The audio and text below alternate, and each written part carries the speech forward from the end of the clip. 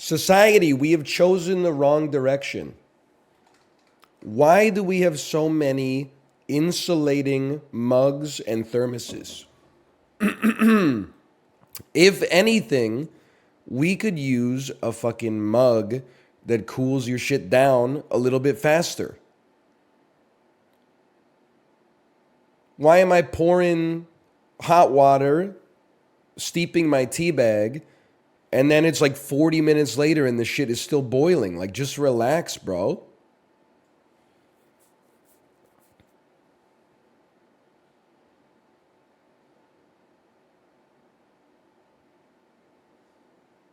Water is on notice. I'm putting the whole natural world on notice. How you feeling? It's the tail end of what I assume was influenza. I should not have streamed on Thursday. I was just there so I won't get fined, okay? I possibly shouldn't even have streamed on Wednesday. I could not have streamed on Friday. I could not have streamed on Saturday. Yesterday was the first day I did not have a fever since Tuesday or Wednesday. And I'm finally feeling better. But I am mad at the influenza type A virus. We are in a total war experience with this. I don't know if you call it an organism, given the circumstance. Viruses are not quite living, not quite not living. It's sort of a confusing situation. You know how on-site it is for influenza type A? I stopped spitting out the phlegm that I'm coughing. I'm swallowing that shit now. You know why? Because fuck you, bro. You wanted to be in my body so bad? Enjoy it. How do you like a liter and a half of hydrochloric acid sizzling your shit? Psst. How do you like having all the water sucked out of your ass in my large intestine, turning you into a fucking virus nugget, bro? How do you like getting turned into a little piece of poop and shot out in the toilet? You thought you infected me? You stepped into the trap. How does it feel to get digested by your own ambition? So no, I'm not spitting out my phlegm anymore. I'm turning this shit into like a Greek myth. It's the virus that is a fucking problem. Tell your friends, I'm erecting a pole outside of my house with 1 billion dead influenza type A virons stacked on top of it. A totem warning other viruses, do not come this way. I did get pretty sick, though. I did get pretty sick. You ever get so sick? This one's for the fellas. You ever get so sick that the head of your dick changes color? You go to take a piss or a poop, and then you're like, since when are you gray, my man? That's a new one. It doesn't happen that often. You're like, what the fuck? You're supposed to be like kind of burgundy, a little purple. I'm like, I think I failed the damn litmus test as soon as it turns gray, man. It's like you get so sick, even your dick is dying.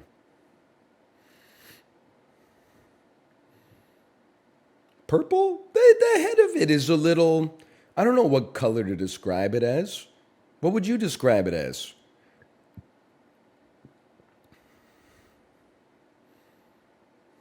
Salmon? It's probably more salmon than purple, I'll give you that. Is there any other place on your body that has the same skin as the head of your dick? That's like a one of one, right? Like, I don't know what the fuck they're doing with that. Oh, your lips, okay. Maybe your lips. I could see that. But they're not the same because your lips get chapped. As dehydrated as I've ever been, I've never experienced, a chapped glands. I feel like I would never be out of Gatorade ever again.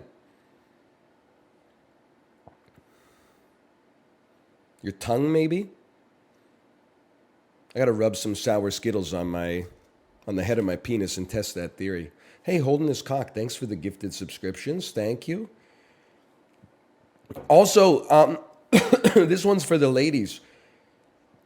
My wife said she was thirsty yesterday. Happens all the time. I said, get a drink. She said, yeah, I'll think about it. 15 minutes later, she said, I'm actually really thirsty. Let's go get a drink. We went to the pharmacy.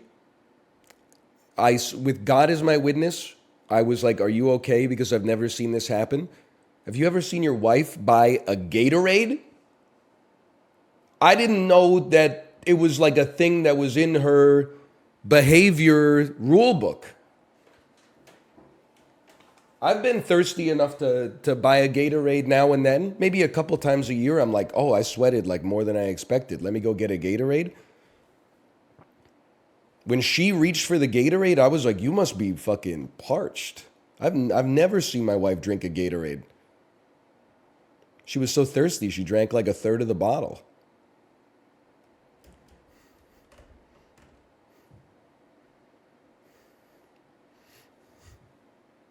It's crazy. It's the thirstiest I've ever seen her.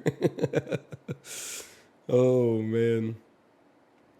Let me see. What flavor? It was like yellow-green.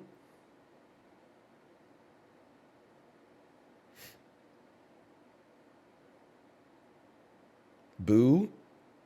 Lemon lime. That makes sense. Hey, Fail Gunner, thank you as well for the gifted subscriptions. Thank you. All I can say, I promise you, this is the prophecy has come true. This is the inversion of last week. Last Wednesday, I felt like a fucking demon was plucking my brain from inside and slowly sapping the life out of me. Like my skin turned gray. Did you see that shit? I knew I had to take Friday off when Librarian posted the screenshot with me in the blanket. And everyone's like, oh my God, he looks so cozy. And I'm looking like, is there a sign of life in his eyes? There was no pink in my skin at all. My eyes were like so sunken in. People were like, you look great. He's been doing his mewing practice. I'm like, teeth chattering, 78 degrees in my office, teeth chattering. Glad to see you're out of the hallucinations. Being sick is actually like so funny. I think it must have been Friday night. I still had a fever. I was taking like Tylenol flu, which was helping me not literally go to the hospital. But I went to bed. I couldn't fight the tiredness. So I went to bed at like 8:45. I woke up and I was like, what a great sleep. It must be 7 in the morning. I looked at my phone and it was 12:55 a.m. And there's like two brains inside of my brain at this point. I'm like, one half of my brain is like, I can't sleep here. Something about this bed is making it so I can't sleep here. And the other half of my brain is like, you're sick. That's ridiculous. You should go to sleep in the bed. But I just, like, I trusted the crazy part of my brain that felt like a witch placed a curse on my bed. And I walked out of the bed. I went down to the couch, slept on the couch with that fucking pusheen blanket that only covers like 20% of my body, with the lights on and a cold cloth on my head, slept like a baby until like 8:15 in the morning. I trusted my fever brain and it worked for me. And the fucking worst part about it is that like the whole fever dream, you know what I had stuck in my head was the 38-second clip of 311's Tiny Desk concert where they're playing Down just for 16 hours. Have you ever made out in dark hallways? Just placed a kiss that made your day. Hey, I played a hit from your record collection. It's your mix. Congratulations. If I ever said I got a down, know that I want to do it. Like it's... Come back in. But here's the thing, is that I think that it like melted my brain, and then I'm starting to rebuild it, and now I like 311. I was like, they're kind of cooking it, man. Give me the 311 Tiny Desk concert. 3 dudes that have been, just making music for the love of it for like 40 years, instead of the Justin Timberlake Tiny Desk concert where there's like 90 paid session musicians who are all like smiling and going, give me 3 old dudes who are still in it for the passion, man.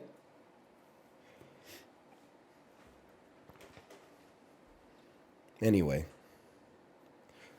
Sorry. Let me see if this tea is good to go.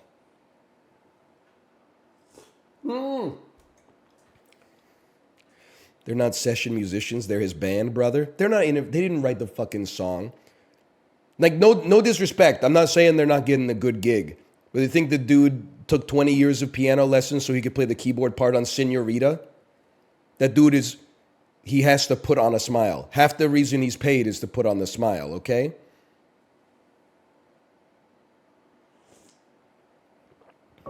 At least the 311 dudes, like, they wrote the fucking shit. Even if it sucks ass, it's authentic to them. And that's pretty good. That's pretty good.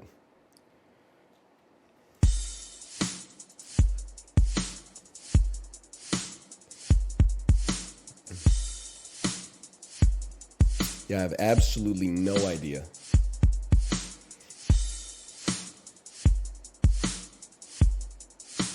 Wasn't cool enough to be anywhere where this was playing.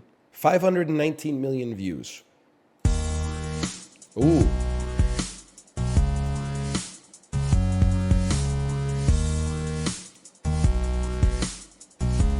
Fucking Frankenstein rap.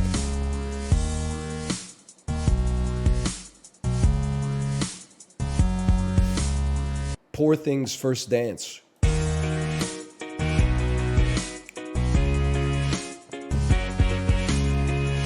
It's a beautiful life, oh, oh. It's a beautiful life, oh, oh. It's something like that, but that's about 20 years off. I'm gonna know it. Like, there's airs of familiarity here. It's like the Lies of P to my Bloodborne.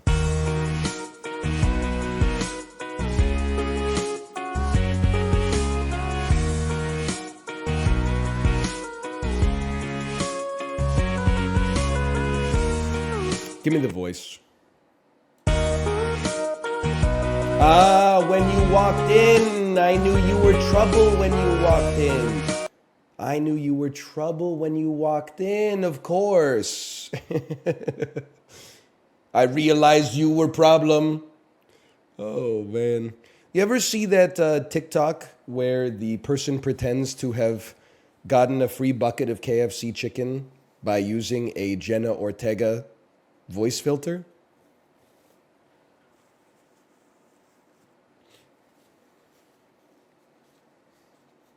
Yes. No King, enlighten me? Well, I mean, it's just really funny, I guess.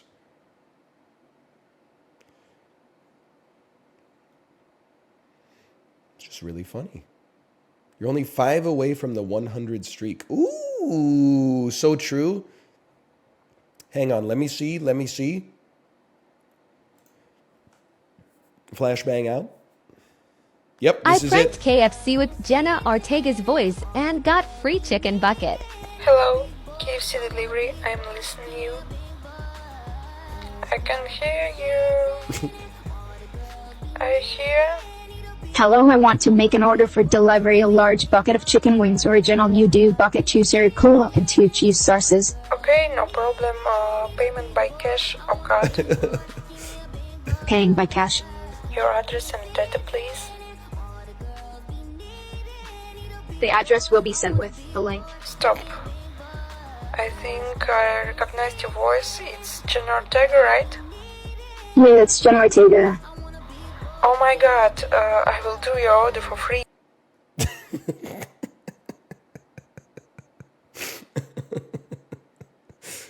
Yes, Maybe I'm cooked, man. I don't know. That's so fake. Yeah, no, I know. That's why. That's the I main can reason hear it's funny. But you. this order is so good, man. Are you here? Hello, I want to make an order for delivery. A large bucket of chicken wings, original you do, bucket 2 syrup cola, and 2 cheese sauces. Okay. Oh man. The way she rattles it off. Oh man. 2 cheese sauces. Oh, that's a good one. By the way, my strength hasn't fully returned, but I'm ready to take on the world. You can't just tweet, and I quote, Bene Gesserit voice, fucking the joke you wanted to say, okay?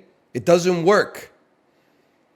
Bene Gesserit voice, no worries if not. That joke worked because it's the dichotomy of the Bene Gesserit voice compelling people to do things combined with the passive aggressive no worries if not. You can't just put Bene Gesserit voice, and no pickles on the burger. Actually, that one fucking works. When you got it in you, you can't turn it off, okay? But not many of you motherfuckers have it in you.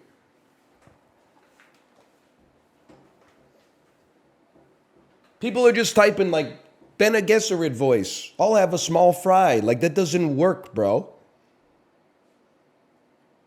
It doesn't make sense.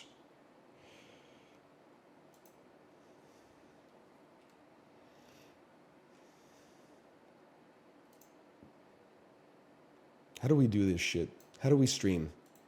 Why not us?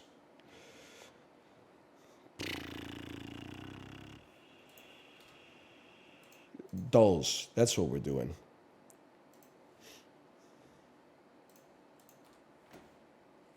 Bene Gesserit voice. I'm Jenna Ortega.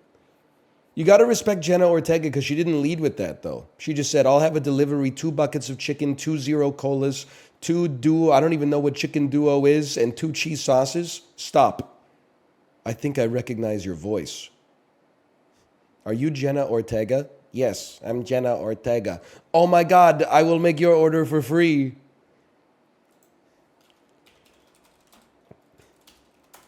We're so back. With the dulls. I promise I ain't as think as you drunk I am. I sound sicker than I am.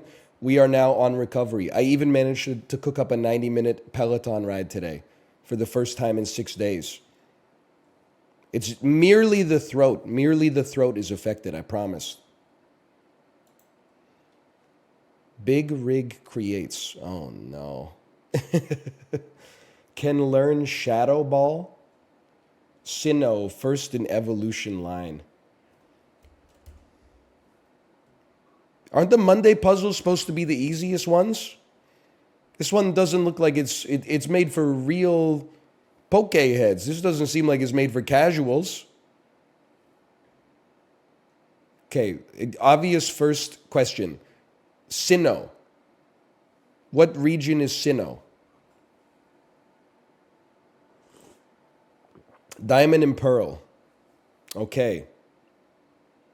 Sinnoh, Steel, Skarmory. That's bad. Steel, first in line. Lairon. Oh, Aaron, thank you. Fire, first in evolutionary line. Gonna have to go a little bit off the board with this one. I'm gonna say Chimchar. A little crazy, I know. Ghost, first in evolutionary line. I'm going to have to say Gloomwick.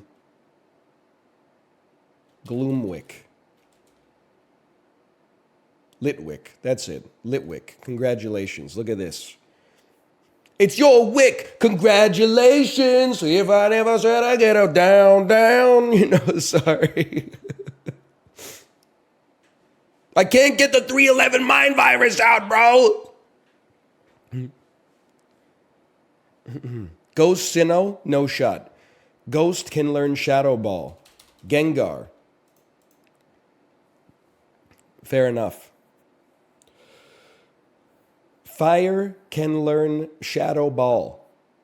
How about Chandelure? It's got to be Fire Ghost. Oh! It's genius. Is there a Steel Ghost? Or a Steel that can learn a Ghost? You know what? Let's just throw out fucking Steelix here, bro. You know, let's go crazy. Let's throw out fucking Aggron. I don't know. What do I know? Let's be honest. Gen 4 Fire Pokemon. Cinderace. I still did better than expected. I mean, this is a this is a surprise for me. I could not tell you. Magnezone. No. Who's the dude? You know what I'm saying? Metagross. Metagross. Not from that gen. Okay, fair enough. Magnezone was right. Whatever. Magnezone may actually be my most used Pokemon in Pokemon Go. Good electric type, STAB. But also I just respect that they were like, okay, first evolution, it's a little magnet boy. Next evolution, 3 magnet boys. Next evolution, they're like, guess what? Big magnet boy. Like, I think it's kind of crazy what Magnemite went through. Like, first it was 1 soul, then it became 3 souls, and then they merged again into 1 soul. Like, that's gotta fuck with you from an identity standpoint. Like, I don't know the sentience level of Pokemon, but like, I feel like to go from 1 soul to many souls is one thing, then to go back to 1 soul. I mean, I'm sure there's times where you're like, was I even the one that was left? Or have I just been, you know, consumed by the whole? I don't know. Mewtwo, X Elsa. Know what I'm saying? This is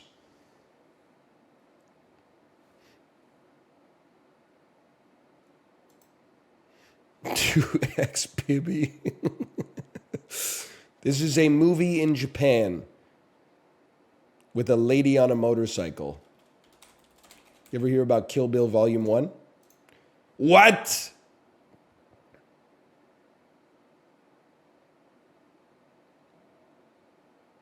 Am I smoking reefer?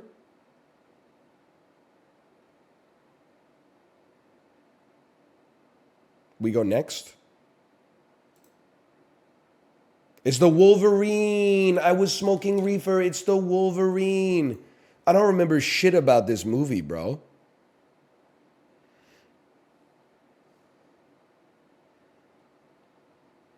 Old guy kind of goes Bane in Batman and Forever mode. Is that correct?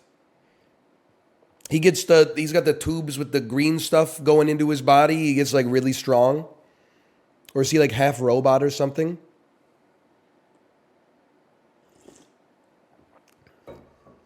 He steals his healing factor. Why do you get ads in French? Mr. Robot hacked my shit. Probably. I don't know. It's kind of sick, though, to see Intuit waste some of their marketing budget. It could be worse, brother. Like, when I get an ad in French, I'm like, guess what, buddy? Fuck you. That's like 22 cents down the drain. Sometimes you open up TikTok and it gives you an ad for a store that's like 100 feet away from your house. And you're like, chill, buddy. I'm on your side. You gotta stay a little bit under the radar. You got a lot of heat on you right now.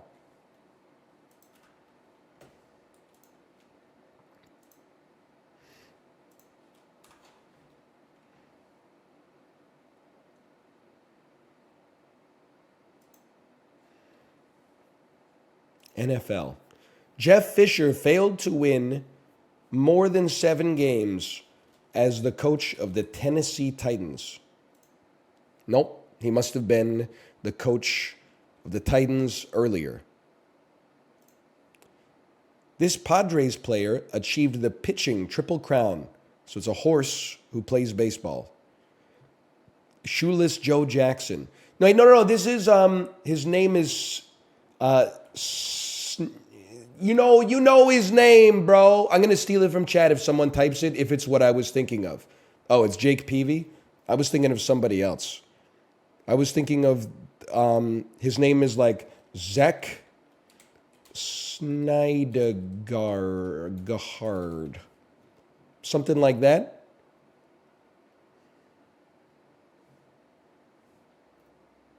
His name is Noah Noah. Noah. He's not even in the damn list, bro. They don't even have him in the damn list. He doesn't exist. Alan Buzenitz. No, okay, not true. This school won 4 games in a row to win the Big East tournament and clinch a spot in the NCAA tournament. Who cares? Big East.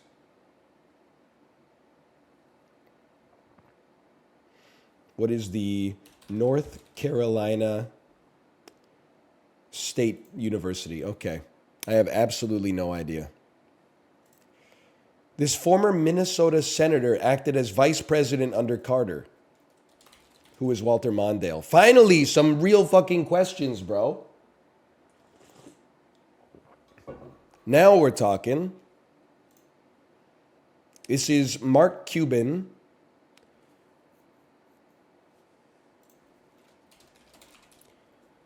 That's a given. And then, like, my gut said, at first, it said Jason Segel. But no, I'm getting more of like a Nicolas Cage.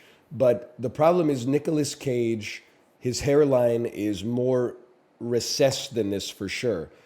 But the age of the chin and the neck are throwing me for a loop here.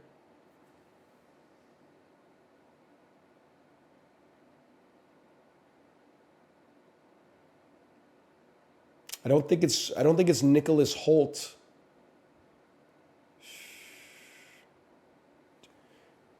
Jimmy Fallon? Seems too old to be Jimmy Fallon. I think we're going to get cooked on this one. Hank Azaria? You know what? I think that could be that would be an insane pull. Oh!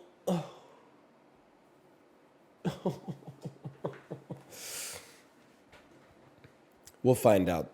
If that's Nicolas Cage, he is forsaken the bald brotherhood, honestly. What brand of chips sells a sweet, spicy chili? Doritos. What kind of chip you got in there? A Dorito?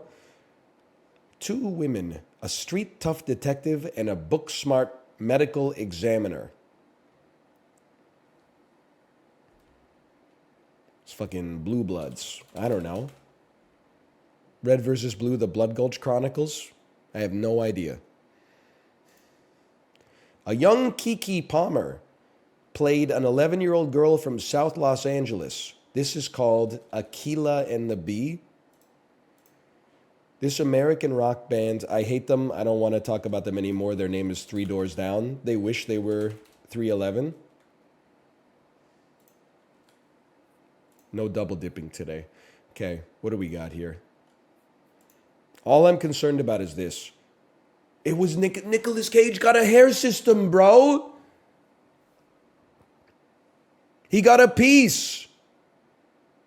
Bro was bald in The Rock. That shit came out in 1995. It's fine. Like, it's his life. I'm just saying it kind of fucked me today.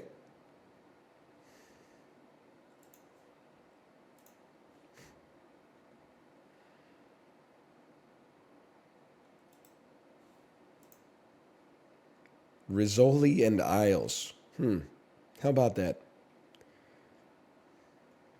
Rizzoli and Isles. I didn't know that one. I don't know where we get TNT in Canada or what it's called. I think the shows get scattered to the winds and then they get picked up by CTV and Global, maybe like the Outdoor Life Network.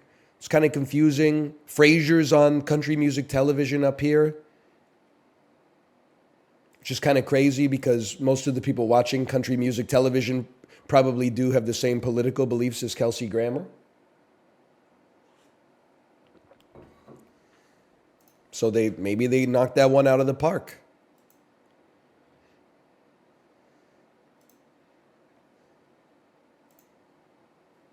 Connections.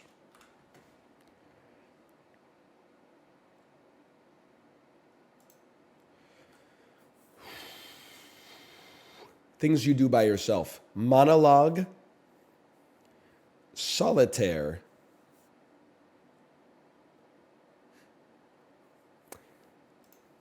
solo, uni, mano,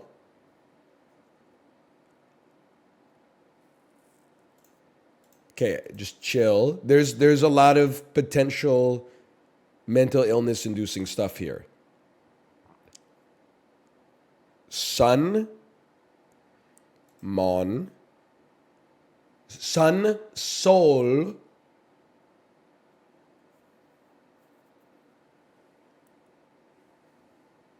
okay, just sit on it for a second.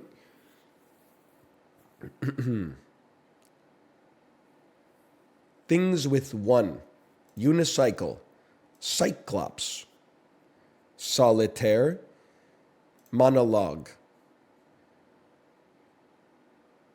Give it a shot. Associated with one. That's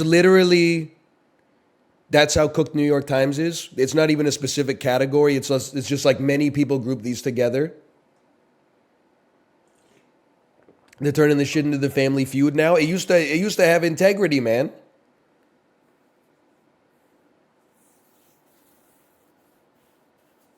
Snail. It's a strange one.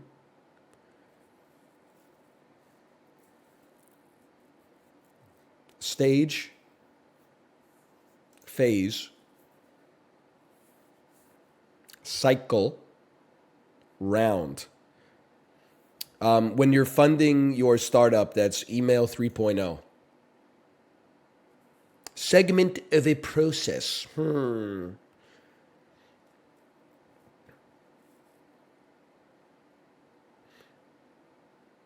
Okay.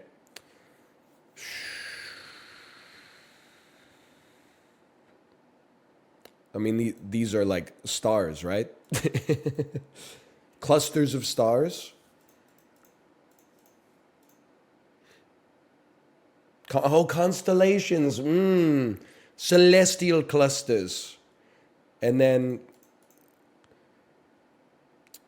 we perfected it today. I would just, for my own brain, I would like to know what this is. Samsung Galaxy, Samsung Cyclone.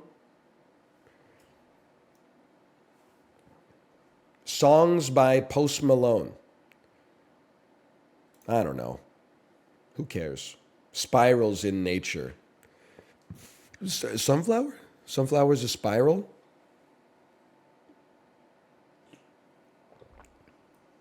It is? The middle of it? I gotta wait till like October. 1 second, I'm gonna blow my nose.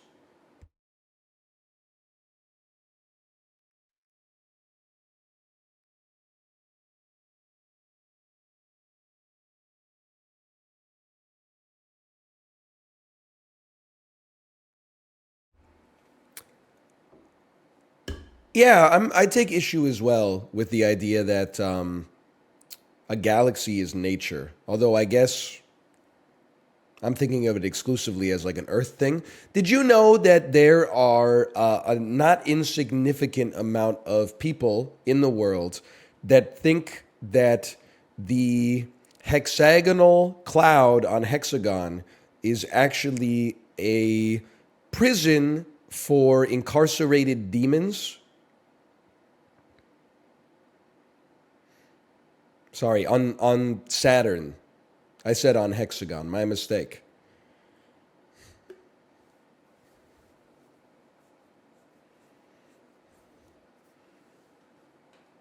on Jupiter. You guys, you're missing the point.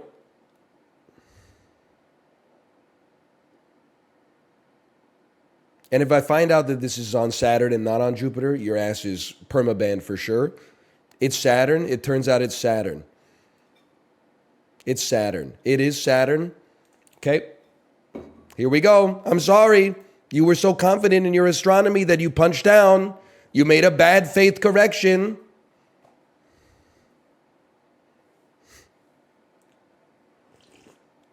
You don't deserve that bit. That bit's going to YouTube. Always dangerous to do that, though, because on YouTube, like 30% of the viewers will be like, actually, it is a prison for demons. I saw a video from the Gemini probe of it being up close, and there were all sorts of fucking flying specters and shit. And I'm like, bro, that's from the new Ghostbusters. You're cooked.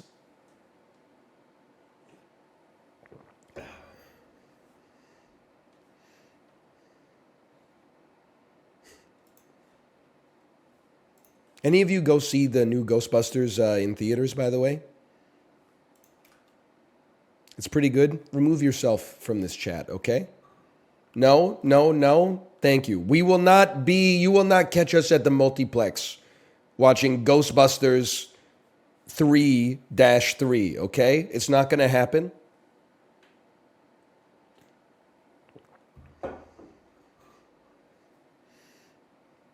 Did you see Dune? Look at me, motherfucker. Did you see my fucking visage on Thursday? No, I didn't go to the movie theater this weekend. Have you lost your mind? I could barely sit down. You got to do something, so that's what I was doing. Basically, the only thing I could do was watch my kid. You might be like, that sounds counterintuitive. Yeah, but Mother Nature makes you like lock the fuck in. So even when I was locked in, I was like, hey, don't do that. You know, that's about as much energy as I could muster, but still. Sitting.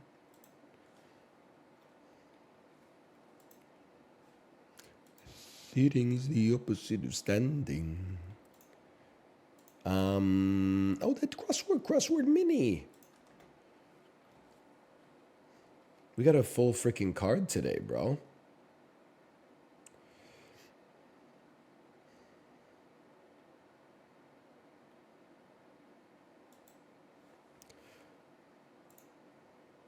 What a bolt icon indicates on a phone camera. Flash. Able to move easily and gracefully. See eye to eye. Oh no. Big unit of cheese. Wheel. Exercise you might try to get in daily. Steps. Imperfections. Flaws. Light is Albert Einstein. Sitting in a tree, Kissing. Mindless followers, sheep. Tough shoes to run in, heels. Lithe, that's a pull, brother. Oh, agree. There's something, there's like a momentum factor in doing crosswords. If this had been easy enough for me to grasp, I think I get agree for see eye to eye instead of skipping. But because I skipped the one before it, I was in the mindset of skipping. I said I got to find an easy one and then we'll pull it back later.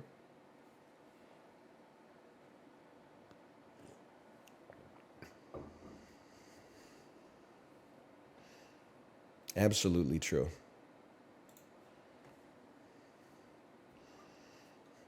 Wondering if there will be a Canuck riot after the finals this year? Here's another good one for you. Hey, maybe you should wonder why the chicken crossed the fucking road. Good joke, Grandpa. Would you find it fucking etched on a cuneiform tablet at the intersection of the Tigris and the Euphrates rivers in the cradle of civilization, you old-ass fucking hack? Shit was 13 years ago, bro. Get over it. We're on to other shit now, okay?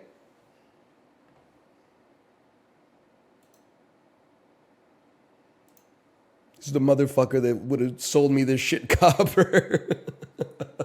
Dude, that's the next step. That's the next step. I called Al Nasir and got free copper.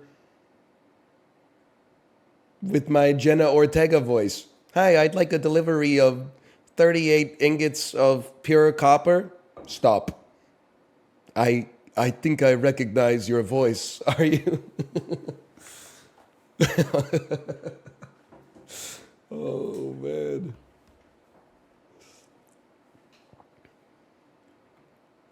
Anyway. Oh. What the fuck is this, man? It's an abomination.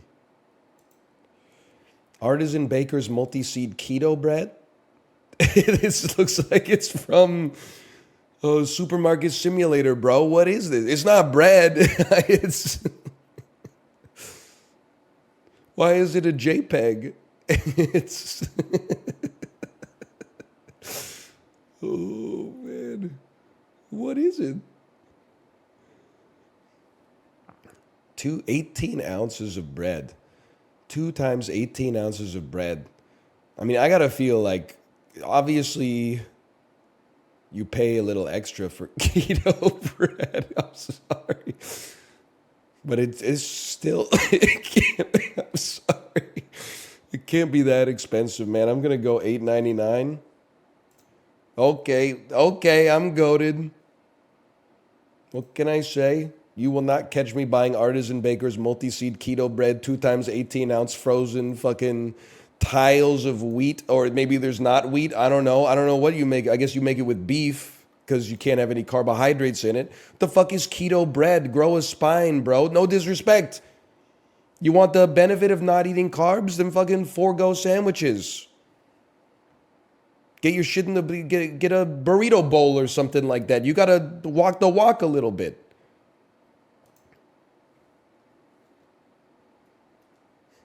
That's crazy. Why should I? They sell it? Yeah, but you know it tastes like fucking ass, bro. Don't delude yourself. You're living like an approximation of a carbo head's life. You could be living a rich keto life. Instead, you're living a facsimile of a carbo head's life. Like, pick a lane. Don't you want to align your behavior to your spirit at some point? Or are you just out here like, no, my favorite food is sandwiches, but I don't eat any carbohydrates? Like, fucking harvest some richness from this green marble we're on, bro. You're only here for a short amount of time.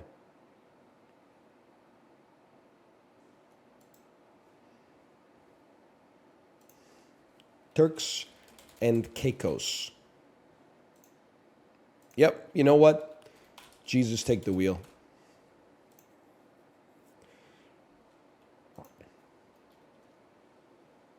South Sudan. Oh, good. Equidistant. Zimbabwe.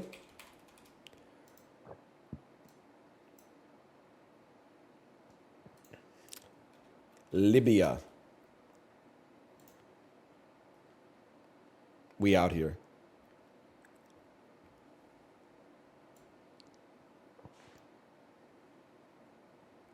It can't be done.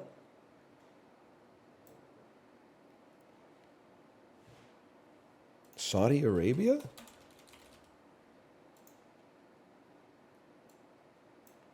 Fucking Turkey? 200 kilometers from Turkey. Greece. I guess they're 0 kilometers from each other. Colder. Greece is colder. That tells us everything we need to know.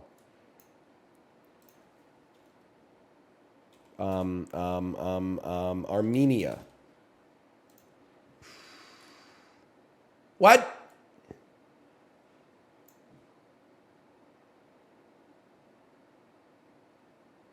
Cyprus?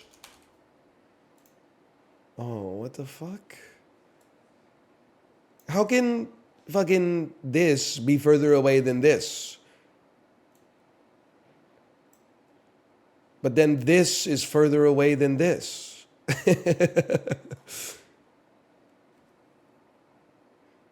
Is this some like underground shit? Some subterranean empire?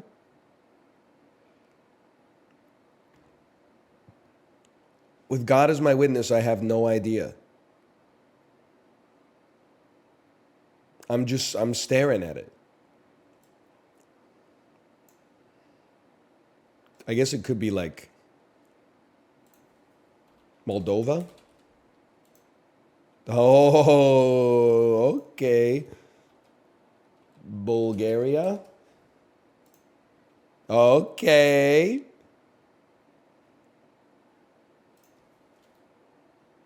Hungary. I'm stupid. Hungary is no. That's Hungary. Okay. All right. I can see it right there. I can see ya. Romania. Yay! There we go. Holy cow. That was a confusing one.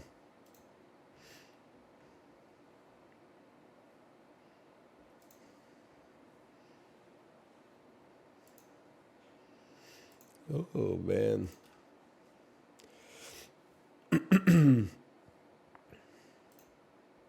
Worldla.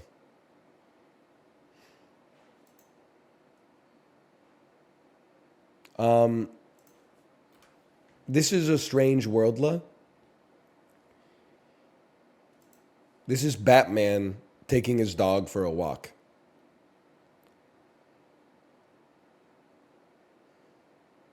Like, that's his bat cowl, and he's holding the leash, and then his dog is walking.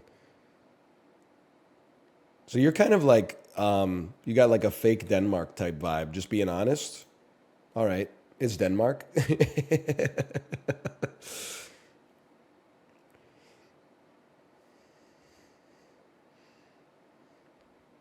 Taking his bat for a walk, rubbing his yellow leg.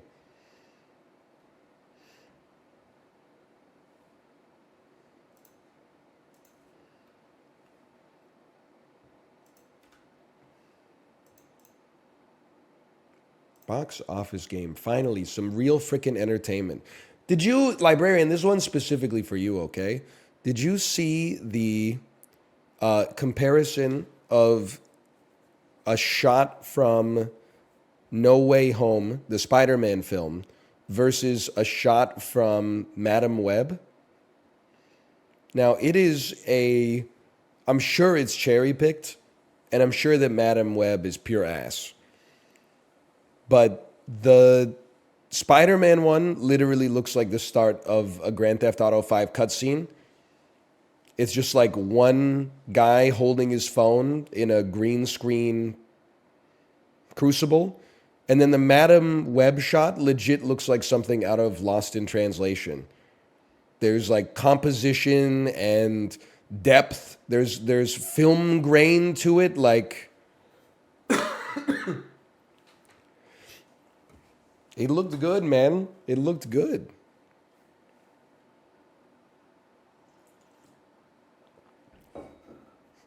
Their excuse was that it was shot during COVID, so the actor couldn't get on location.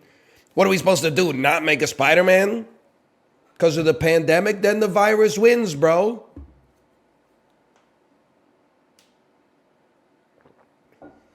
Everybody read your lines at home into your phone camera, and we'll composite the movie here in Burbank.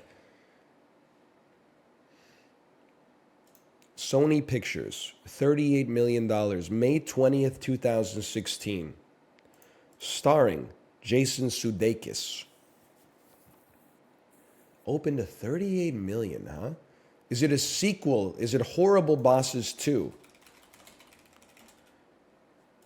Hard for me to believe Jason Sudeikis would be the lead in that. I'm gonna walk that one back for a second. It could be We're the Millers. I'm gonna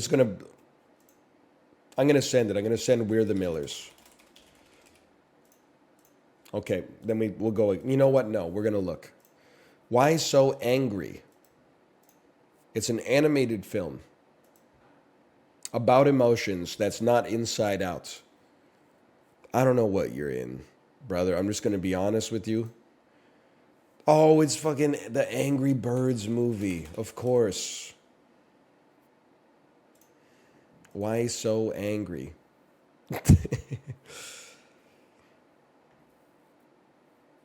course. Jason Sudeikis, Josh Gad, and Danny McBride. How did I miss that? Walt Disney, third week, $347 million. Too early for Guardians 2. Actually feels to me like well, I was going to say Captain America Civil War, but I think it's fallen off too fast. $347 million. That's kind of, I mean, in a $32 million week in week 3, it's kind of a fast fall off. I almost feel like this could be like a Rogue One type joint. Chris Evans. Inside of you, there are two wolves. Always trust the first wolf. I got a bone to pick, by the way, because this is bringing up all sorts of trauma for me. One, who invented that expression?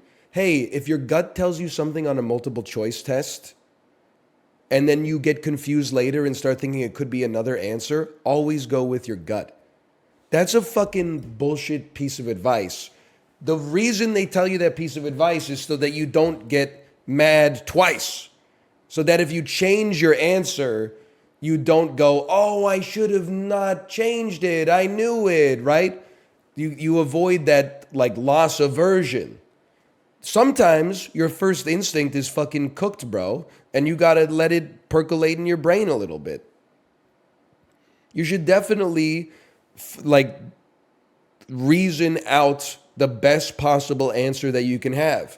And if one of them is 49% and one of them is 51% in your brain, you go with whatever's 51 and let the chips fall where they may. Secondly, I hope whoever invented the expression, if you shake it more than 3 times, you're just playing it with it, is getting their shit fucking rocked in hell right now. Why would you ever invent that phrase, bro? Now we got people out here walking around with dabs of urine all over their chinos just because they're worried that people are going to think they're jerking off at the urinal for trying to get the last few drops of piss out. That expression has done like more damage to masculinity than any other meme in history. If you shake, nobody's playing with it at the urinal, bro. That's what the stalls are for.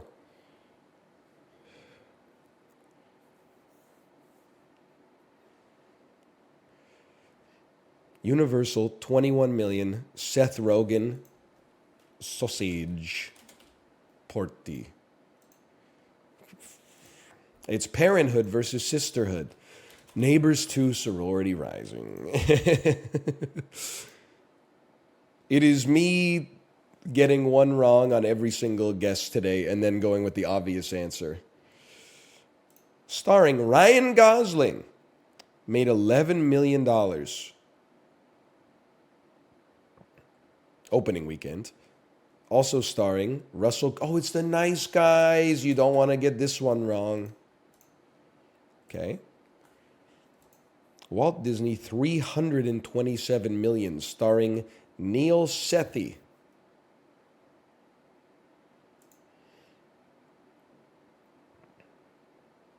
That's tough for me.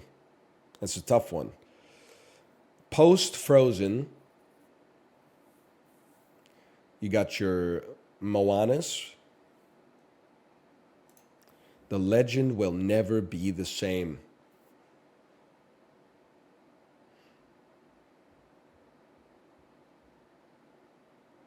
It's the reboot of The Jungle Book. The man is a genius.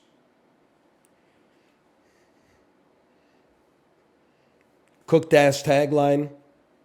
Actor I've never heard of. I'll take that. I'll take 45th percentile. We were kind of screwed today.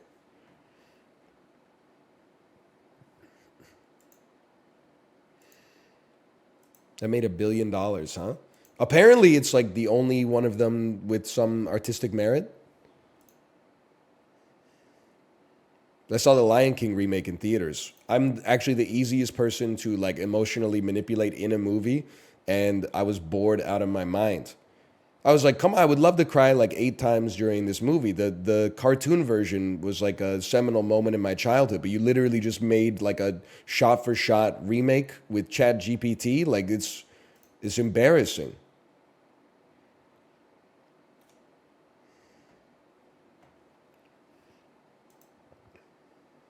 But that shit made like 1.4 or something like that. And I know I say it every time, people are ready for it. The Aladdin, they're all kind of bad, but the Aladdin one is one of the least bads, even though the optics of it is one of the worst.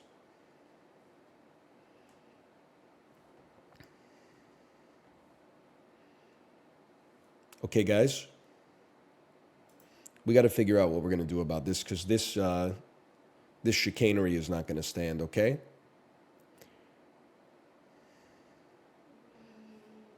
I'll accept the TurboTax advertisement. This weird semi-transparent bar at the bottom, I would like you to double that and give it to the next guy. That's just not going to happen today.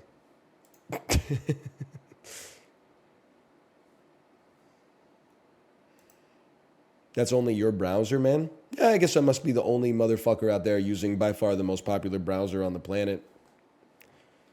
Remove element? I did. I'm moving on to the next element. We're moving on to movie.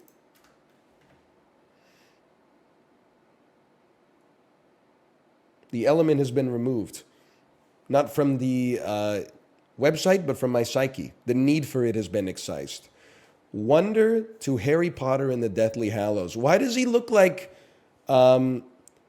they like split him in half and then folded him over in order to make him symmetrical? Like I get that he's like he's a pretty built guy, but he's looking like Jack Reacher in this. So who is a famous Hollywood? You're cooked. Voldemort is played by Ralph Fiennes, who is certainly in a movie with someone who's in a movie with Owen Wilson by way of Wes Anderson. It goes Owen Wilson. It just depends how you want to do it. Well, could we do it a little cooler?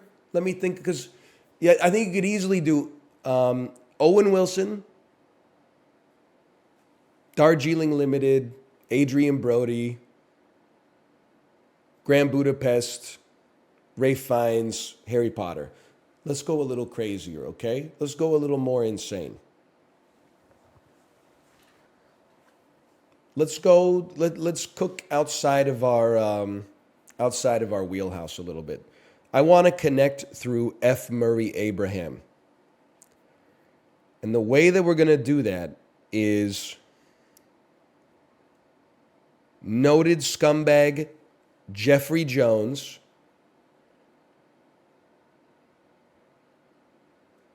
who is in Amadeus with F. Murray Abraham.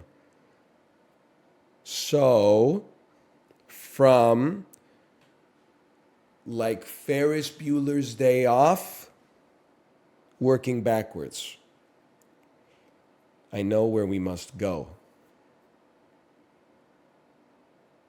Okay, I can get there. It's going to be like Julia Roberts. And let me think about it for a damn second, okay?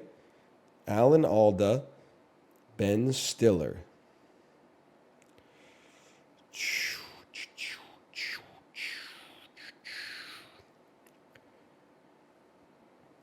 Eddie Murphy. What, Julie? Wait, listen, you gotta. Well, let's not do Ocean's 11. Ocean's 11 is just a little too easy.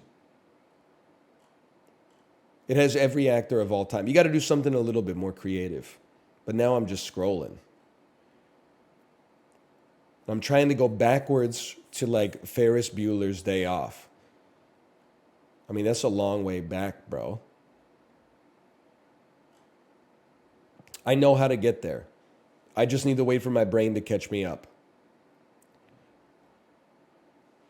Or I could just keep scrolling forever.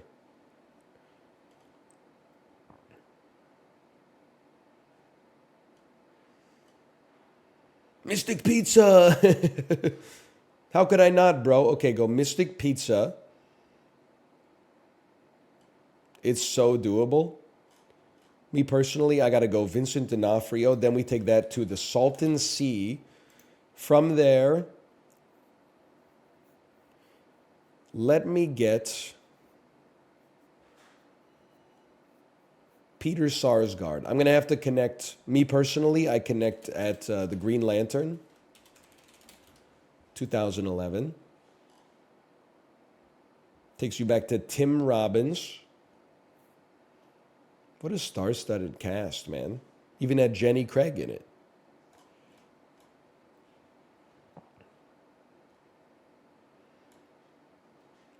I know what I must do.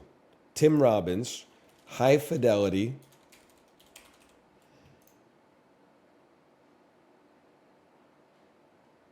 That's dead ass my boy Corey right there.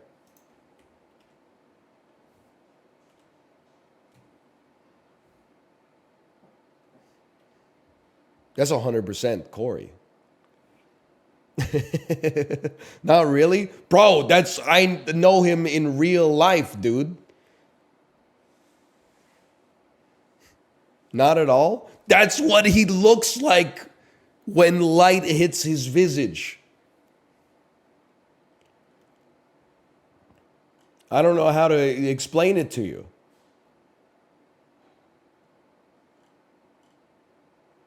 I didn't know Drake Bell is in this. Now I realize he must play young John Cusack, who his girlfriend starts kissing the other dude under the bleachers.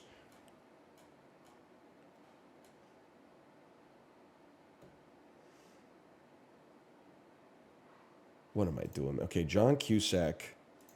Take me back. Take me way back, way back. Cusack's, he's got some stinkers in here. We're getting into the good stuff now. It's all right. It seems like he'd rather be tweeting anyway. Where was I going with this one again? Certainly there's some overlap here, right? Like between 16 Candles and Elite Face.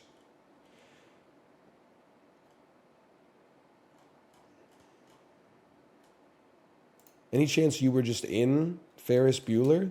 Okay, listen.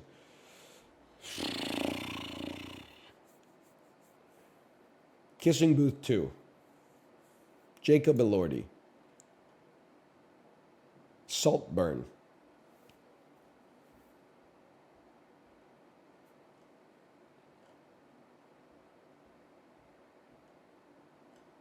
Just take me back, man. Take me back. Rosamund Pike, Die Another Day. Madonna, Swept Away. Oh, fuck. Elizabeth Banks, The 40-Year-Old Virgin. Steve Carell, Dinner for Schmucks.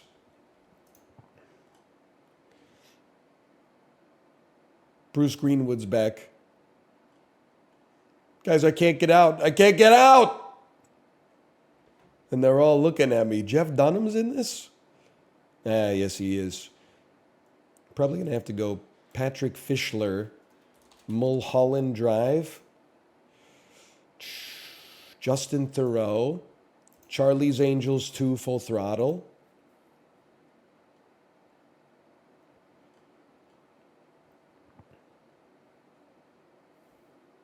This hair, bro. Luke Wilson! We're so back. Luke Wilson. Bottle Rocket. Owen Wilson. The Darjeeling Limited. We probably didn't need 3 Wes Anderson movies to make this connection, but I'm just happy we finally got out. He's the oh, no, because then we got to go F. Murray Abraham to fucking Amadeus. What am I doing here? No, I'm supposed to get the Harry Potter, bro. Take me back. The Grand Budapest. I made it in too early. I made a mistake. Time? Oh, man. Hang on, I'm going to blow my nose.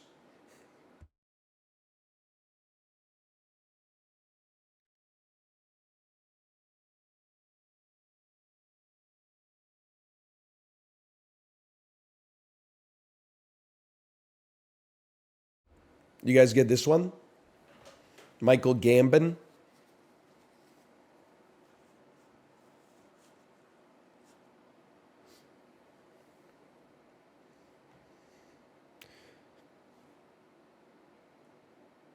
The two-step was super obvious.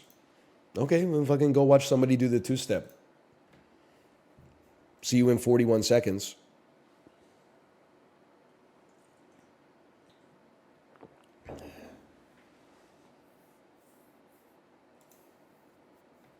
You got me?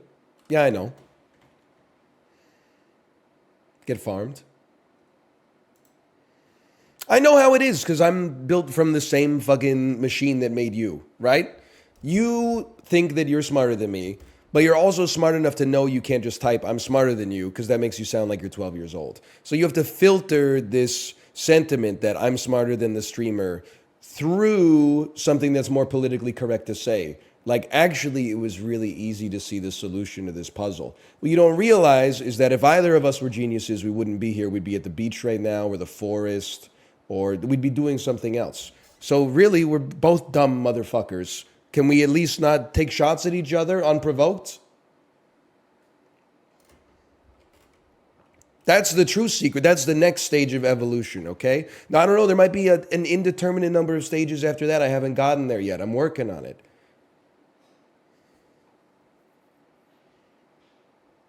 Prince of Persia. The Sands of Sand. Metacritic score of 84. It's a Prince of Persia game. It's this year's Prince of Persia game. It's Prince of Persia. The Lost Crown. There it is. He's done it.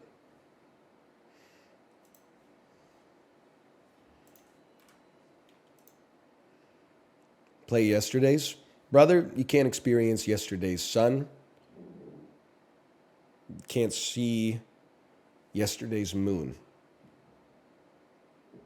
All you can do is try to atone for your mistakes in the future. Let it filter through you. Like tar through a cigarette.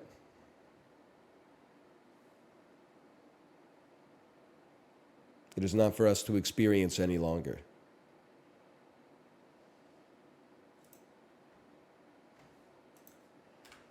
You can absolutely see it again. Fantastic. So now we have motherfuckers. You want to see the sunrise tomorrow? No, tomorrow's sunrise isn't going to be that good. You know what's a great sunrise? Go Google Ibiza sunrise, May 7th, 1991. Now that was a fucking sunrise, bro. You discontented motherfuckers. This is Pacific Drive.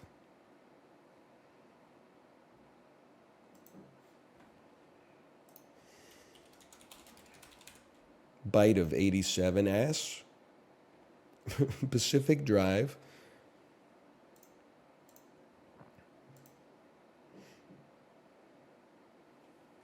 This fucking Cuphead, bro. Cuphead. Oh, no. I have no idea what this is.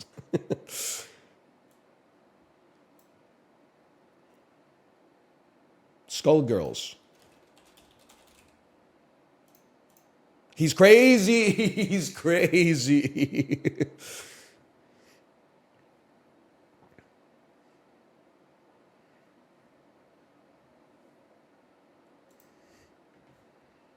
How'd you know that? I played some Skullgirls.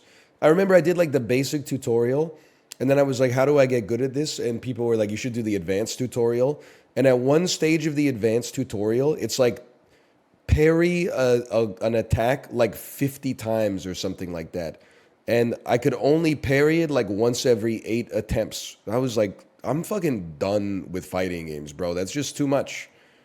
I respect what you're doing with this high skill floor stuff, but it's too much. For me, you do it, that's fine. The advanced tutorial has 1% completion. Then why was everyone lying to me and saying you should do it? Fox abuse death. Tunic. Suicide, narrator, violence. Life is strange. 1. Mini games, kidnapping, 2D. Video games are so funny, dude. Plague Tale. Requiem. Dark humor, candy trail, animal cruelty.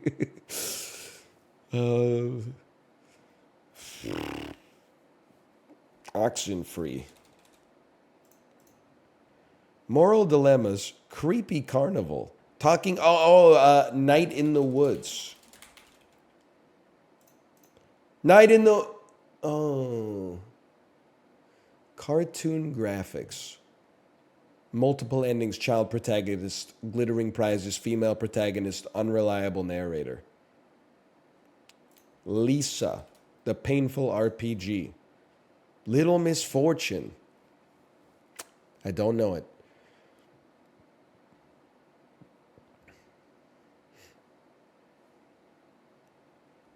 Who?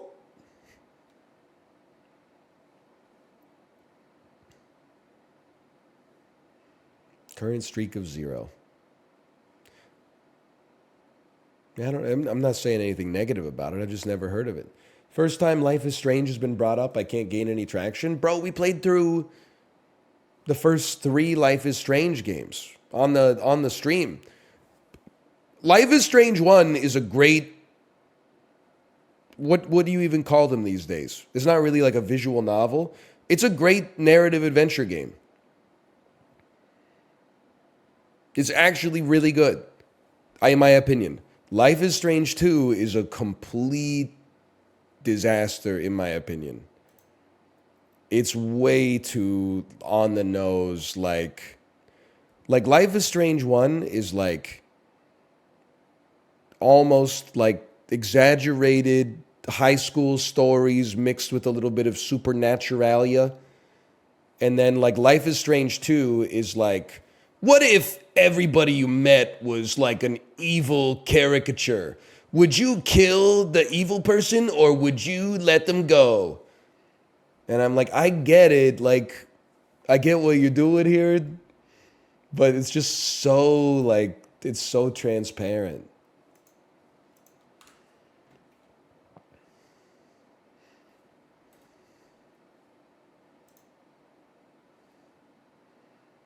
Oh, you thought that old person who gave you a sandwich was going to help you out? Oh, well, unfortunately for you, it turns out they run a white supremacist gang out of their basement. And now you got to escape. Do you blow up their house with a stick of TNT or do you just let them live?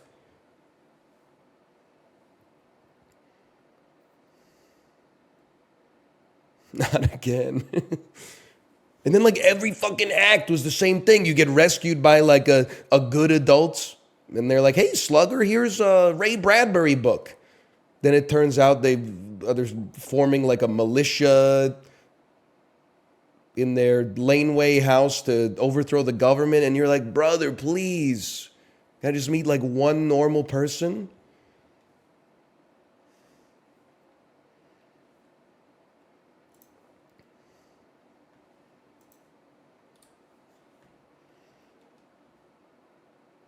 That one's not that bad. Well, I think it is, actually.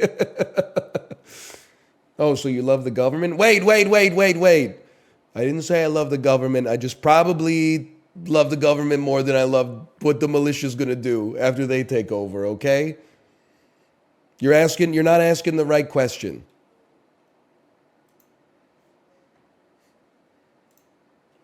4 words from 1973. I'm cooked. War of the Roses. Even if its appeal as a passionate upmarket weepy is not your thing, the film might carry you along with its interest in social history. Time to be embarrassed. Ghostbusters 2. Sidney Pollack. Okay, noted Lifetime Achievement Award winner Sidney Pollack. Can't name a single one of his movies. One of the least sentimental love stories ever filmed. The Way We Were. Oh, your girl looks lovely, Tuttle. God is my witness, I thought I had no chance. Thank you, Carrie Bradshaw, for that one. We take those.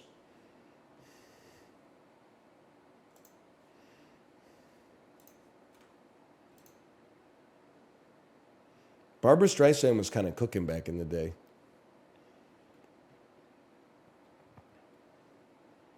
Doesn't she have like a number one hit in like 7 decades or something? Like she's had a number one hit in the 60s, 70s, 80s, 90s, 2000s, 10s, and maybe not the 20s yet, but like that's fucking crazy, bro. That's insane. Just you wait. Ghostbusters Afterlife 2. Barbra Streisand and rehabilitating his image, Will Smith, are going to drop the hottest track featuring Kevin Hart as Slimer.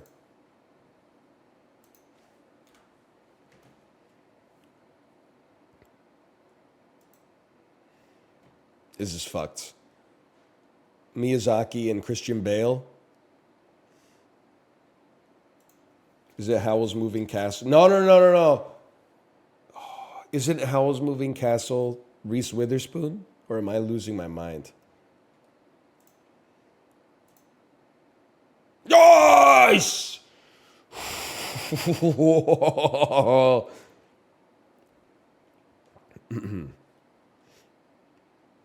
Okay, let's chill.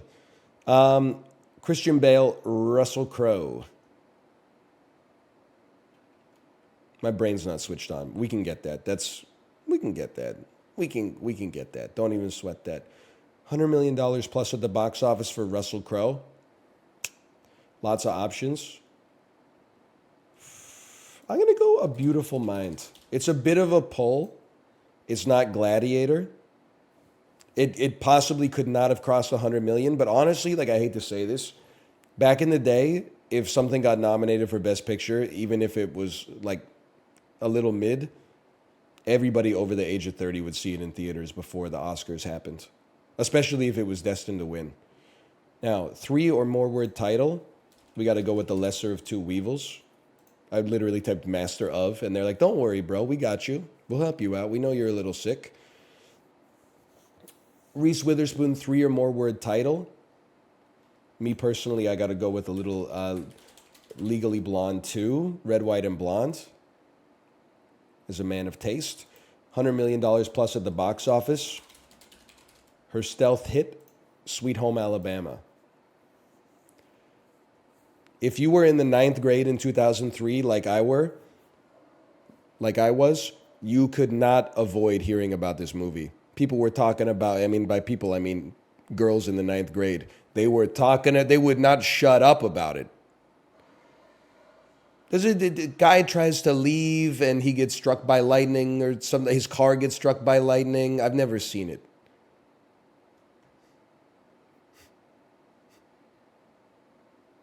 That's Mel Gibson?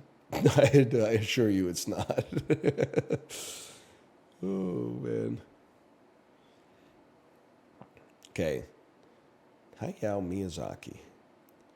$100 million plus at the box office. 3 or more word title. Lots of options there. Nausicaa of the Valley of the Wind. $100 million plus at the box office. It's a tough one. The easy answer is Spirited Away. incredible, critically acclaimed, widely distributed in the United States as well. But is it too easy? Because, like, I don't know. I honestly, just exposing a blind spot, I don't know what a $100 million box office run means. At 100 million US at the worldwide box office. See, that's where I'm confused. Because, like, I don't know those early but popular Studio Ghibli movies, I still don't know if being a smash hit in Japan and maybe the surrounding region gets you to $100 million US in 1987. I don't know what constitutes, like, what number is a blockbuster in Japan. It could be like 20 million, it could be 80 million, it could be 200 million. So I'm just going to take the easy way out. Take Spirited away.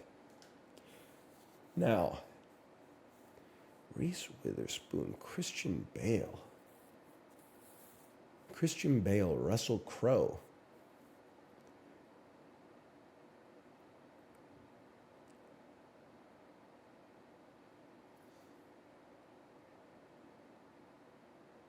Yeah, I just don't think I know.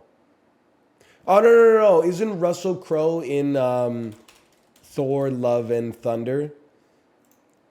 He plays like New Zeus or something like that. And then the other one, I just don't know.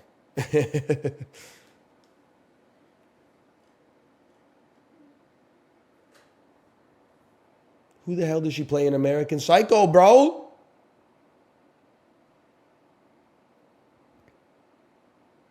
His fiance. Oh, you're so right.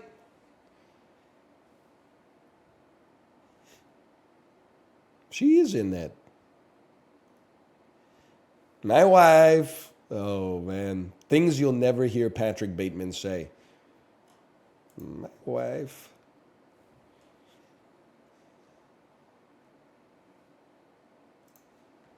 He would say that? You could definitely do a Patrick Bateman 2024 bit where he talks about how Borat sucked up all the critical attention, but for his money, Bruno is really where Sacha Baron Cohen hit his stride. It's before he succumbed to the excesses that led to the disaster of a movie like The Dictator, when he still had some of that Hunter S. Thompson Gonzo-style comedy that made him famous on the Ali G show.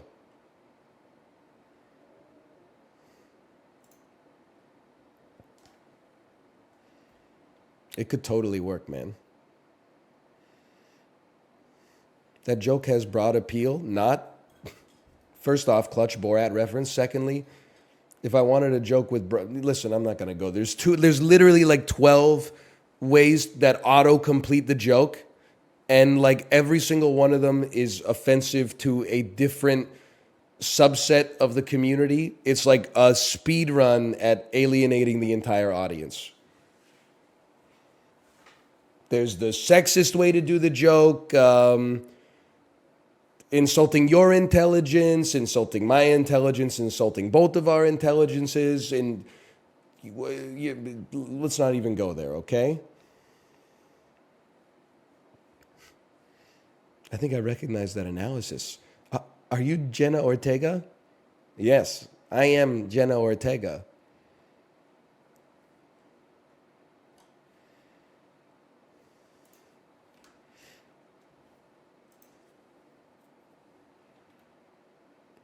No, we just did Movie Grid. I was so excited.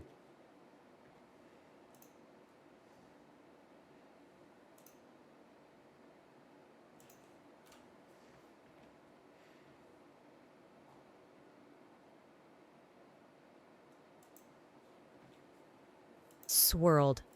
A verb meaning to move with an eddying or whirling motion. The word originates from Middle English. Yes, and when you give me my soft serve ice cream cone, can I get it undulated with a certain eddied motion? Utterable. A verb meaning to send forth as a sound. System. A noun meaning a regularly. Tummy. A noun meaning stomach. Oh, man, tummy. What a word. Angora. A noun meaning the hair of the Angora rabbit or Angora goat. There's a goat and a rabbit named the same shit? Legerity. A noun meaning alert, facile quickness of mind or body. Legerette originates from Middle French, rooted in Latin leves for light. Legerity. A noun meaning Huge. There's no way L-E-J is not a phoneme that will exist in the English language. It's just not going to happen. There was some, like, Francophobic guy in charge of stealing words from France and making sure that they came across with no Frenchness still intact. He must have been sick when fucking rendezvous made it into the dictionary, but everything else, they scrubbed it, man. phishing. A noun meaning the practice of tricking internet users, as through the use of deceptive email messages or websites. Oh, phishing. Pierre. A geographical name meaning city and capital of South Dakota on the Pierre. Spirit. A noun meaning an animating or vital principle held to give life to physical organisms. Extremely. An adverb meaning in an extreme manner. Error, you used the word in the description of the word. Ogival. An adjective meaning of relating to or having the form of an ogive or an og. Ogival. An adjective meaning of relating to or having the form of an ogive or an og. Ogival. An adjective meaning of relating to or having the form of an ogive or an og. Ogival. An adjective meaning of relating to or having the That was cooked, man. Oh, Oghival. primordial. Okay, An yeah. adjective meaning first created. The soup from whence we came. Jacquard. A noun meaning a fabric of intricate variegated weave or pattern. Jacquard. A noun meaning a fabric of intricate variegated weave or pattern. Jacquard. A noun meaning a fabric of intricate variegated weave or pattern. I don't know, man. That's a tough one. Torpid. A adjective meaning sluggish in functioning or acting. I'm cooked.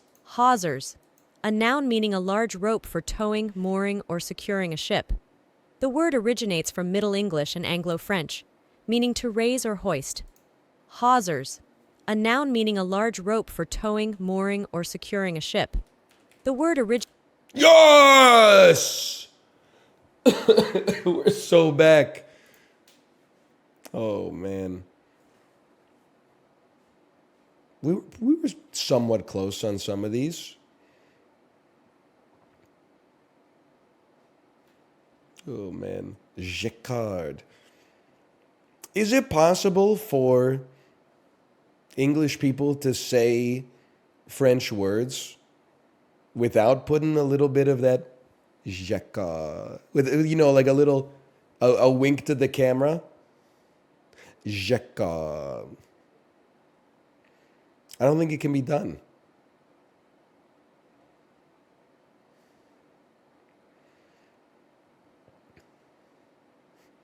Try that in a small town. Oh, you mean in a petite fucking... I don't know what town is in French. Je voudrais un maïs soufflé dans une petite ville. C'est business.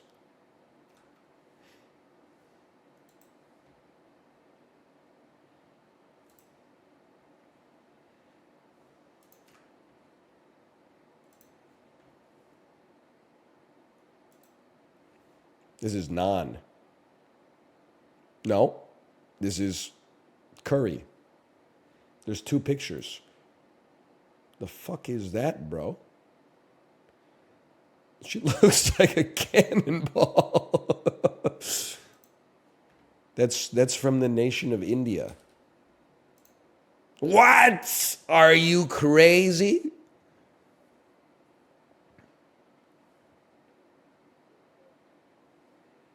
Lamb, tomatoes, onions, garlic, ginger, black lime, cumin, cardamom, cloves, cinnamon, black pepper, red chili peppers, and salt. Brother, I am cooked. What the fuck is this Morrowind ass bowl? JPEG bowl. I have absolutely no idea what this could be. Is it Ethiopia? That's warmer. Its name is Fassa from Iran.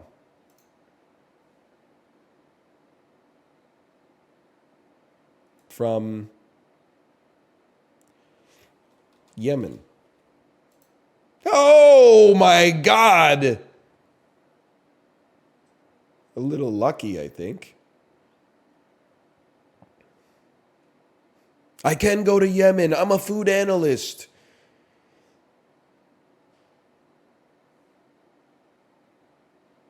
I don't know what that is. Like, I would probably eat it. Like, this looks pretty good. Mostly because it comes with 6 stacks of bread on top of it. This one's freaking me out a little bit. But, when in Rome. This is Irish. Beef, pork, chicken, carrots, turnips, leeks, potatoes, cabbage, onion, and bouquet garni. It's British. That's hot. A dish in the medieval era. Its name means to shake or mix together.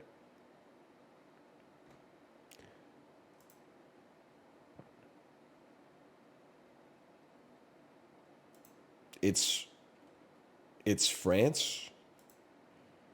Hoshpot. Okay.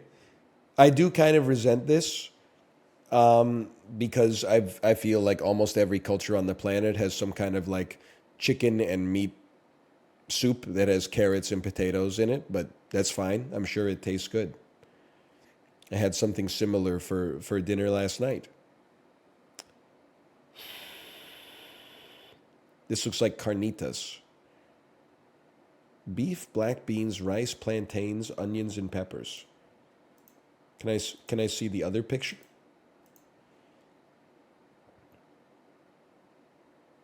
Plantains are interesting. I mean, I guess I would start with like Mexico, but it kind of feels like it's maybe more in the Caribbean. It's considered its national dish. Jamaica? No, that would be jerk chicken probably.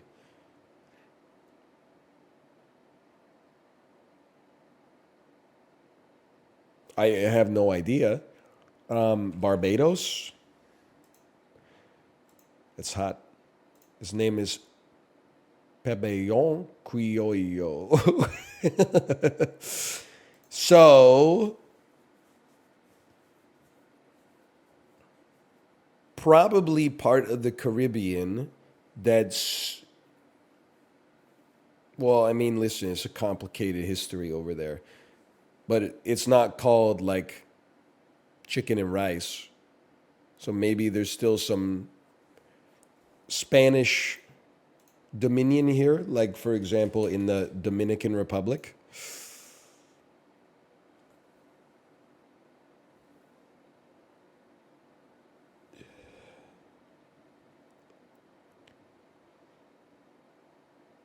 This is tough.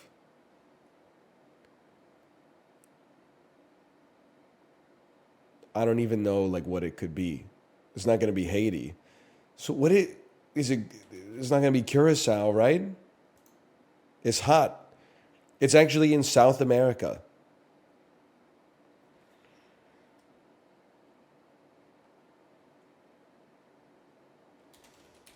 Guyana? Venezuela. You got me. Definitely. IMO, the best looking dish of them all. Shrimp monitor. Why does my back hurt? Oh, man. I'm going to assume thank you for the raid, Daniel. That's a good raid message. Don't be alarmed, by the way. I know I sound bad. I feel great. You should have been alarmed. Everyone was laughing it up on Thursday. My soul was leaving my body My skin turned gray. I was shivering. But because I sounded like semi-normal, people were like, he's just cozy. I was dying.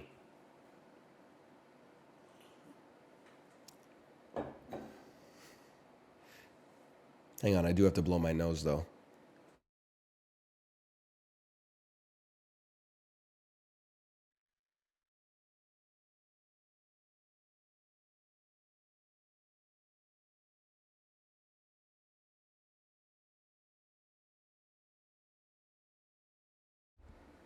Why am I cold at 80 degrees and you didn't realize you were sick? Well, if you actually watched the stream, which I did because I was there, many times I said, yes, I'm sick. Because people would come into the stream and see big purple bags under my eyes and gray skin and hear my voice, and they would be like, he sounds like he's getting a little sick. And I would say, whoa, what fucking graduate of the U.S. Virgin Islands School of Medicine is here? Like, so you have made up a straw man. And listen, the only thing I'm mad at you for, because I make it up myself all the time, is that you didn't do a good job. You made something up that was an easily disprovable lie.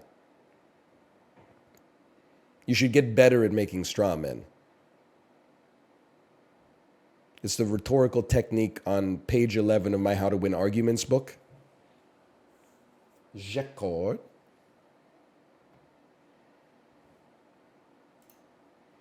Yours are as well. Oh, I see you've read page 17. Know you. That's a very relevant technique. A lot of people dismiss it as whataboutism. Well, I say, what about the time that you used whataboutism? When employed skillfully, it can be a very difficult rhetorical technique to parry.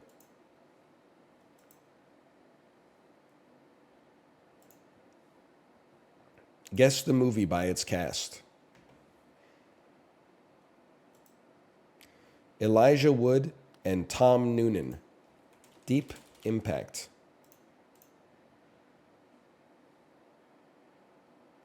Who the fuck is that, bro?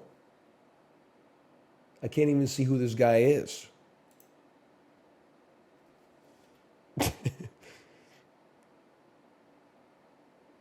I don't even know what the October Sky? Tom Wilkinson. It's Eternal Sunshine of the Spotless Mind. Yeah. Gary Robert Byrne as Train. This is, because I've seen this movie. This is a voice on a fucking intercom, bro. This is not a real guy. Train conductor.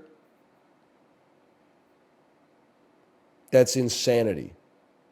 That's fucked up. Also, no, I do know Frank. Frank is the dude holding the box of stuff in the waiting room, right? He's got like his bowling trophy in it or something. They did make it harder. Rate movie 1 out of 10. It's a 10. You guys see the photos of Link from Red and Link wearing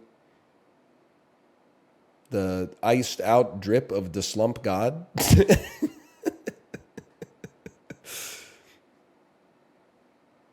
I don't have anything else to say. Good for him, man.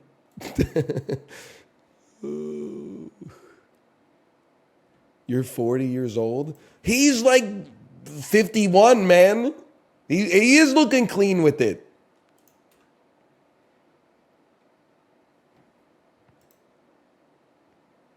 I ain't mad at him. He's 46. Oh, whatever.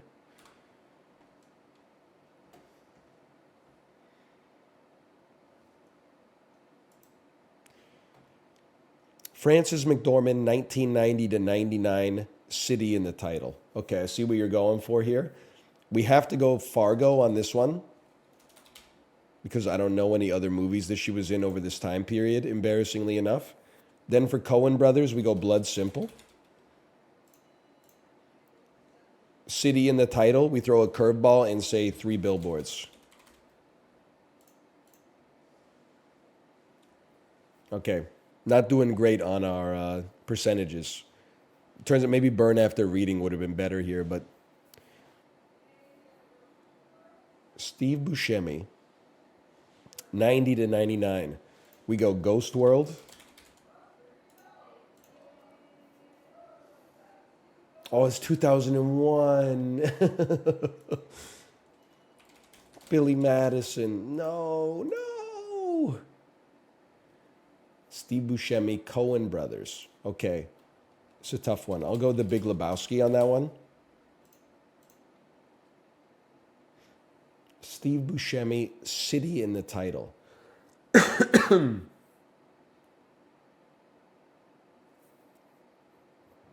I got to simmer on that. George Clooney, 1990 to 99. Let's go Out of Sight.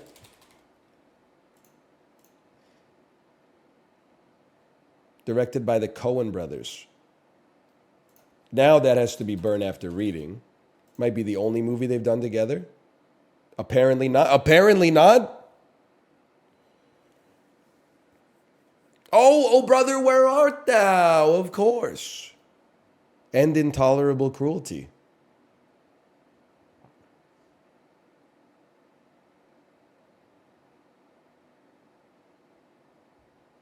Steve Buscemi or George Clooney, City in the title.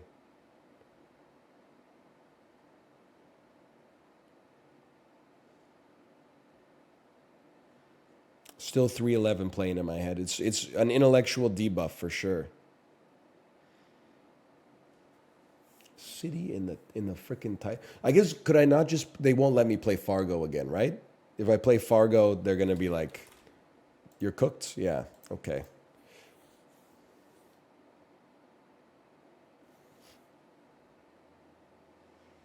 Whatever. You got me. Welcome to Collinwood. I don't. That's the most popular guess. I've never even heard of the movie. Can I see other guesses?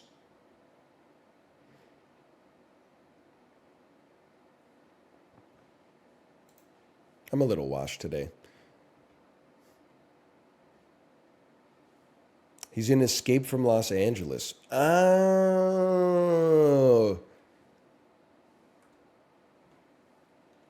Yes, Collinwood City. You got me good.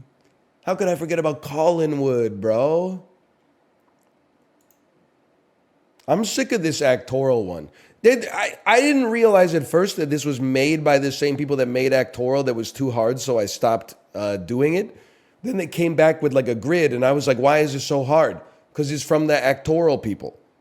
They never put Infinity War on one of the sides, man. It's always like, well, I mean, these are pretty big movies, but I'm out. Okay, slash marker me. We'll call that the dolls. I've lost my high register. You should try NBA Wordle.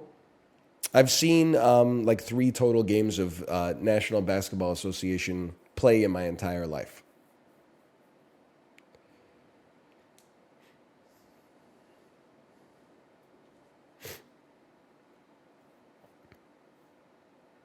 Okay, and? Well, let me know when it's Tyrese Maxey.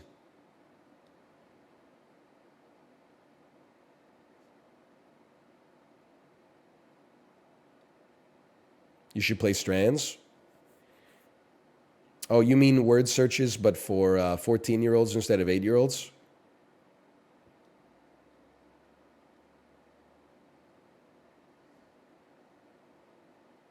Yes, you're evil. It's fine. I'm just like, I don't know.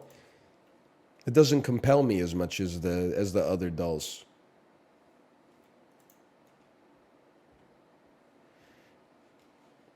Okay, we slash markered. What the heck are we going to do? Are we really... I guess we got to knock out as much as we can of a difficult game about climbing. We're making progress.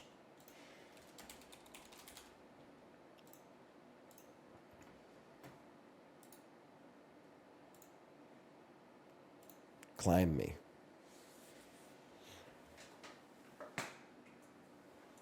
A round of sap as a treat. I really hoped that the sap heads would learn from the mistakes of the Isaac community. You were literally, you know what it is? You're like Detroit Red Wings fans. You had dominion over the earth for like your entire lifespan. And then you recede a little bit and you're like, nobody's got it harder than Super Auto Pets fans. We played that shit for fucking 3 years straight. For like 25% of the stream time, bro. Like, it's just, let it simmer for a bit. People are like, did you abandon it? Did you quit it cold turkey? He's using this fucking bibliographical ass language. Just chill, man. Glad it's gone? You're no better. By the way, what were they cooking? I made a horrible mistake. I was at the grocery store. Well, you know what? Let's do it this way. Well, you're not my favorite. I don't like you very much either.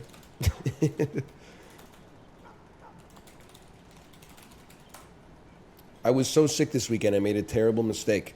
The grocery store was selling Coke Zero variants. I needed to re-up on my stash. I said, you know what? Why wouldn't I get Coke Zero spiced? Raspberry spiced flavored calorie-free cola. The Coca-Cola Corporation was not cooking with this one.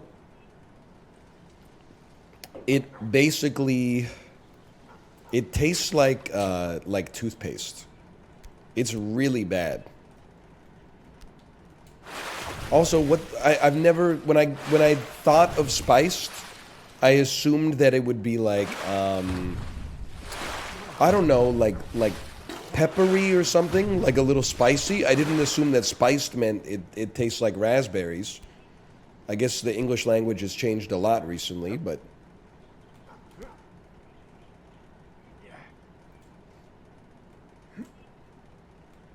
Help me. It's kind of good. It tastes like Pepto-Bismol. There's just no excuse for it not being carbonated enough. That's my 2 cents. That's what it's there for, bro, is to be carbonated. Not even close. You know what? We live, we learn.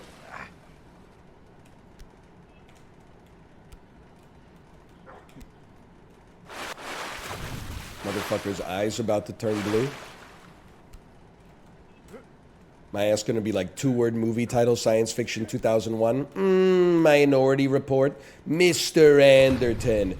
Run!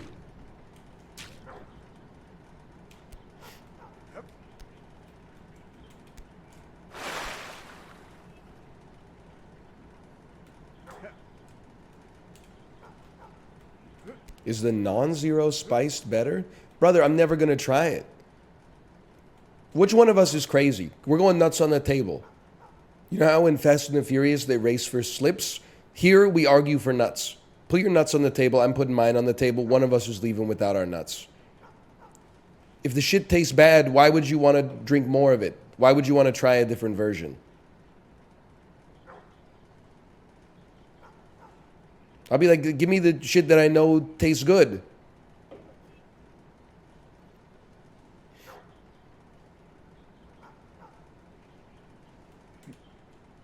You drink IPAs? Honestly, IPA heads are the most powerful body in alcohol. We live rent-free in your heads. I used to get annoyed. Guys, you just haven't appreciated the depth of a Citra Hops double IPA. Now I just laugh and I recognize that it means that I have so much power. IPAs are so awful. They all taste like air fresheners. Okay, fucking more for me, bitch. Fuck you. They sell Modelo too. Go get some Modelo. We ain't going nowhere.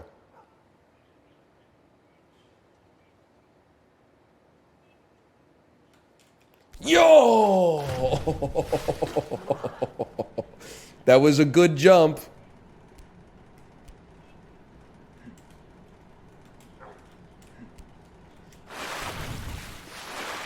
You ever see the Iron Chef episode where the chairman of Kitchen Stadium reveals that the secret ingredient is beer.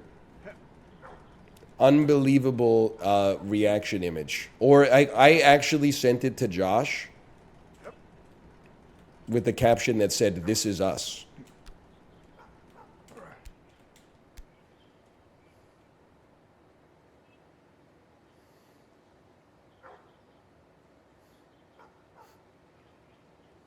Okay, here we go. Josh mentioned on a Monday. Woo! You ever see Bobby Flay's show? No, not that one. The other one? No, not that one. The other one. Listen, I like Bobby Flay, and honestly, the fact that he is obviously an asshole actually makes him a better person to like playing the heel in Food Network cooking shows. I don't know what's wrong with society. You all want good guys and bad guys. You want people that you can root for and you want people that you can root against. The show's called fucking Beat Bobby Flay. All of a sudden people are like, Bobby Flay's an asshole. I'm like, yeah, that's why you want him to lose, motherfucker.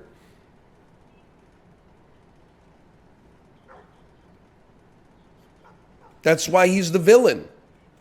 He's embraced his role. Now, should he be yelling at his staff? Probably not. Does he have bold Southwest flavors? Yeah, I've heard. I've had family who met him off air tell me he's still an asshole. You have confused yourself when I have spoken so plainly to you. Sorry to use the parlance of Robert Eggers' 2015 film, The Witch. I 100% believe that he is not playing an asshole character for TV. I believe that he may be an asshole in real life, and I think it makes him a better television villain as a result. As long as he's not, you know, out there committing felonies. Him just being like kind of an ass, that's perfect. That's the flavor I'm looking for.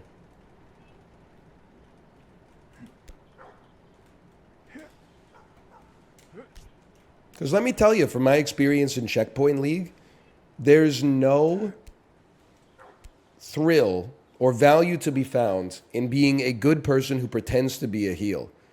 Because 20% of the people watching can't separate reality from fiction. So there were people out there during Checkpoint League, there were people writing comments that were like, this guy has actually he's won 2 levels of Mario and all of a sudden he's a narcissist.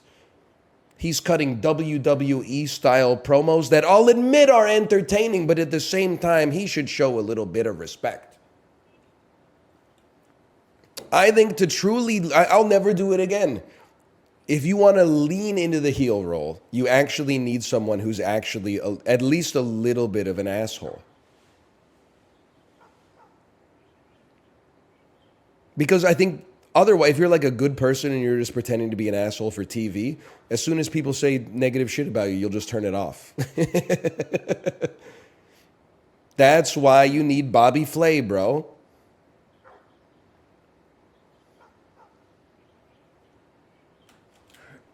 One of these days, we're going to make that.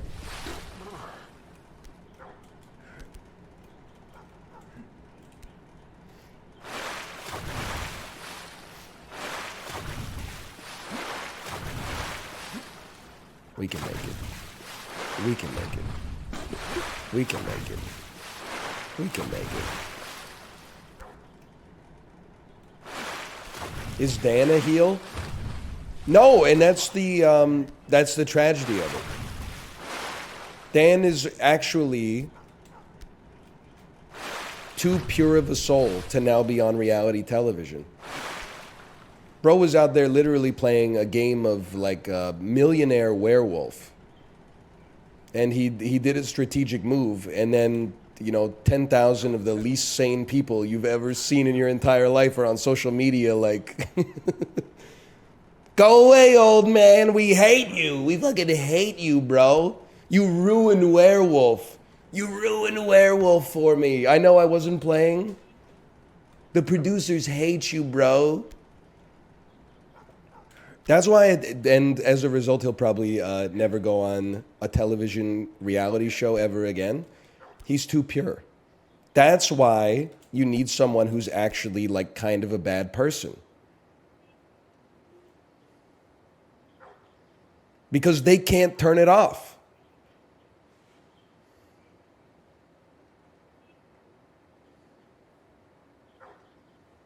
Woo! Oh, well, I got a little souvenir at least.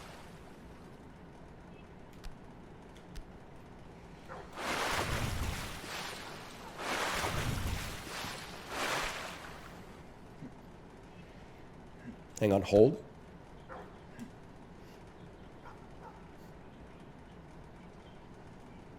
Hold.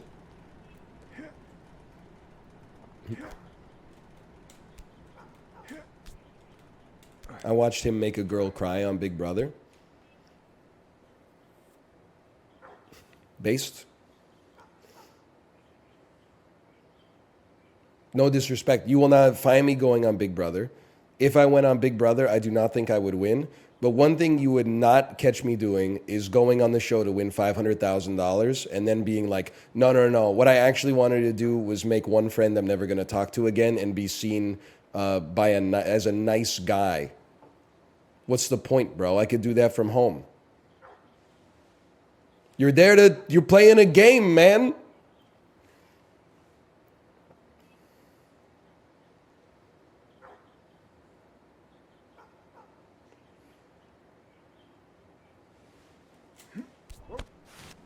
Maybe we gotta get two of them. Maybe we gotta get two of them.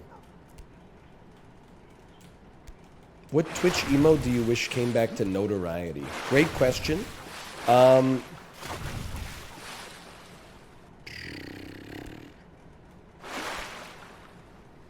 What's the? I was trying to find this in Justin's chat. What's the emote of the guy looking incredulous? Like he's looking at the camera like you just said something. You just told like your 8th insane lie of the evening and he doesn't have the energy anymore to argue with you. So instead he just looks at you like, what's that one? No, it's a skinny Caucasian male with brown hair.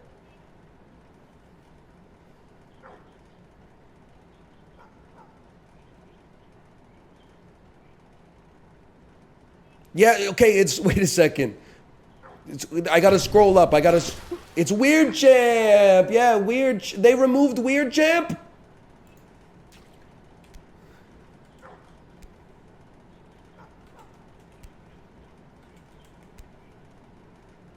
No. It's like, I know that's Weird Champ with PogChamp's face.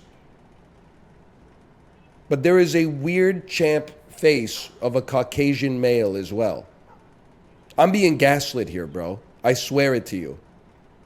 And he's looking at it like he's kind of looking up a bit.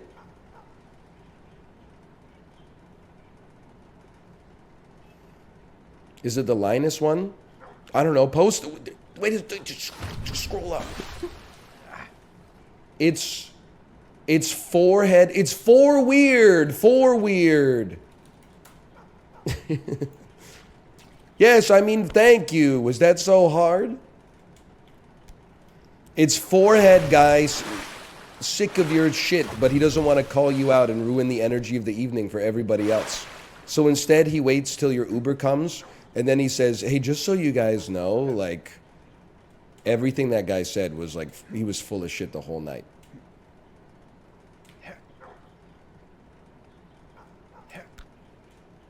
Enable it, please. Okay, well, let me make this attempt, and next time you see me in the pool, we will enable for weird. Okay. For weird BTTV.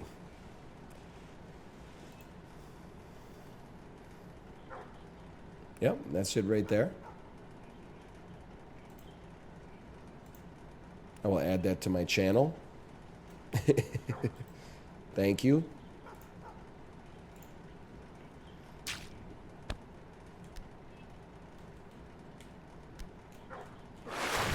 I gotta be honest though, I'm half joking when I say this. I feel like, you know how like when you play Lethal Company, you have a shared mod list with your friends so that you're all on the same page? I feel like everybody that I collaborate with, more than one time per month on average, we need to have a shared emote list. Because I'm rolling over to Apollo's chat. Dude doesn't even have like Kek W enabled. Like it's 2016 mode in Apollo's chat. People are still typing like the Twitch sanctioned Pog champ that's like the Bones guy. Can you do Pog Bones? Or there's Komodo hype too, don't get me wrong. Yeah, people are typing Pog Bones sincerely. Then I go over to Justin's chat. Justin doesn't have I can't. Then I go over to Chib's chat, and Chib has like so many emotes that I can't even find the emote I'm looking for. Like, he has like 250 better Twitch TV emotes, and he actively prunes the losers out of the list once a week. Like every time I go to Chib's stream, there's like a new flavor of the month emote. It's crazy. Yeah, you're constantly like just trying to write a sentence. It's so true. Like you just type like what is he talking about, and then instead of what, it's the yellow M&M like slapping his forehead at the computer. And you're like, I look like a fucking idiot, dude. Don't get me started on Mouth's chat. People are posting like animals hugging other animals and stuff like that. I feel like it would be for the best if we all had at least like a shared emote like foundation that then you could build off of. But it's like we absolutely have to have like these 25 better Twitch TV emotes just so that we can communicate in other people's chats.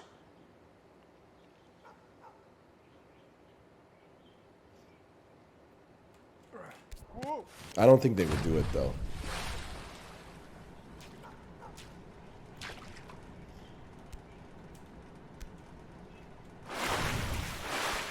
Explain why you're against 7 TV.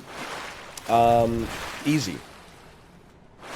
I already have better Twitch TV.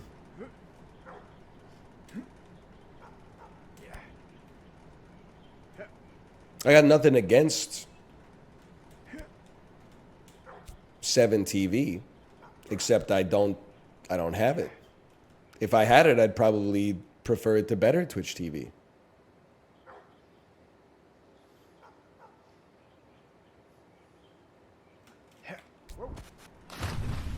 What's the difference? Well, the difference is I have one. It's already here.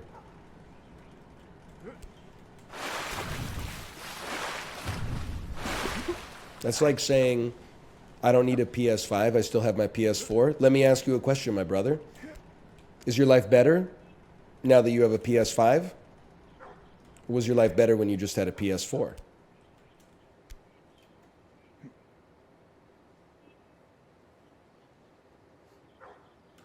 Better? Oh, okay, more power to you. I didn't realize you loved Madden that much, but I'm a big believer in the idea that true contentment and happiness comes from within instead of from without.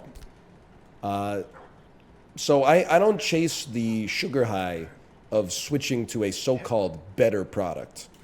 I'll just stick with the dog shit version and generate some more dopamine organically for my pancreas, if you don't mind.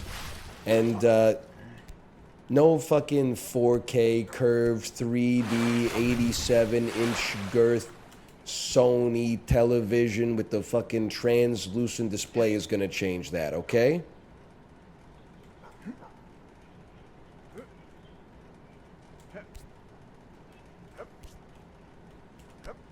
Hold.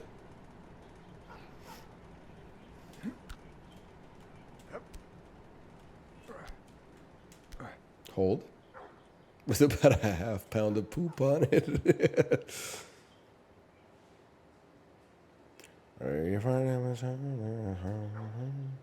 Come on, I never feel down. Oh.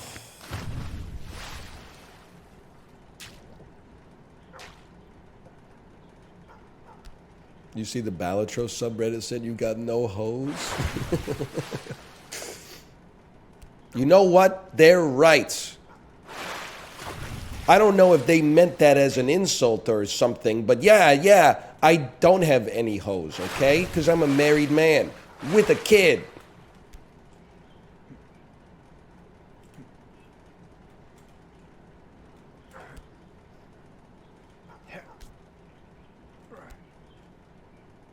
He's got that Mike Glambin flow.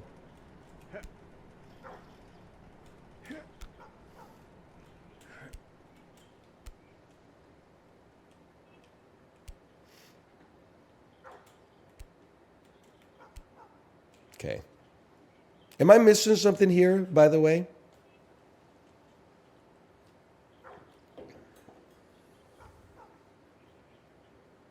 Try blue to blue. Okay. Okay, James Cameron. I see you.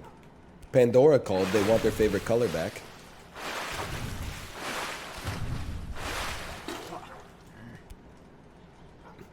I gotta be honest, guys. I'm just keeping it real with you. I was a good dad this weekend, but my kid was pissing me off. This is the real side of parenting. They won't show you on TikTok. 38-degree fever. Just want to sleep. Kids coming over to me. I don't like you. You shouldn't say things like that to your daddy when he's sick, honey. Daddy loves you very much. Okay, I like you one day a week. Then for some reason, she started going, I don't know where she learned this from. She started saying butt smash. But then she would literally just like slap me on the head of my dick. She wasn't even smacking me on the butt. She would just walk up to the front of me and go like, whoosh. I was getting mad. I was like, don't do that.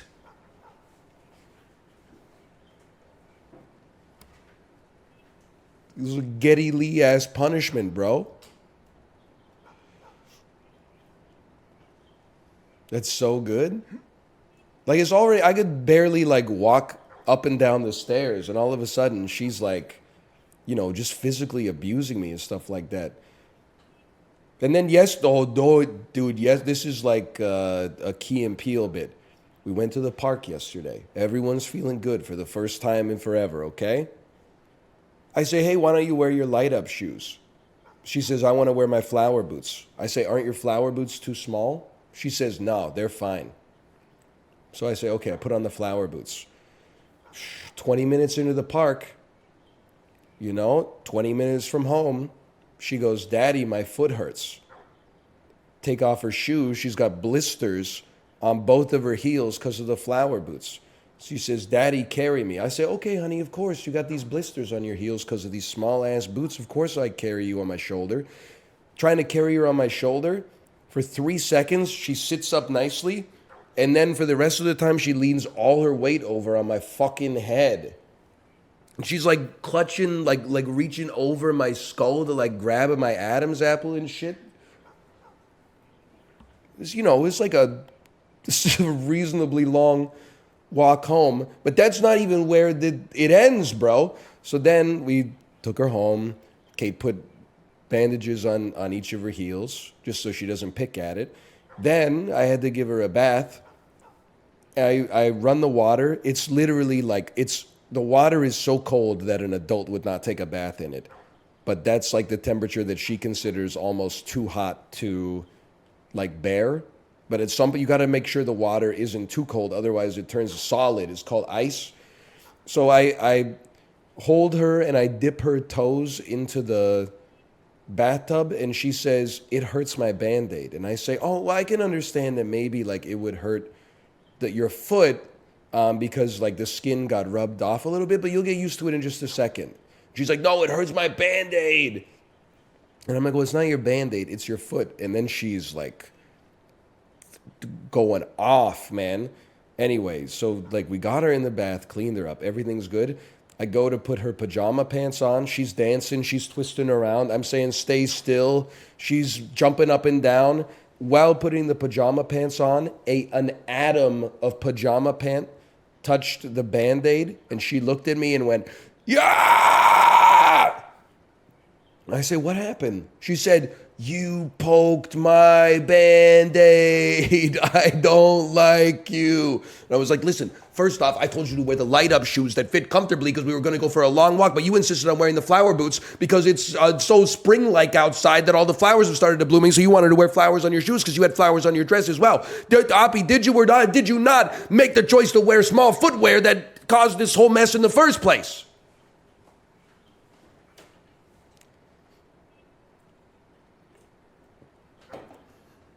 Anyway.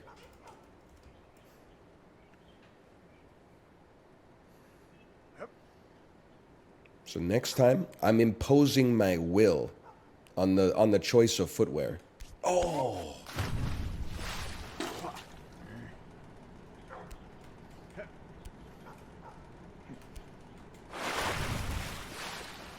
Don't go down that path. I guess that's true. It's probably where you start to lose the plot as a parent. When you're like, to avoid this in the future, you're like, here's the course of action I'm going to take. It's naive. You can't avoid it in the future. All you can do is be more patient. That's hard, though, when your fucking shit's getting beaten by influenza type A 24/7, 311, tiny desk cover of down stuck in your fucking head.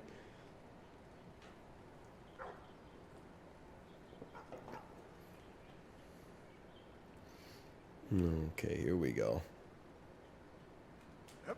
Oh, that was smooth.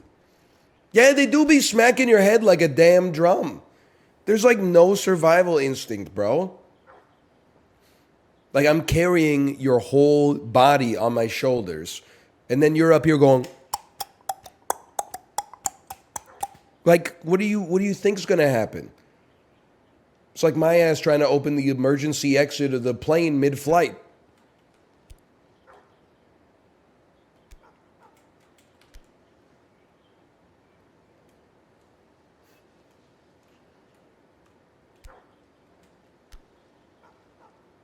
I like it.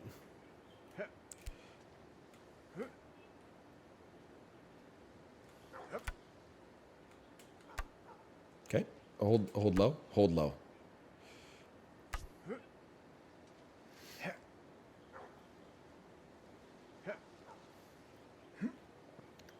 Hey, Anel, can you audit me? You're not the guy who's asked like 17 times in a row what the capital of Thailand is, right? Oh, fuck.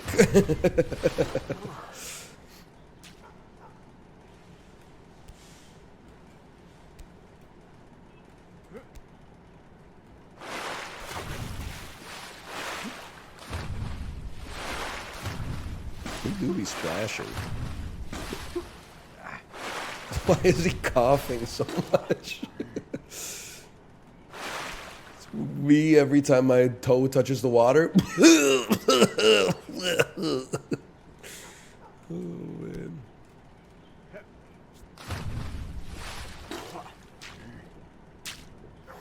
Oh, what a game, man.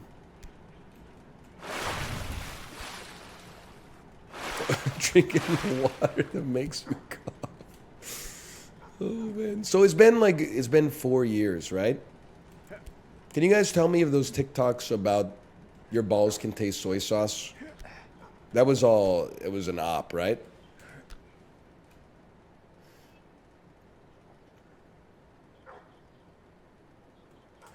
Oh.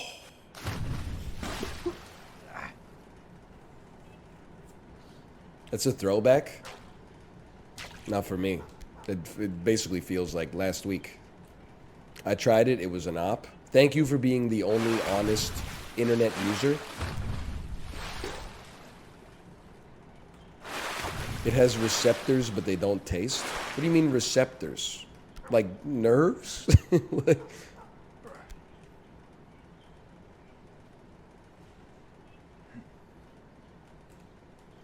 you were a bio major. Please tell me you didn't believe it. Your fucking ass when Charles Darwin steps into the Royal Society in 1807. Charles Darwin, you're a naturalist. Please tell me you don't believe that these organisms arrived at different morphologies as a result of their environment and weren't instead created in their final form by one almighty being. It's science, bitch! That's why we do the experiment.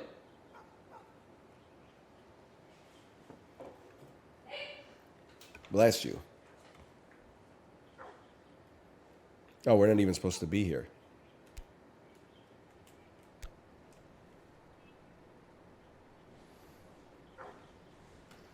We're talking about dipping your balls in soy sauce? Yeah, and the most like revolutionary treatment for inflammatory bowel disorders is literally shoving another person's shit up your ass. If everybody who worked at the fucking fecal transplant lab was as much of a naysayer as you, I don't even know what we'd be doing out here. Probably still just eating Danone fruit on the bottom yogurt that doesn't fucking do anything.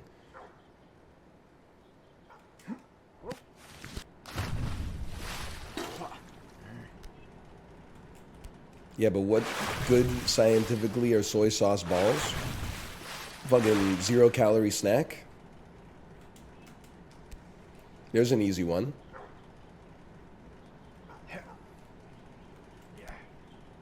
That's true, I know.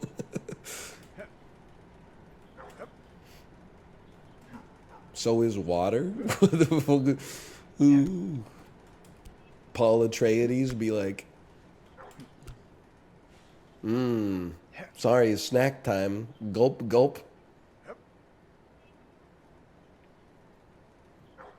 Water Andrews are so annoying. Like, if you are in love with water so much, why don't you have a six-pack? That's it. Like, because every time anyone brings up anything that's less healthy than water, your ass is always in the chat like, have you ever heard of water? Okay, take your shirt off. Are you living by the tenets you claim to live by, motherfucker? Then what's going on right here? And right here? And under here? Or are you being disingenuous to seem greater than you are online?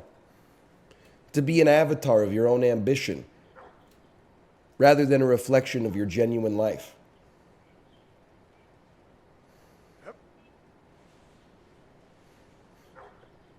Yeah, I lie a little. Okay, that's fine. Just don't be like so annoying about it. People should lie about being less healthy. Instead of being like, oh, like, yeah, I had a salad for dinner, and then like ignoring the part where you also ate like half a bag of Doritos, you should just be like, yeah, I smoke. Yeah, no, I smoked like 6 cigarettes this morning. That's actually like a sick lie, because then if you outlive them, they would be like insanely pissed off. They'd be like, what the fuck, bro? But you've been smoking for like 35 years. You'd be like, I don't know, man. God just said, fuck you, I guess. I don't know. I don't know why everyone's trying to exaggerate like they live the healthiest life of all time. I only eat plant-based salads. Even my lettuce is plant-based. Even the bowl is compostable. Just everyone chill out a little bit, okay?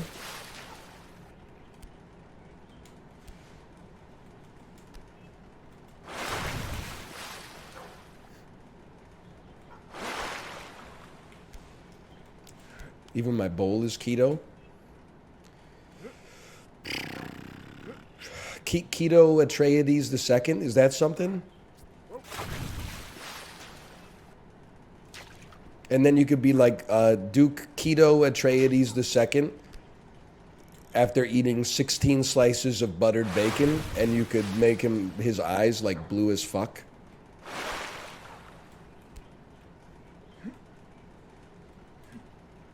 Please save that tweet in case Oscar Isaac ever goes on Ozempic. Now, I'm not saying at any point he should or that he needs to. I'm just saying that's the only situation in which that tweet would bang and it would go off like a fucking firework. Oh.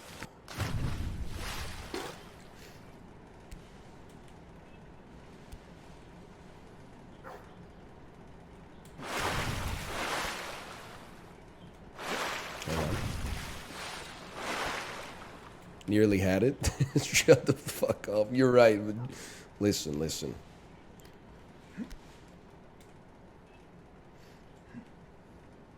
Should I get into plantains? Be honest. Honestly, I'm going to say no. I never saw a point. I already got bananas.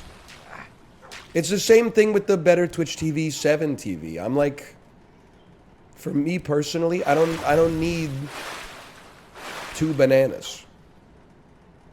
I already got bananas. I'll stick with bananas. The switching costs are too high.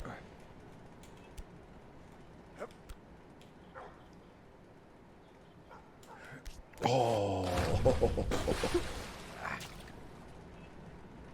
Hey, buddy, fuck you. Sincerely, the Dominican Republic. Sorry. You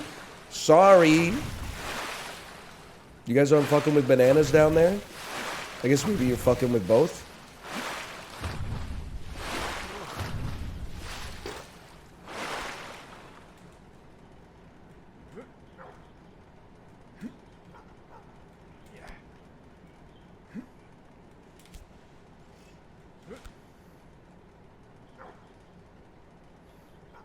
Plantains are closer to potatoes than they are to bananas. Okay, follow-up question. Have you ever seen one? Because no, the fuck they aren't, you insane person. That's a fucking banana, bro. That is a yellow oblong object with a fucking peel that reveals white flesh on the inside. That's a banana, bro.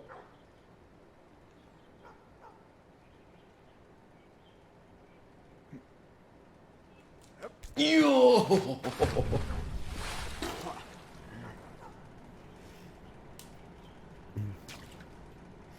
Oh, man. I'm sure they're good. Listen, I'm just going to say, it wasn't the Dominican Republic. But in the British Virgin Islands, on our tour, we had a barbecued lunch that was cooked for us by the tour company. And shit went crazy. Some kind of stewed fish, barbecued chicken, like a pulled beef in a sauce type thing, rice and beans, cornbread alongside it. It was fantastic. One of the best meals I had the whole time we were away. And then one of the days, you go to Disney's Island. And they were like, we have a barbecue cookout style feast prepared. And shit was grody. They were not bringing the heat with the Castaway Key barbecue. They should let the British Virgin Islands tour company handle that shit. They were not giving out Lay's barbecue potato chips as a side. Let's just put it that way.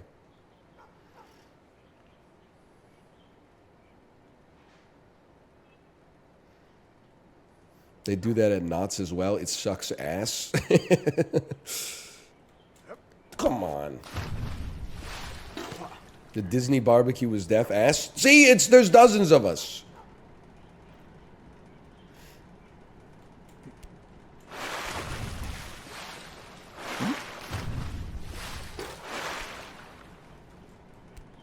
Also, like, I'm not going to tell you necessarily how to be a parent.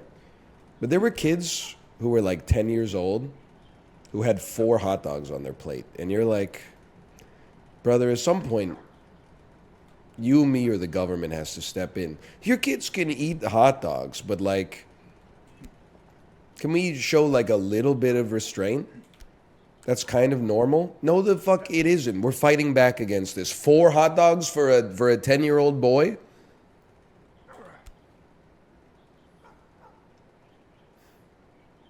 How many is too many?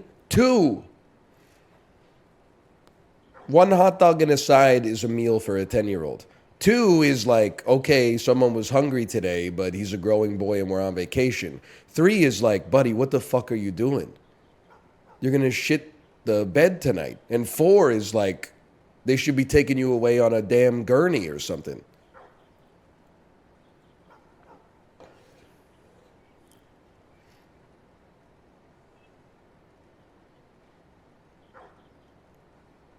Were they Costco sized? I would say 2/3. 2/3 of Costco size. Oh, he's dead. That's not the way I want to go.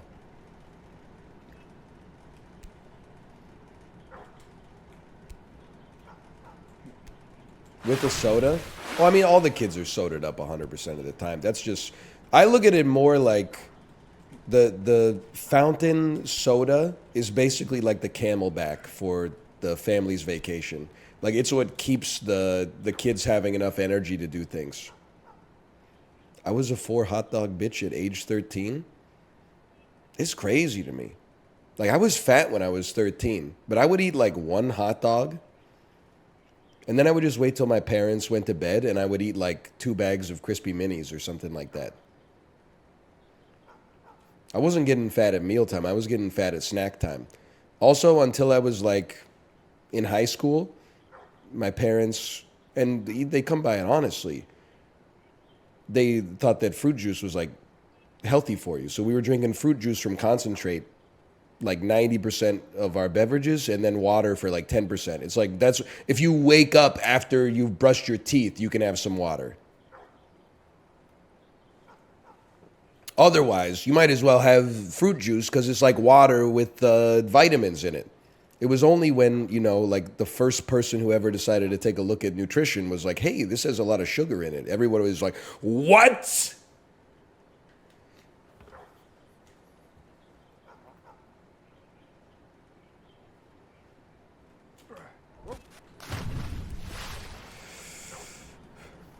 I'm a 3 hot dog Andy right now. Well, DL, I'm just being honest with you. First year of your kid's life, do whatever you have to do to keep your head in the game.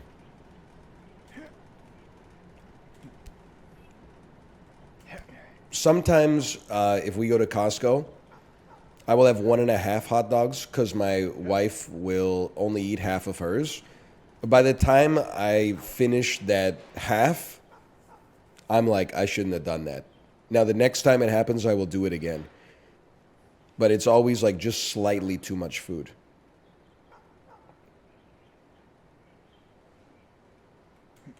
I mean, the ones at Costco are they're a foot long, allegedly.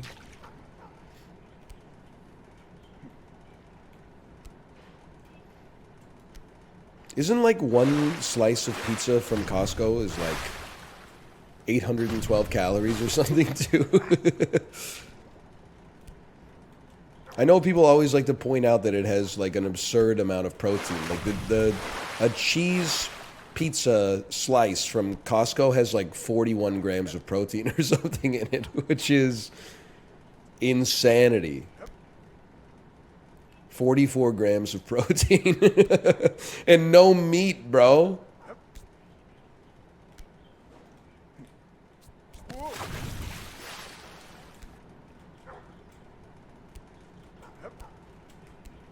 That's crazy. It is. It's probably cheaper than protein powder. How do they do that? I think they just use like a fuckload of cheese, man. It's like a superfood. I wouldn't go that far.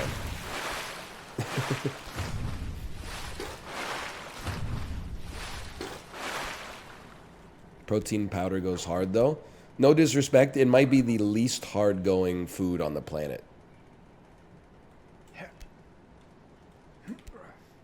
Mostly tastes pretty bad, but serves an important function if you're trying to go anabolic.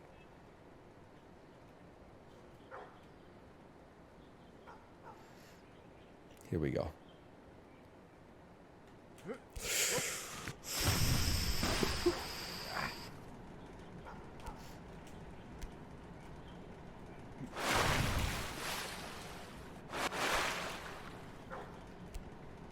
And that's all I got. Okay, chat, I need this is a dietary Am I the Asshole? I mentioned my wife got Gatorade yesterday. I wouldn't say I fell victim. I would say I fell victim to my own curiosity. If she gets a bev, I'm getting a bev, okay? I got something, I believe it was called Roar Organic. Yes! For when I need to work up the energy to ask my boss for a raise in an email, but still want to put no worries if not at the end to make sure I don't get fired. It was a cucumber watermelon hydration solution beverage. Here's the Am I the Asshole? Am I the asshole for being annoyed that it advertised being vegan on the bottle when, of course, it's vegan, it's water? Am I the asshole or is society wrong?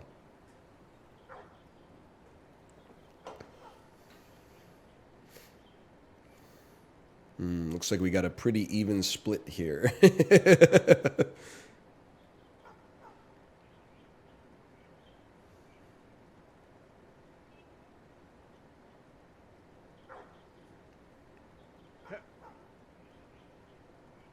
That's tough.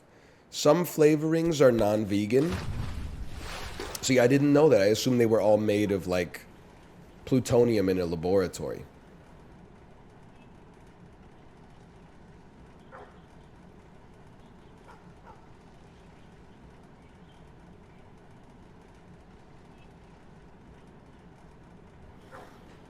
In no way, by the way, am I anti-vegan. If anything, I'm almost like... I worry that they're getting too much purchase out of advertising what appears to be an obvious vegan food, as if like the fact that it's vegan is a new novelty.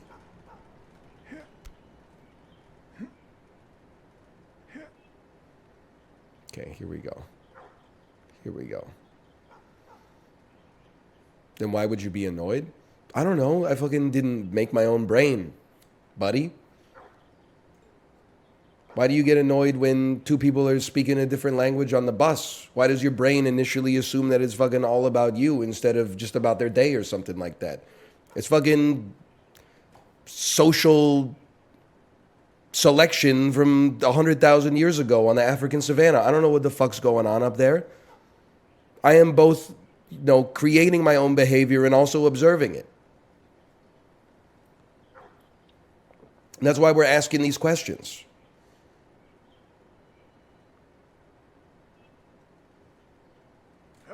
Oh.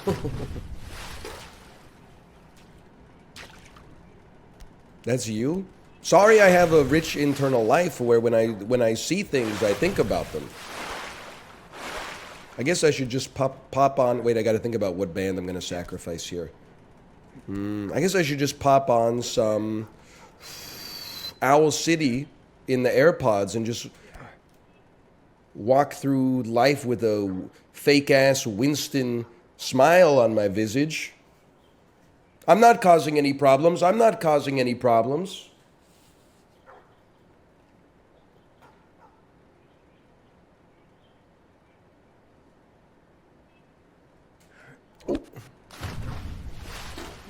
We can make this, man.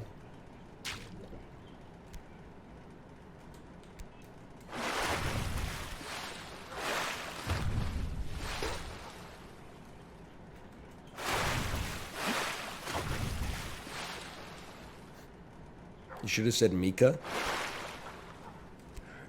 You're just lucky I can't do my Grace Kelly impression. I lost that range of my voice.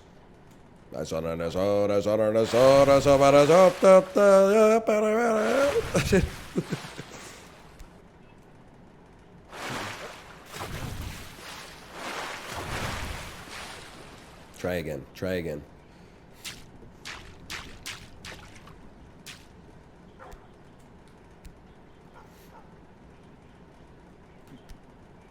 Music is funny, man. D.L. Guiga, did you do the 90-minute California Olympic Park scenic ride today? Pretty good moments on it. Some pretty good moments.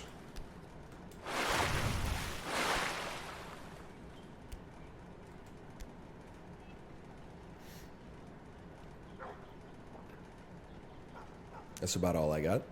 Haven't cycled today yet. Awake all night. I feel that, brother. This is my first time in 6 days. My mind was playing tricks on me. I think it was like Thursday. I was like, oh my God, I'm not sick anymore. I feel great. I'm going to ride my bike. I got out of bed and I was like, it was 30 minutes before my alarm went off. I was like, I'm so much better. Then my foot touched the first staircase and it was like,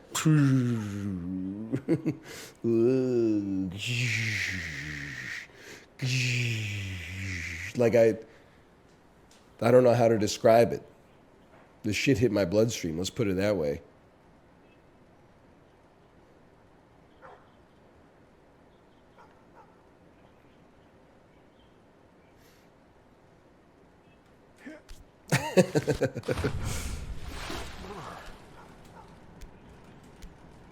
Normal newborn behavior, but it sucks. Yeah, it's crazy too, because like society won't let you be mad at your kid.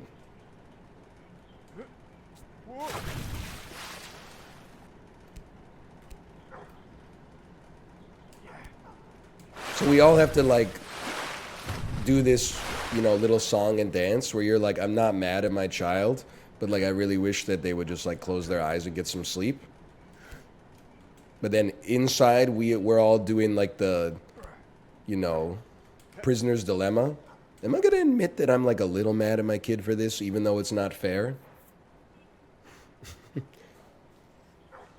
Or one of the worst things, or not worst, but most annoying, is you'll be like, oh yeah, we didn't get a lot of sleep last night because like our daughter was kind of like going crazy. She woke up many times during the night, and you know, we couldn't seem to like calm her down too easily. And then the other person will go like, oh, poor girl. And I'm like, did you listen to a word I said?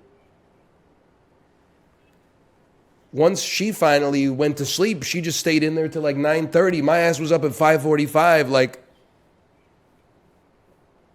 she can sleep as long as she wants most of the time. She's fine.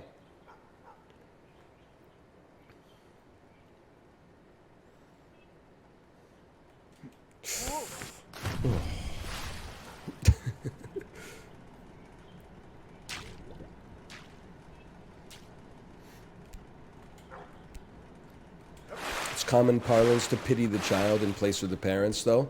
Yes, I know, but it's dishonest. It's dishonest, and we should stop.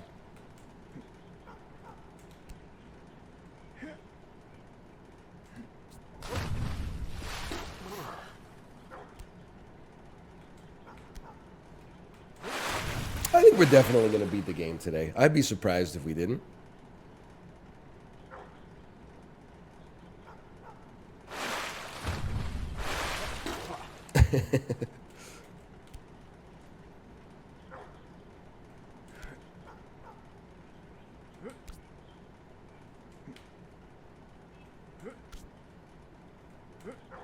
Come on, man. This is the easy part.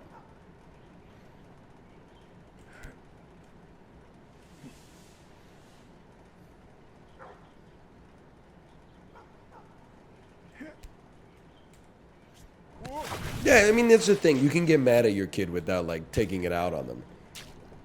Like, yesterday, before bed, she was like, I want a cup of water. I said, no problem, honey. I went down, I got her a cup of water. Little parenting tip. I also got myself a cup of water. Chugged it while I was filling it up from the fridge. Gulped it, and then said, you know what? I've been good today. Filled up another glass. Slow sipped that shit for a minute before I took her glass up. Took her glass up. Gave it to her, and she was holding like 8 toys and then the water like in her hand at the same time. Kate said, honey, don't do that, you're gonna spill the water. She said, okay. Put it down. A second later, grabbed it again like this. I said, you heard what mommy said, don't grab it like that. She said, no, I want to grab it like this. 3 seconds later, she dropped a toy, bent over to pick it up, and unloaded the fucking cup of water all over the floor, and immediately just started screaming, I'm so sorry! I'm so sorry! And you're just like... And the The crazy part of it, where are you? Is that that's what the parenting is. The parenting is not like, hey, listen to me so that you don't make a mistake. It's like now you got to be like, I told you not to do that. And now you're upset that the thing I told you would definitely happen happened, and I gotta console you without being like, well, what'd you expect?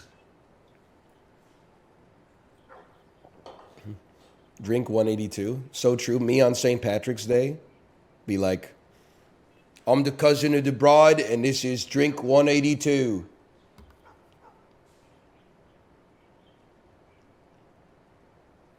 You see that one? We still got it.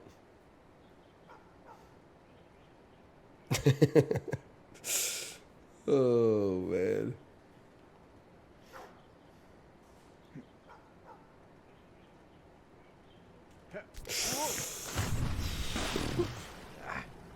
Please tell me, I've been asking for an hour. How do you care for your cast iron pan?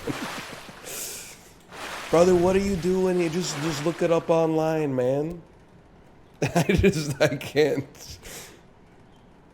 I don't want to be held responsible for like your $400 Le Creuset or something like that. That's a stewardship I didn't ask for, man. I don't even want to care for mine. Oh, man. The advice is all conflicting. I don't know, ours is like, it's cast iron, but it's also like enameled. So you can just clean it with pretty hot water, and it doesn't fuck up the cast iron. So I don't know, if you got some shit that you seasoned yourself, it might be a different story.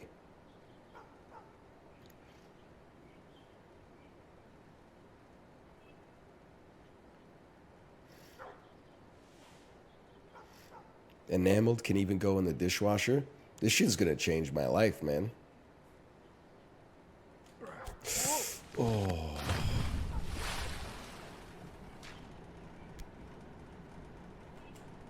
Me coming to stream Wednesday with the reddest fucking face you've ever seen.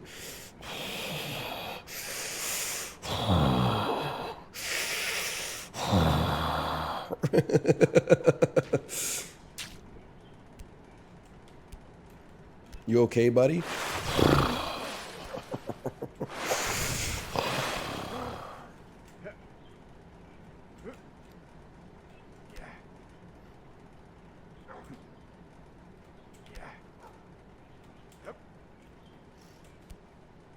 When the cough medicine hits. Hey, I'm happy to report, by the way. Yes!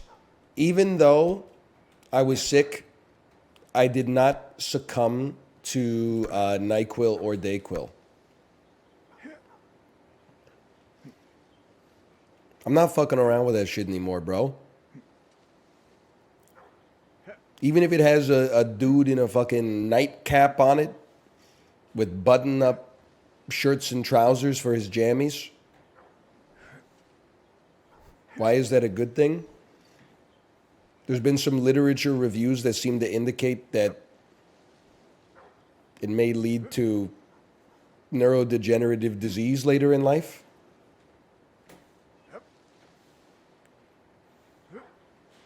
Okay, hang on. Chill. Who cares? I fucking care, bro. I fucking care.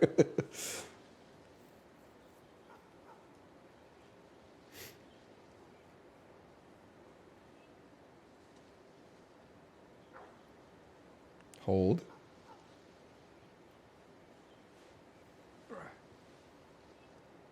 I take them like sleeping pills. You should get your ass on melatonin.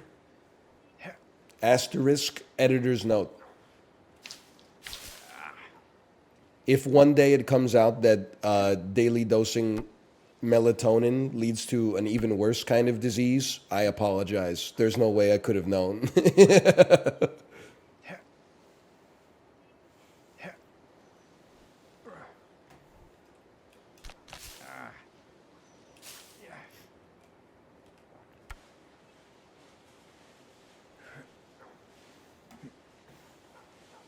You have to remember your audience is on the global catastrophe trip. That is true. I mean, I'm not 100% out on global catastrophe, but I definitely feel like whenever I see people that are like, we'll all probably be dead in 10 years, I'm like, you guys are reading some fucking... You're platinum subscribers at Zero Hedge or something. I don't know what the fuck news you're taking in. Like, it's not all good, don't get me wrong, but 10 years? They're 20 at most. Have you seen the price of a Big Mac these days?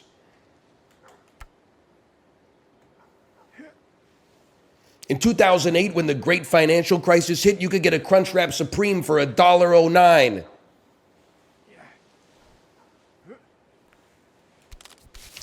Motherfucker. Nowadays, it's $9.97 on DoorDash at one Taco Bell in the financial district of San Francisco. It's so over.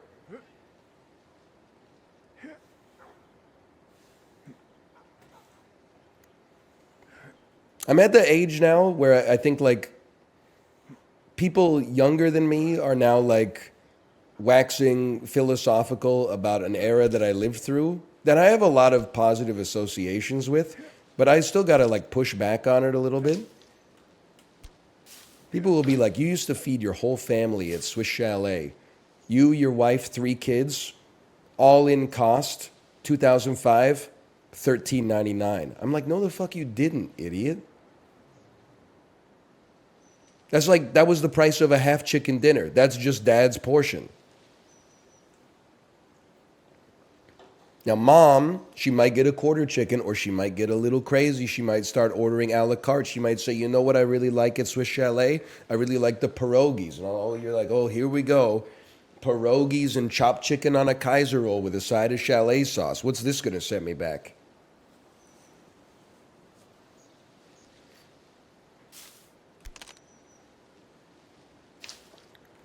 $0.30. Well, it was cheaper back then, let's be honest.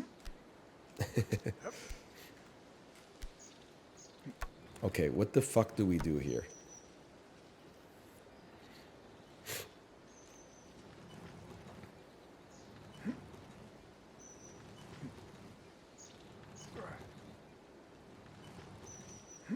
Nope.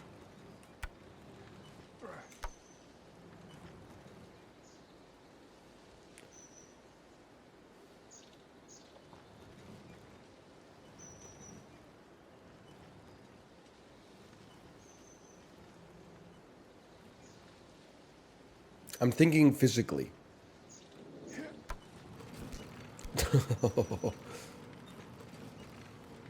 What if we just get this shit pumping and then we hop on? Oh.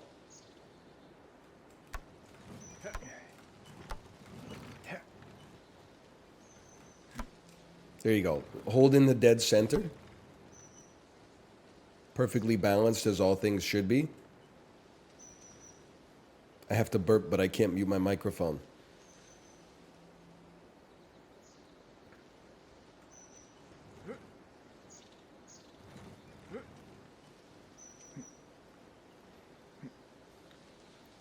It's okay, I swallowed it.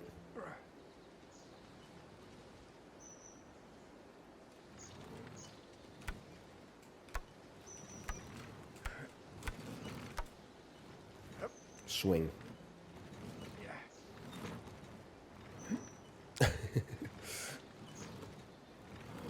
Oh, I thought that was it.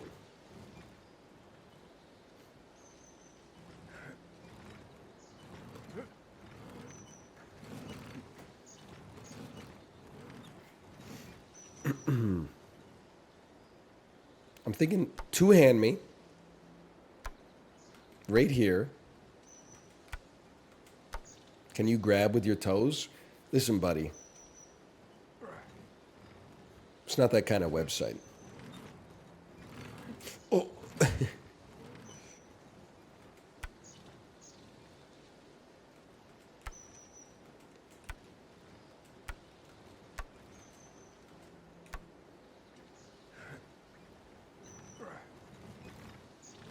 Foot fetish guys always be like,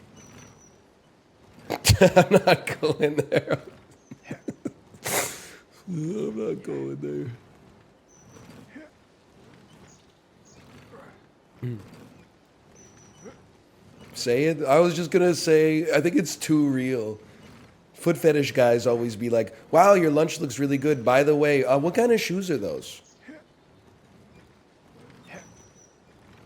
I'm just gonna say, okay, listen, there's nothing wrong with having a foot fetish, but as a matter of like public awareness, you should know if you're talking to a dude and he doesn't say like nice shoes, if he says like what shoes are those?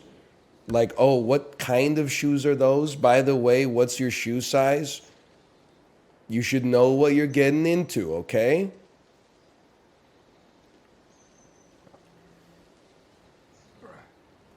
A guy without a foot fetish might say like, oh, I like your shoes. But a guy with a foot fetish is going to be like, and again, there's nothing wrong with it. He'll be like, you know, wow, nice shoes. What are those? Like a 6.5?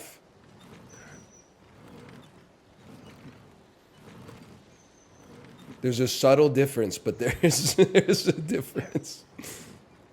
Wow, the chick working at Reebok was way into me then.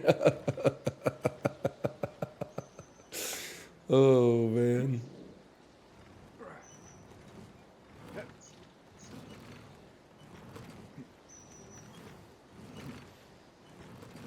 I'm just being real with you. Working a customer service job as a young woman must fucking suck. 'Cause, like, literally probably 5% of their male clientele are secretly in love with them as soon as they meet them, right? Especially like a job where they're paid to be nice to you. You always hear stories about like, you know, I'm a waitress. I didn't give this guy any signals at all. And then on the receipt, he wrote like, I saw the way that you looked at me all night. Here's my hotel room. What do I do? And I'm like, you the dude who ordered 2 pounds of chicken wings? Really? What kind of vibes do you think you were putting out there, brother?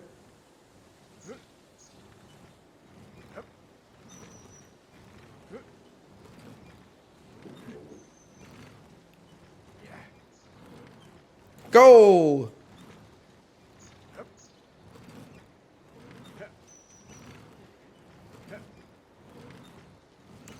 She's impressed by my spice tolerance. So true.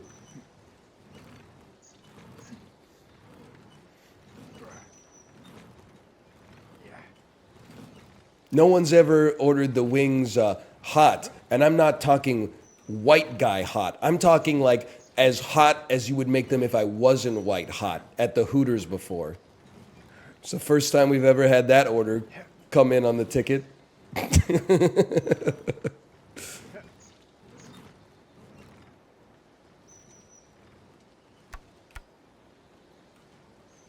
Come on, man!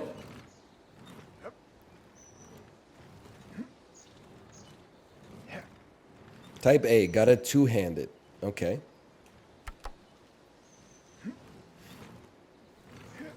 Holy.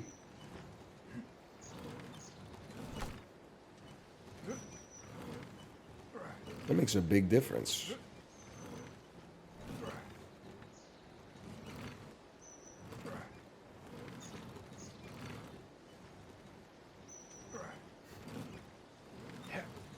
You seen Poor Things yet? Only the part where she has to distract Kang the Conqueror.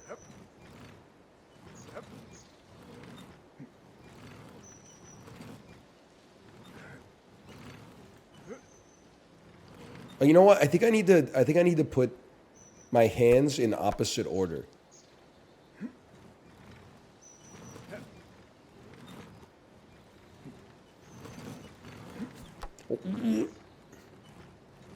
To build more tension.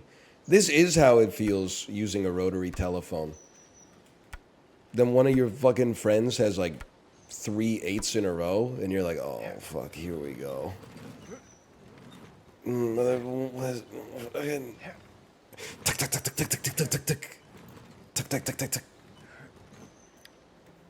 It's still so. I've gotten over my phone anxiety to a large extent. What was my secret? You're not gonna like it, but I'm gonna say it because you asked. Having bigger problems and also needing to talk to people on the phone. Like if you don't have like real shit going on in your life, you can kind of afford to be like, I'm nervous for this pizza delivery phone call. But like if you gotta put dinner on the table, you gotta go. Like chop chop, motherfucker. But at the same time, it's still so crazy to me to think back to like 1997 and remember that people would pick up their home phone on first ring and just be like, hello, I would love to have a conversation with someone. I don't need, please identify yourself immediately. That's great. You were just, people were strapped the fuck up with small talk ready to go. And sometimes, you know, you'd pick up the phone and you'd be like, hello. And they'd be like, hello, is this Mr. Letourneau? You'd be like, yeah, Mr. Letourneau here.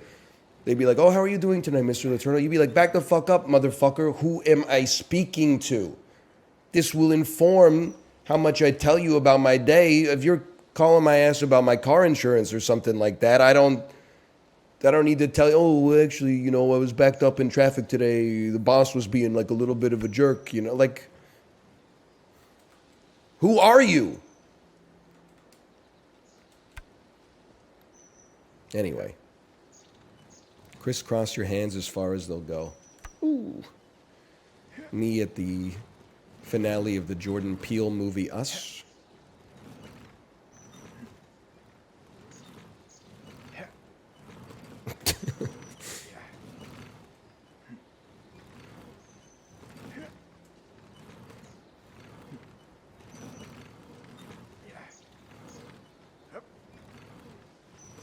Come on, man.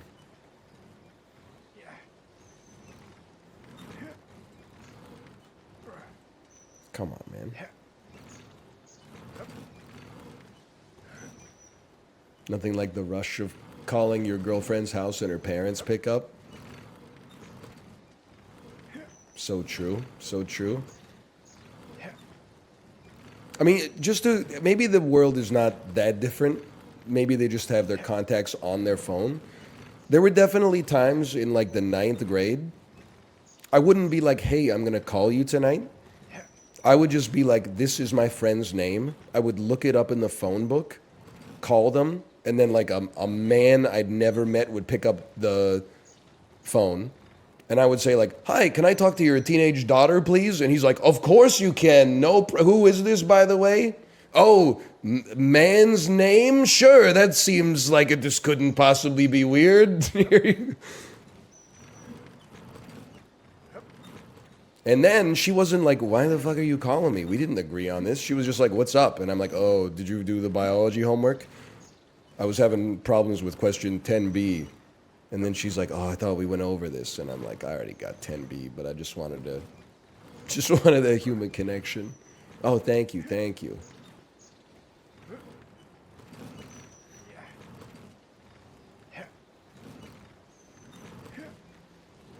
I need help. I don't know what to do here.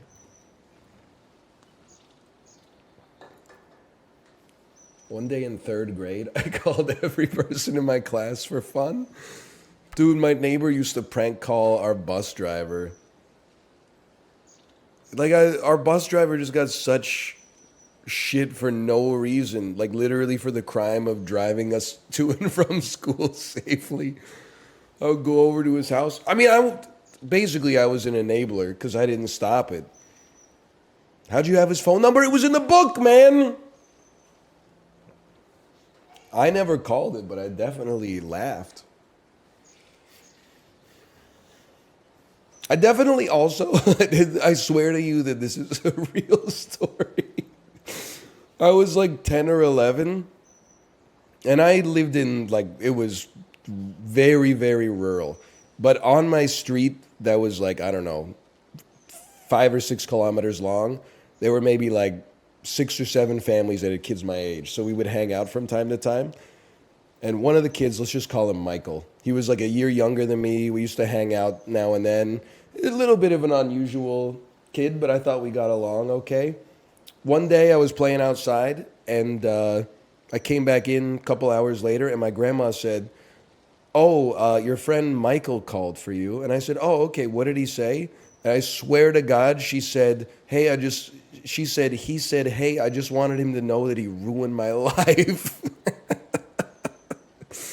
And I went, "Oh, okay." And then she said, "So what's that about?" And I said, "I don't know." And she said, "You don't know?" And I said, "I honestly don't know." And was messed up is that, like, he still kept inviting me over to his house. We still talked on, like, the school bus and stuff like that. At no point did he ever say, like, "Hey, here's why I called your grandma and said that he ruined my life." I guess he just got over it, or maybe it was like a prank or something. Just a weird sense of humor.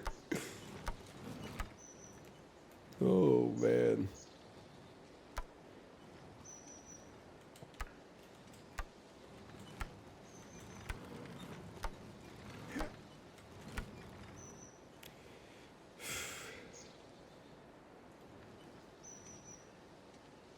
Oh, man.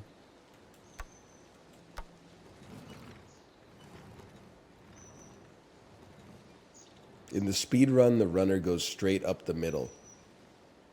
This is like you're seeing a motherfucker in physical therapy, and you're like, Usain Bolt can run this distance in like 9.71 seconds.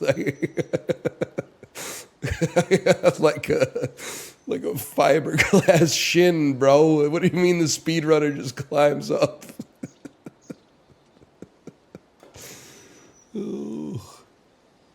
Librarian, thank you for the gifted subscriptions. Thank you, thank you. We gotta go wide grip, Marty. Okay.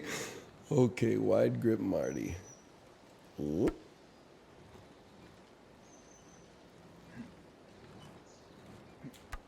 Yeah, oh, I mean, that's pretty wide, bro.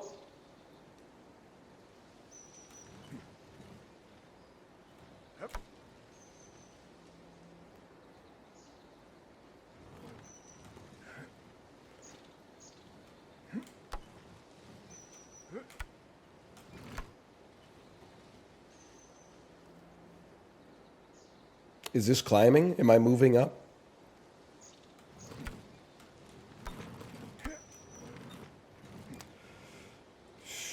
What if you just scurry, though?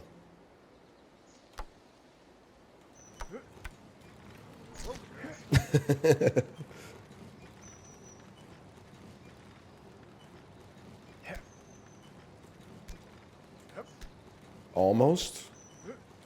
Maybe I'm overcomplicating it.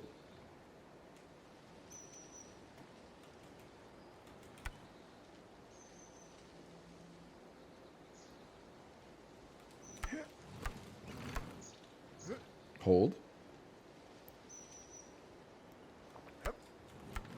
Oh, that looked like it had something there.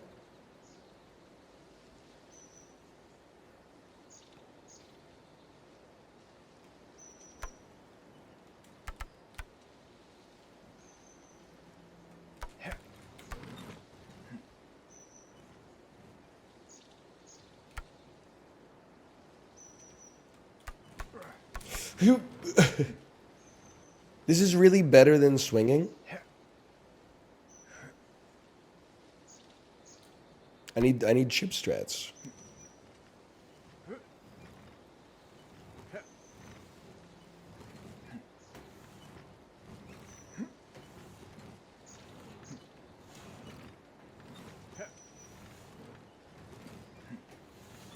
I mean, I'm not generating enough momentum off this. It can't be done. Justin swung with two hands on the wheel.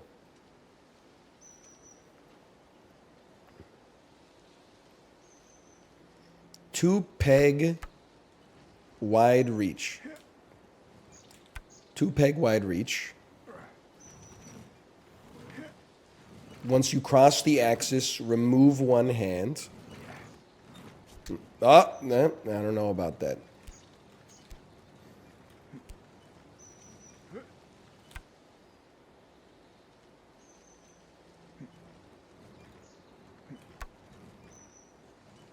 It's not possible.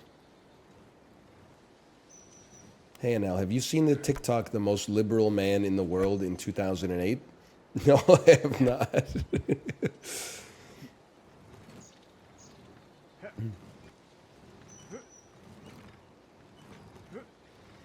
I can imagine though. It's a good hook. It's so good. 2x pimp. Stop, man. Stop. Like, it makes me laugh every time. I just got on the internet for the first time. There's so much 2x pimpy. Dr. Frankenjar's Thriller.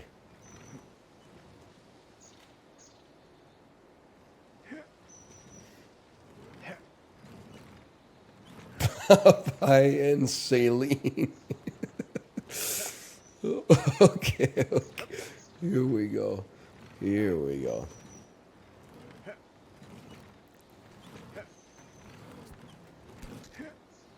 Never mind.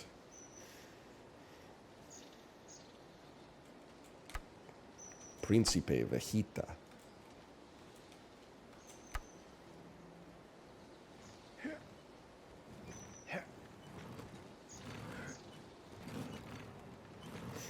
That ain't working. That's the way you do it. So true. Look at that. This guy ain't dumb. Maybe get a blister on your little finger. Maybe get a blister on your thumb.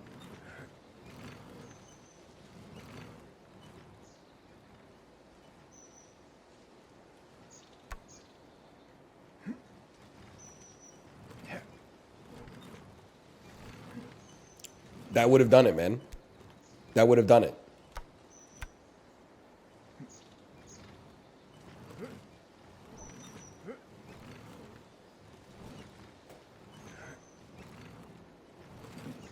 Yep, okay.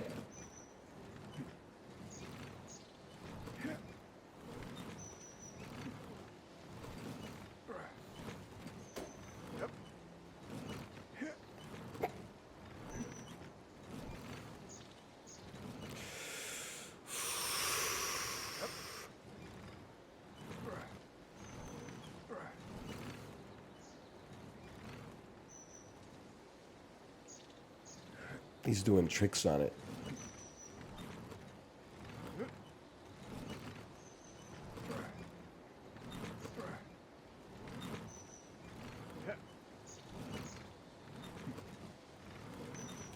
Oh, that felt like the closest I've ever gotten. What if you went too wide again?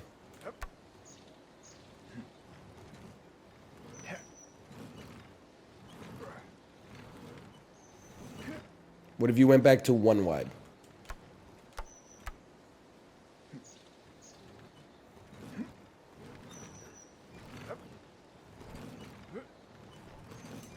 Oh, me when I get a makeout session in 9th grade? Okay, quit bragging.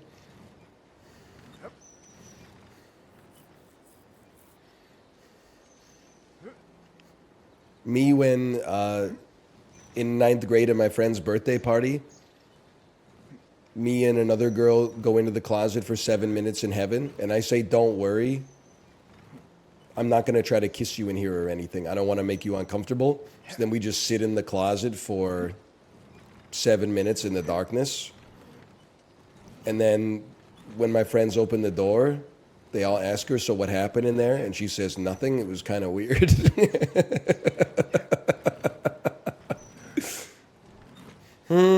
The perils of being a gentleman in the contemporary era. If only I was a knight in a medieval court, maybe I'd get some respect.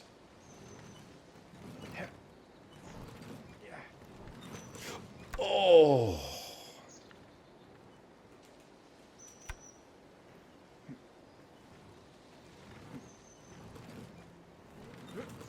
Oh.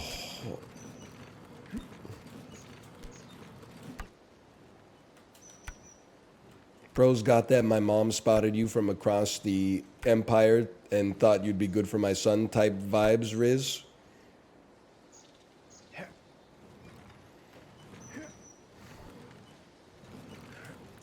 This ain't the strat? Bro, this is the closest I've gotten, man.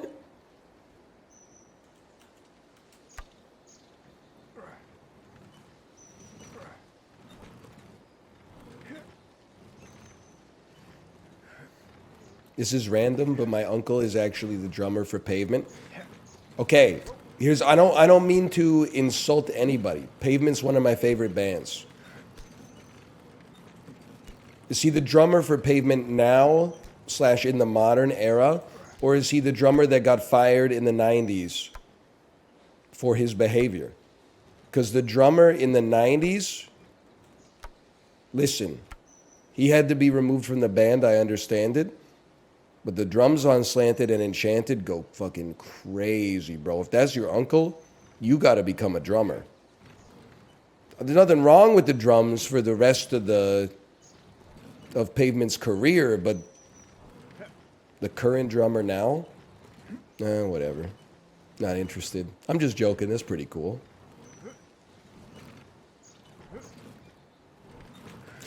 Oh, he touched it. He touched the cloth.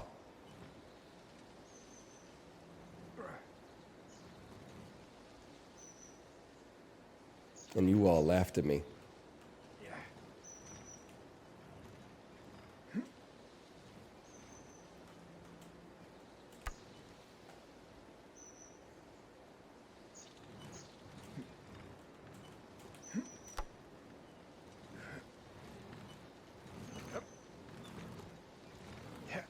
Does your uncle have any thoughts on... Pavement was part of the discourse last week when their rider from their 1999 concert leaked. And depending on who you asked, it was either the epitome of opulence and how could they ever ask for this, or alternatively, if you've ever worked in the business apparently, it was one of the most tame riders you'll ever see. This is, I worry sometimes, I know it's a recurring theme.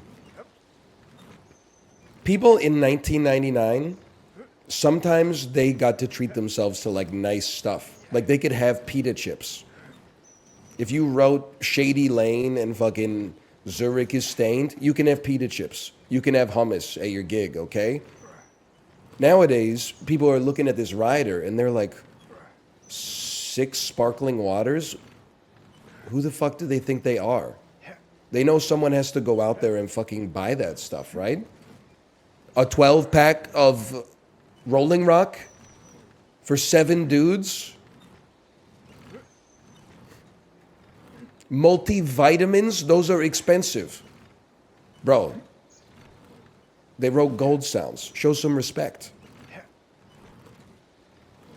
Okay, here we go.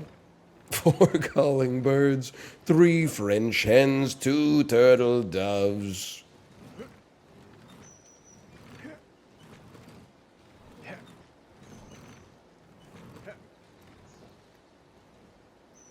We go again.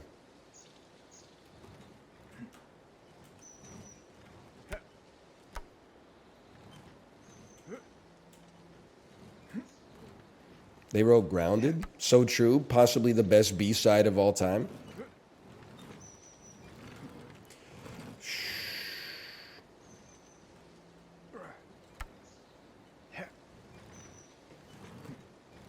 Oh, sorry, Mr. Malcolmus, we got everything from your rider. There was just one thing we couldn't get.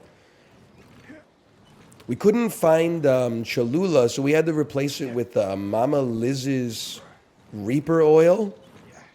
Is that fine?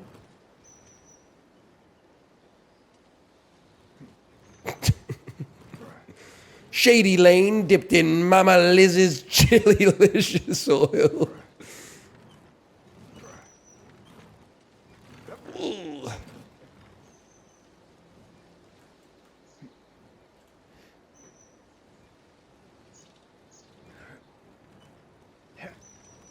May this bit never die. Can you hang on the rim instead of a spoke? Who do you think I am, Michael Jordan, brother?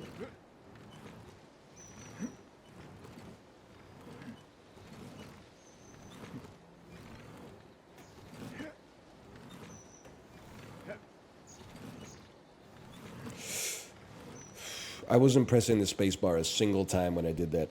I was like 10 minutes purely wasted.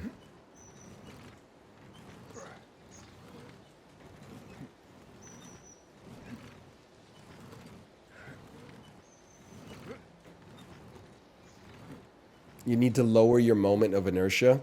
Okay, speak to me like I'm a fucking medieval peasant. Not an academic who is on your intellectual standing. Not a peer. Speak to me like a child. One wide. Now we're talking.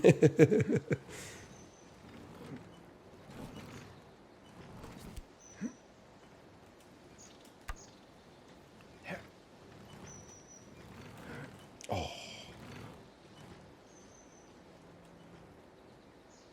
Krug make bunga. They would beat you to death with a rock for sure. You started saying that shit.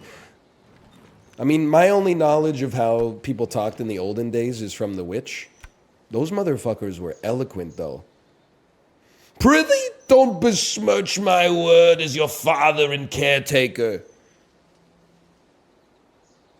Father, was it not you who took from mother's cup and absconded?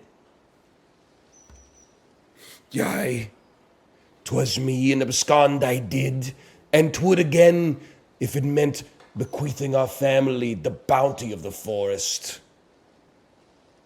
Nowadays, it's like, what do you want for dinner?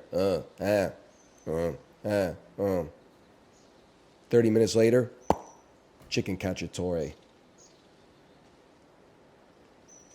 Where did we go wrong? Oh!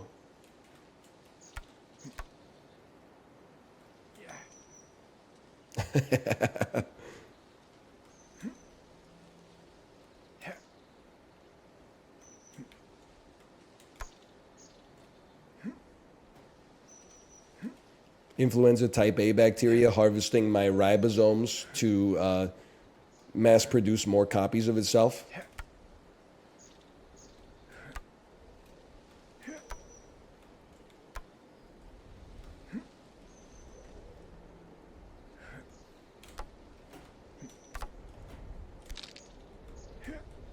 The power line. Oh, man.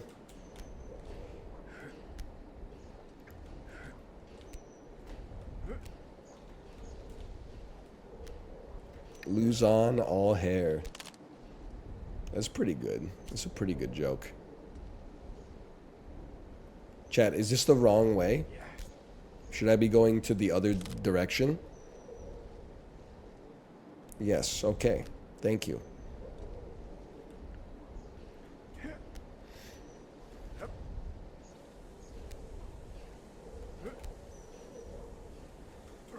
Remember in old movies when people would get electrocuted and they turn into a skeleton? Yep, old movies such as Home Alone 2 from 1992 when I was 4 years old.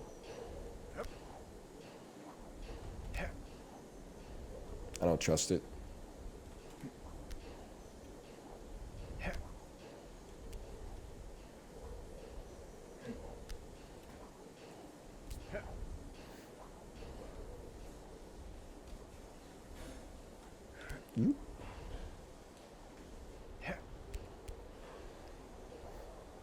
That's 30 years ago? Yeah, but the thing is, like, you only get to be shocked by something being 30 years old, like, a few times. Otherwise, you might as well just fucking die. If you're gonna be like, I can't, oh, Cuba, today's the 30th anniversary of fucking some shit that happened 30 years ago. No! 7 days later, oh fuck, another movie came out on this weekend 30 years ago. Holy shit, man, really? No way. Maybe one day the content Ouroboros will come all the way around. It's been 30 years since the 30th anniversary of Back to the Future. Oh, I'm celebrating the 30th anniversary of me reading the post about when it was the 30th anniversary of Back to the fucking Future 2, bro.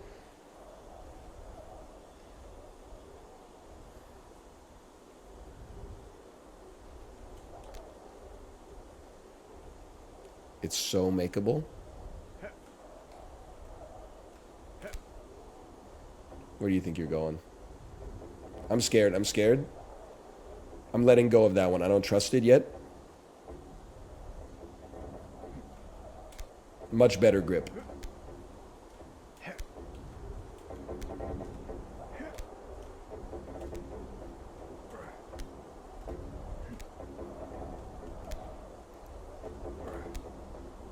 Okay.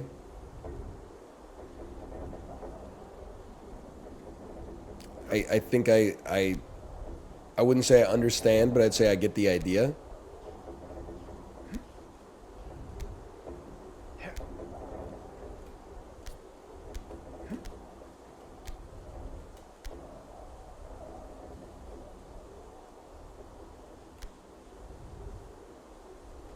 Get low, bro.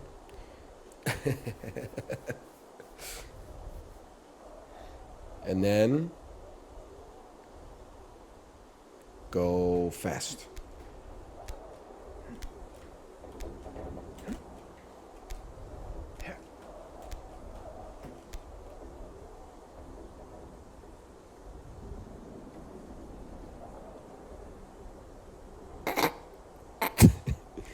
I don't think I could do it faster than that, man.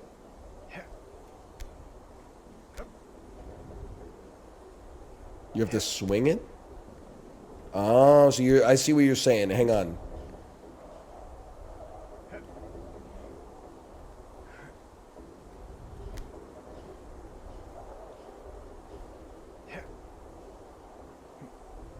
Yeah, you're saying do some tricks on it.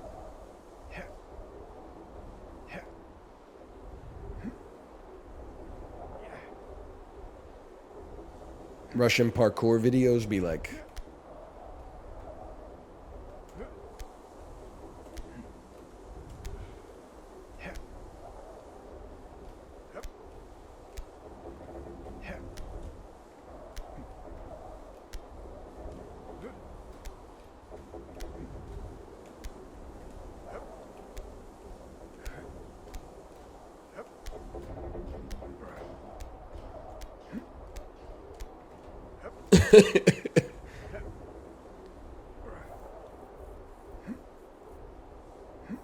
I'm not sure about this one, guys.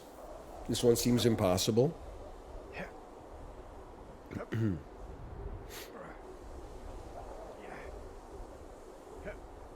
Seesaw from the middle?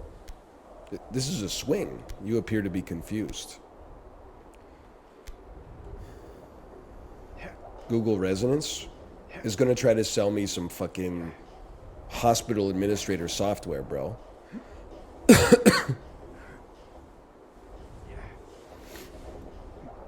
Google is compromised. Real American patriots use Truth Social search bot. Hang on. I'm going to go to the bathroom. Oh, but I can't. Oh, it's scary to go to the bathroom. Oh, there you go. Okay. I will be back in 2 minutes. See you in just 120 seconds.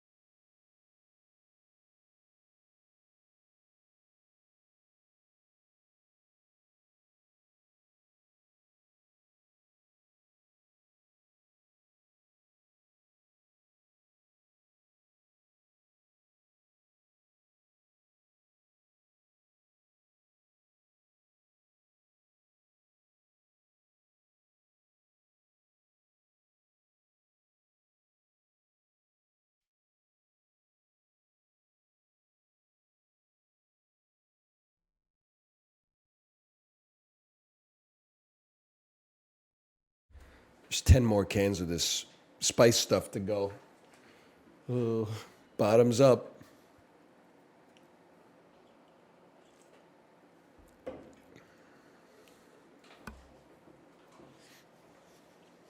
It's actually kind of good now.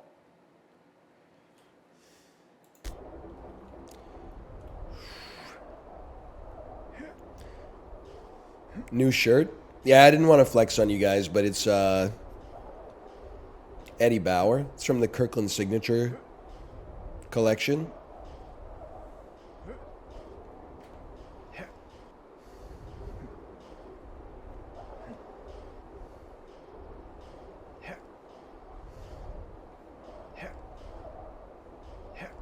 Eddie Bauer made the first down jacket? Why do you know this? CEO of Coats. There's no shot Eddie Bauer made the first down jacket. It's gonna be some motherfucker living in like Greenland or something like that. There's no way, bro.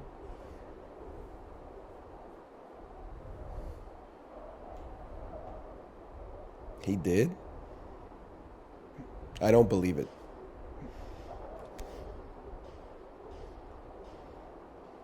I want to go back in time and slap the shit out of whoever was the first person to embroider symbols on jean pockets. I didn't say kill them. I don't know why everyone's assuming you would go back in time and kill whoever did that. No, I would simply slap them a couple of times and say, hey, don't do it. They don't need a little on the. They don't need a flower on the pocket. You don't waste your time. Mostly, I don't concern myself with fashion that much, by the way. People can wear whatever they want to wear. I will say, and we're probably like a little past this now, but you still see it time to time. When people started wearing jeans with pre-cut holes on the knees, that was one thing. I was like, okay, I get it. It's a style. It's kind of trendy, I suppose. But then people started going fucking crazy, bro. They started wearing jeans where like the entire like front of the jean is gone. It's just like you just get the back of the pant and then like a short's worth of fabric and then the rest is fucking exploded and stuff, and you're like, what are we doing here? It's a good look. That's fine.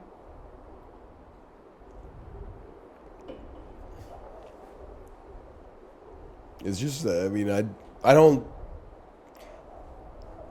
it's not for me. I would feel silly personally. But if it looks good now, that's fine. I don't like the idea that people are like, in 10 years, you're going to look back on those photos and you're going to feel so silly. Yeah, but if you're fucking hot now, who cares, bro?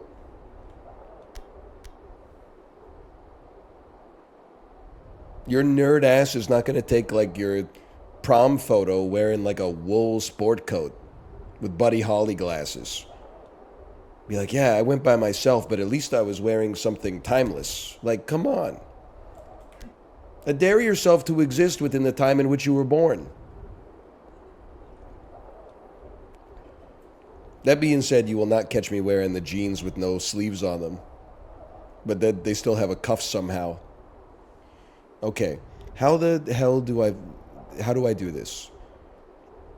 You see the Chinese worker who pissed in the Tsingtao vat? Yes, I did.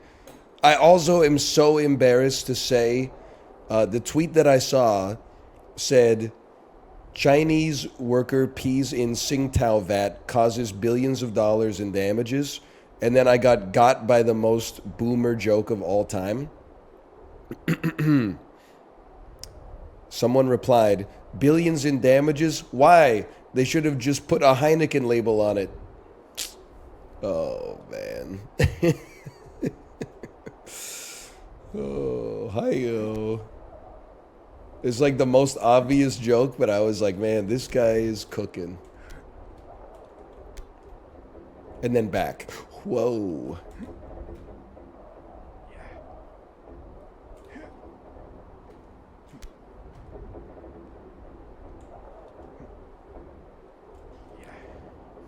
Just stay in the middle.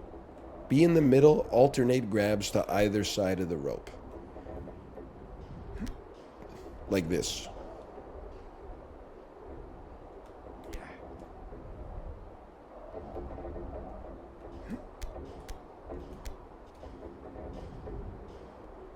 I'm out of fucking sync, bro.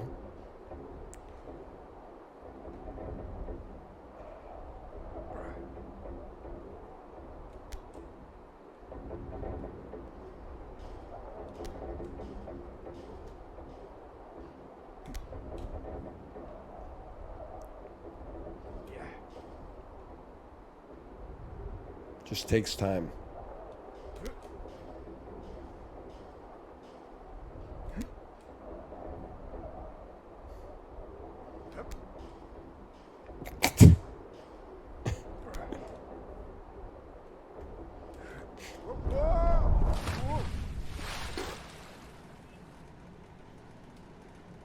We go again. No point in getting mad. UPS is hiring.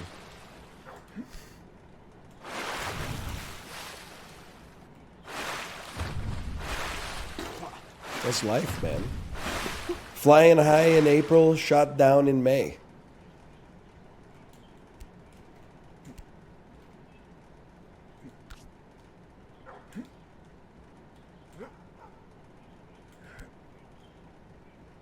When is it worth it to get mad? Well, I would say if, like, your age is caught up to you on the racetrack and, like, all your friends are being outcompeted in the Piston Cup by a new breed of racers highlighted by Jackson Storm, the cocky brat who keeps winning races that you used to dominate. And then you say, I'm not going to let this happen anymore, but it turns out your goat is washed and Lightning McQueen ends up in fucking traction trying to keep up. Then all of a sudden he meets a trainer in Sterling's garage called Cruz Ramirez, who says, you know, you can use your anger to actually motivate you throughout a race. But then it turns out that Cruz Ramirez is actually like a gifted racer in her own right. So Lightning McQueen, you know, even though he has to win the race or retire forever, he gives his livery to Cruz Ramirez. And she says, but this is your last chance. And he says, yes, which makes it my last chance to give you your first chance. You know what I'm talking about? Cars 3. On the Disney cruise, they play all sorts of bedtime stories. I've seen the Cars one a lot. You don't belong on this track. Cruz gritted her teeth. Yes, I do.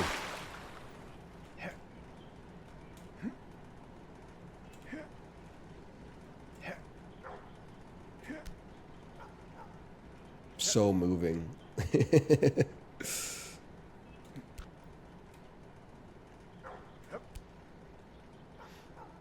Have you seen Planes? You might be the only person with a memory of it.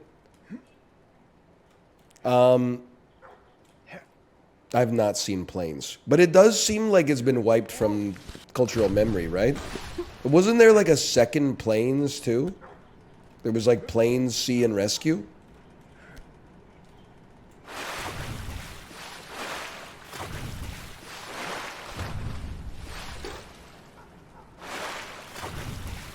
Hello, Sinvicta. Hello.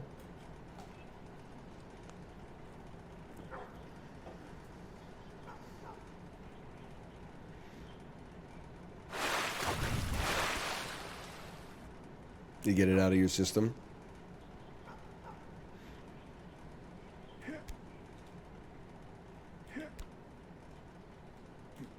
Not quite yet.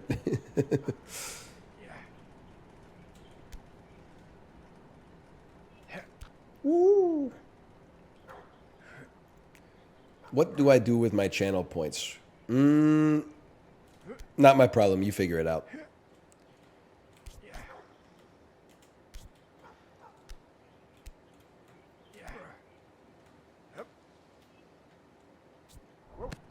I had it too.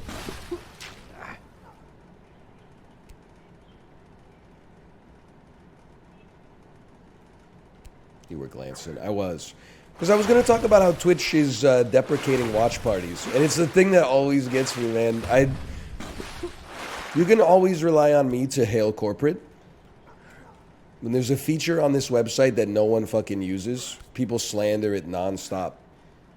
Then they're like, we're going to deprecate this feature. And people are like, what? Bro, I was intending on using that. Come on, man.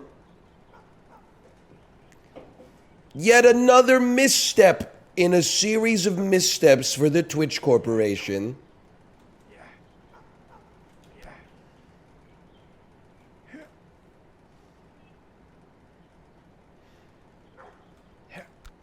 Will Neff might be the only one. The fact that they're all naming the same one, I'm not saying it should be deprecated. I think they should just make it not cost money to work. And then keep it around forever. That would make everybody happy. I'm just saying, people get fucking attached to the stuff that they never use. It strikes me as disingenuous. I was a real watcher, bro. I did the watch parties. You haven't lived until you've done a sponsored watch party where I say, hey, I know this is a Canadian promotion, but most of my audience is American. Is that okay? They said, yeah, no problem. We don't mind. All of a sudden, start the fucking watch party. It turns out the shit is not licensed in the United States of America. 6,300 people in chat just looking at a black screen. My ass trying to live react to 3 episodes of British young adult spy fiction. Whoa, what just happened? Counterpoint, it was really funny. I mean, the show seemed good too.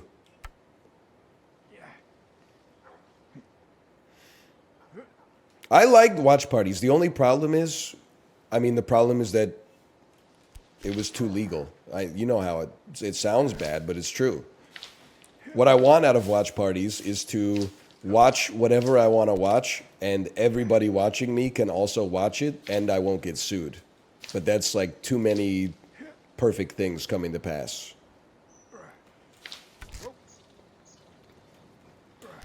Instead, there's like, oh no, like, yeah, it's kind of crazy. Canadians can watch Poor Things on Amazon Prime Video, but in Americans, it's only available on Hee Haw. And in England, it's on Olive TV. And in Poland, it's on BritBox for some reason. And you're like, oh.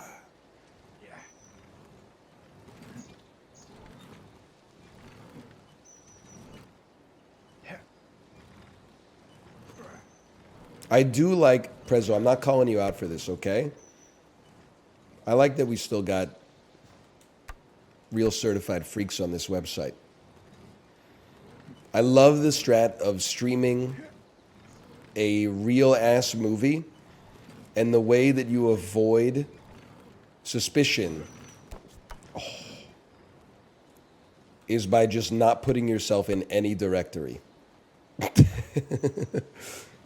As if, like, there's someone at Twitch and their job is like, hey, I sit in the streaming illegal movies directory all day, and as soon as a streamer slips up, I give him a 24-hour ban.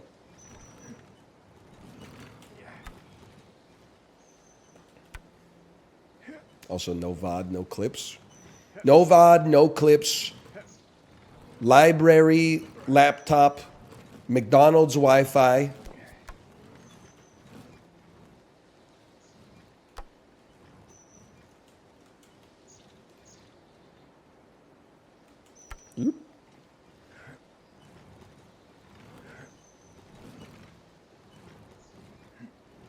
Anyway.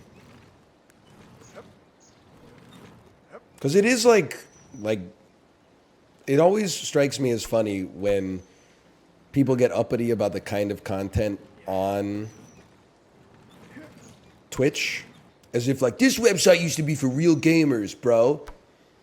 This website used to be where you could talk about like whatever you fucking wanted as long as Diablo was in the background. It's not about talking about whatever you fucking want with like a YouTube video's in the background. That should be like a different website, man. That should be like a different website called like Tube or something like that. Twitch is supposed to be for the gamers. It's worse content. This would be better if we were... I didn't bake society, for the record. I'm not saying this is how society should be. But like, wouldn't we all be having more fun if we were sitting here watching a funny-ass video and eating popcorn? Instead, we gotta trick ourselves. Oh, I really hope NL fucking wins a difficult game about climbing while talking about, you know, why Sensodyne Green is the greatest toothpaste of all time or something.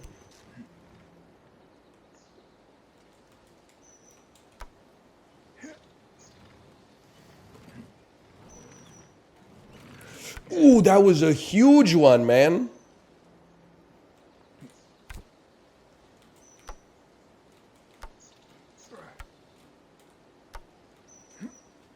Do you like React content? I literally don't watch anything except I see, I would say approximately on Twitter, I see 8 TikToks a day, and every single one of them is the funniest thing I've ever seen in my life.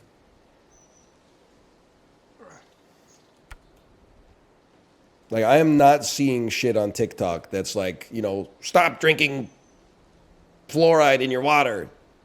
Stop putting iodine in your salt. If there was supposed to be iodine in your salt, there's salt in your iodine, there would have been iodine in your salt placed there from the Almighty. Like, everything that I get is just surreal.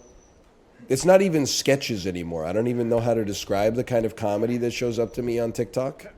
On TikTok via Twitter.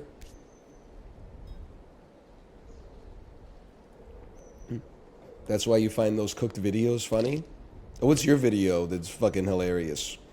Nancy Pelosi on the floor of the New York Stock Exchange. Be like, I think I will sell my Boeing shares today. Fuck you, man. Hey. Wouldn't this premise be funny? Whoa, what if? What if? Hold on here. Give me a second. Mama Nancy's Boeing shares? I did see a more traditional comedy bit that got me, though. You see the British guy arguing with himself in the pub? Says, who you calling son? I use geese bruv pronouns now. He said, oh, sorry, mate. I didn't mean it. I didn't mean anything by it. It's okay. Just don't let it happen again or I'll fucking whack you. So anyways, you want a drink or what? Nah, mate. I'm trying to cut back. Plus, I don't even think they have any gluten-free beers or anything. It's a piece of piss, isn't it? What kind of a reputable establishment like this wouldn't have gluten-free options for the conservative drinker? Nah, mate, it's not a big deal. Forget what else. It was good, though. I thought it was pretty good.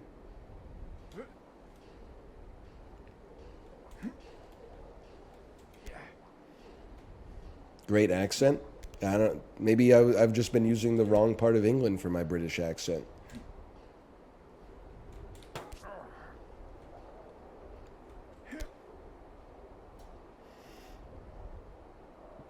Where else are you gonna get mute? YouTube cross Elsa. Oh man.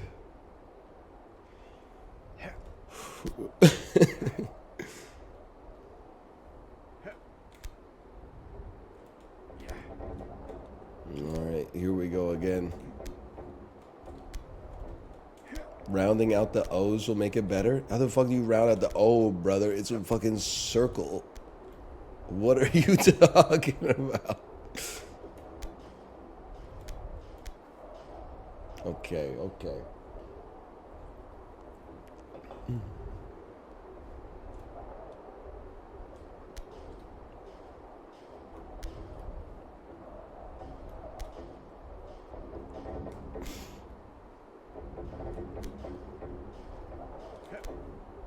I can't fucking do it, man. I can't fucking do it. You ever show Kate the 2X bully videos?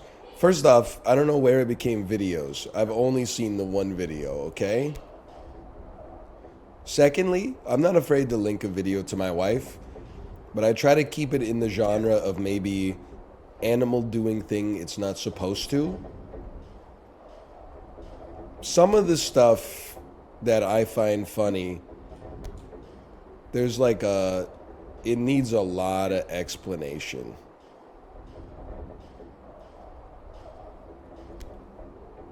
Like, and then sometimes that explanation is like lost to me.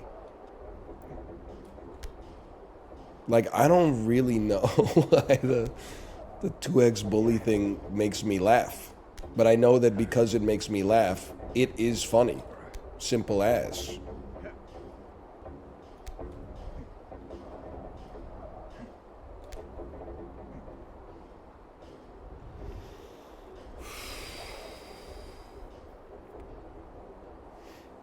You don't swing, just move left and right. Okay.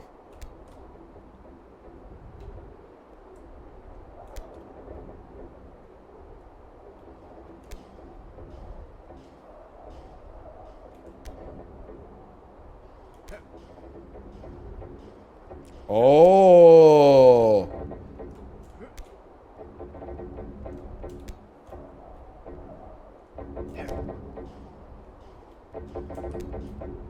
Now you're talking.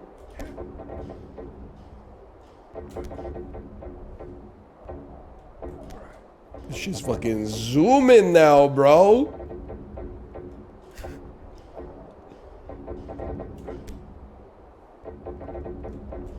Now let me think about this. Go.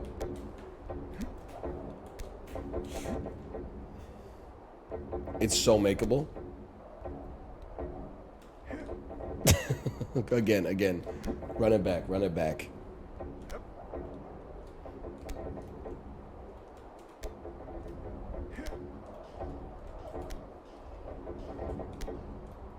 You switch at the top. Okay.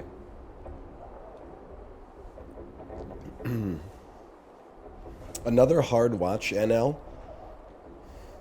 I'm starting to see why so many of you consume your leisure time with cartoons made for children.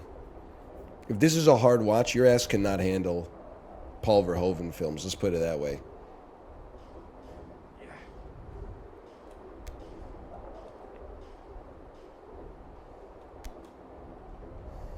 Come on, that's not fair. Type of motherfucker to Google, does anything bad happen in Hereditary?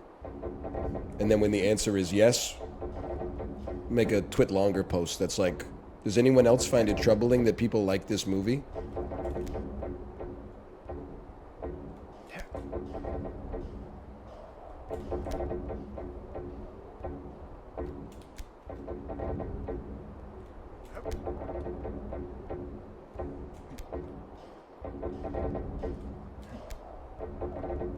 Go. No!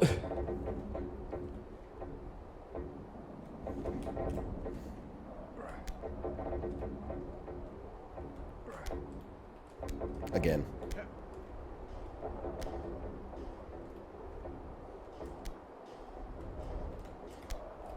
We go again.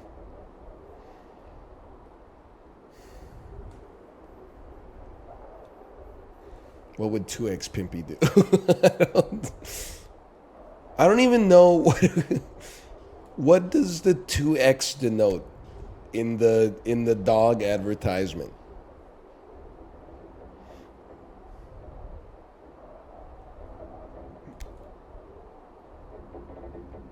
That denotes its level of inbreeding. Well, okay, what specifically does 2x mean then?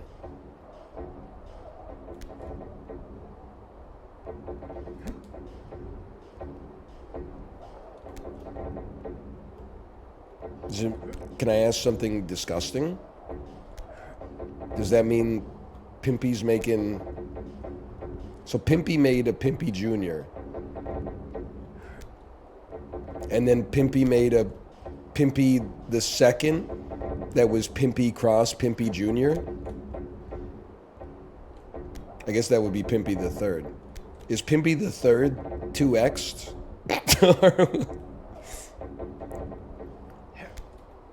Yes, regrettably you've got it. Oh no. That's... Shouldn't that be cheaper?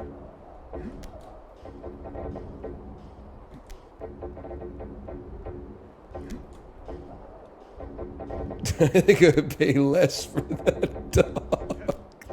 No disrespect.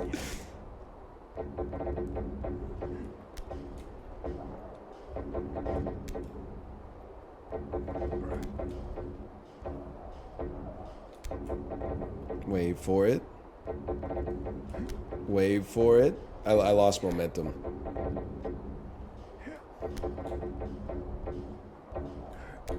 Get it going again. Again. Now go. Believe. Wait, one more. I should have gone one further, but we go again. Wasn't even close. Oh, man. We go again.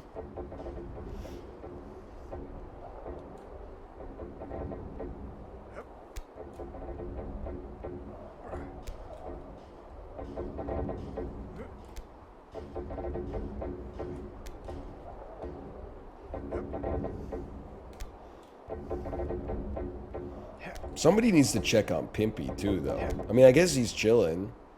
Like, anyone ever ask him how he's doing? He's like, bro, my kids look fucking just like me, dude.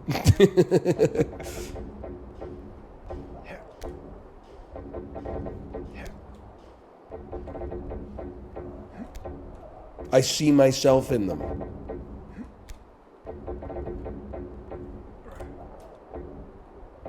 Great grab.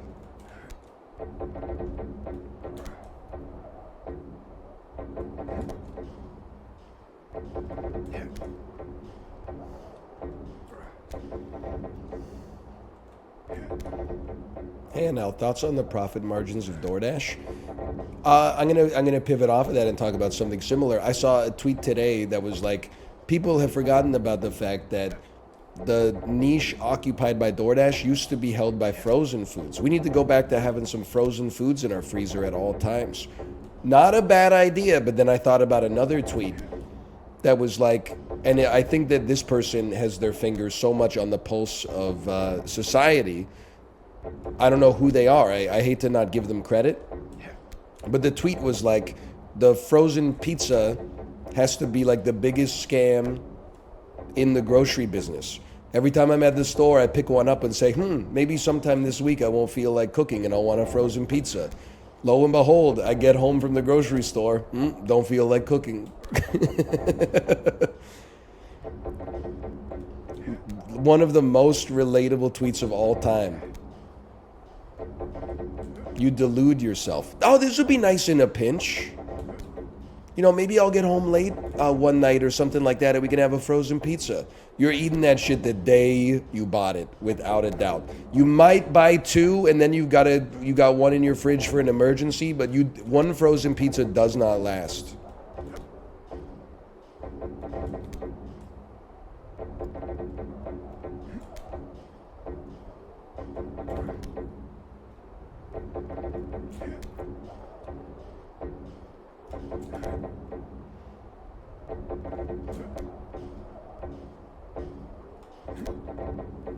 Come on.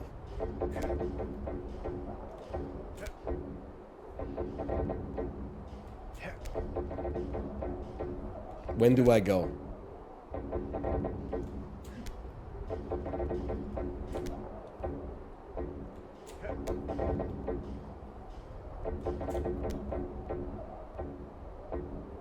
Go on the upswing.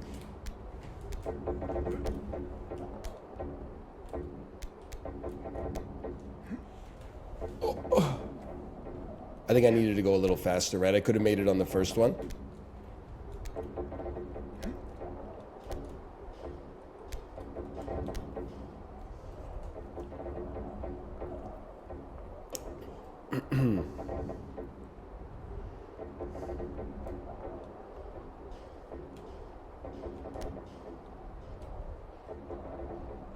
Okay.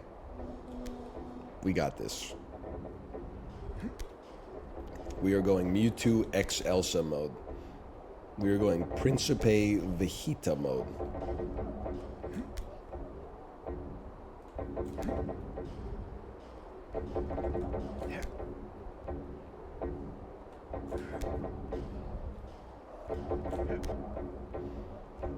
I'm really not like a dog person at all. Did you see that TikTok of the owner trying to get her dog inside, but instead it just jumps into the swimming pool 8 times?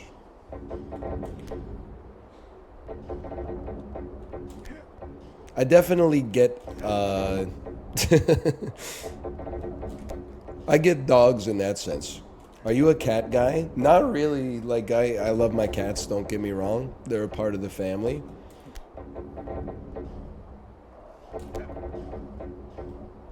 I'm kind of just like I think I'm a no pet guy. It's taken me a long time to come to that realization.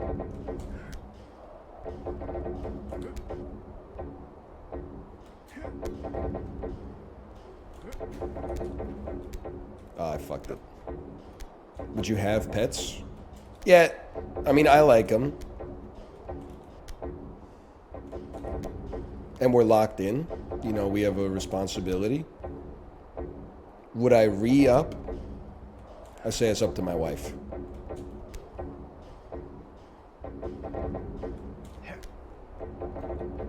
Tomo 2X. Honestly, I feel like Tomo might already be like 2X or something like that. Tomo has some nobility in him somewhere. And we love him for it. Ruka is 1X for sure. You can tell Ruka has like some serious genetic diversity because he's strong. And like he seems well adapted, like he doesn't get sick with like mysterious illnesses very often and stuff like that.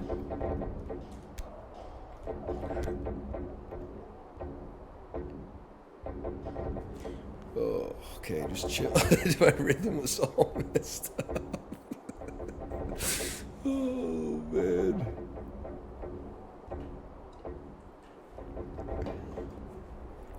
I actually, everything else in the game, I've been like, yeah, it's challenging but kind of fun. I fucking hate this part. You go when it's at the top.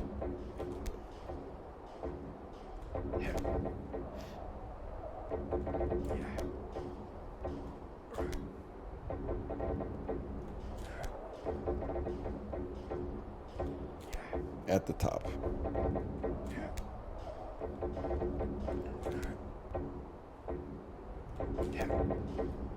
Were you good at physics in school?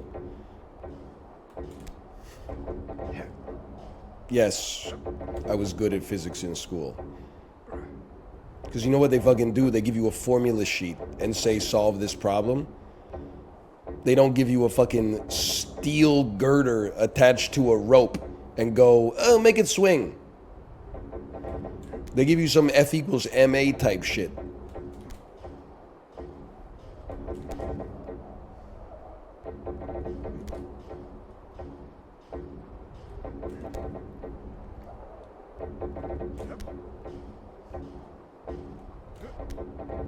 I can tell you hate to dance by your gameplay. You don't want to know what I can tell by you as a result of your viewership. Unlike you, I'm going to show some social savvy and some manners, and I'm going to keep my mouth shut and keep my thoughts to myself, knowing that in a way that may actually bother you more. Because anything could be going on up there. I mean, if I said something, that's one thing. You could fight back against it. But the cacophony of malevolence that could be cooking up in the cerebellum right now.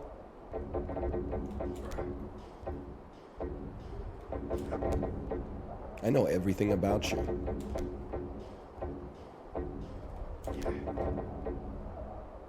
Nice glasses. Your mom pick them out for you?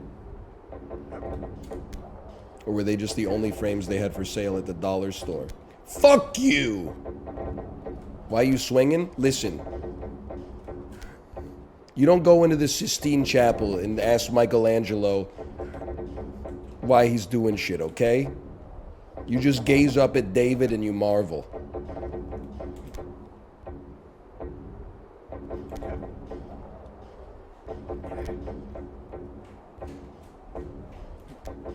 Oh, hello. Yo! Inside, outside, here's the... Oh, thank you. It's parked outside, It's a clean car. so you gotta go outside. It's parked outside. Yeah, for pickup, right? Not right now? Not right now. Okay. But for pickup. If we're already on. Yeah. I'm just making sure it's not like... It's fine. We're talking in riddles. Okay, send it back. Send it back. Could Kate do this for you? Yeah, I know how it is. Sometimes it's tempting to say, hey, Mom, steak's a little tough tonight. Any chance you could cut it for me? It's always that temptation to stay in a state of relative maladroitness and as a result just rely on others around you to do your work for you. We're gonna, for at least a while here, we're gonna take the adult approach. We're gonna try to learn how to do it ourselves. And for some people it might take a little bit longer. For some people it might take a little bit shorter. The point is not that it's done, the point is the doing.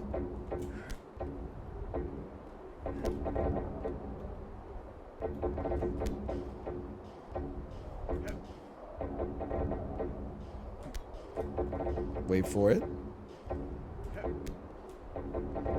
Wait for it.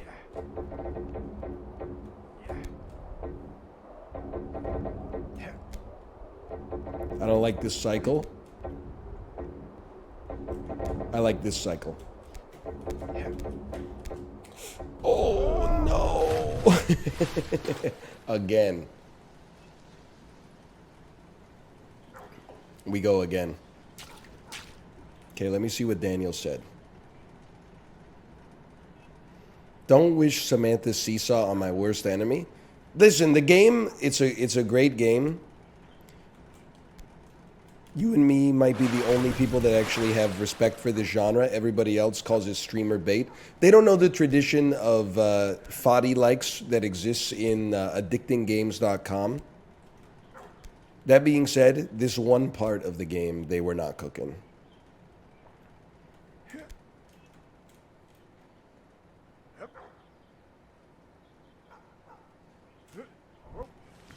I knew society was cooked, by the way.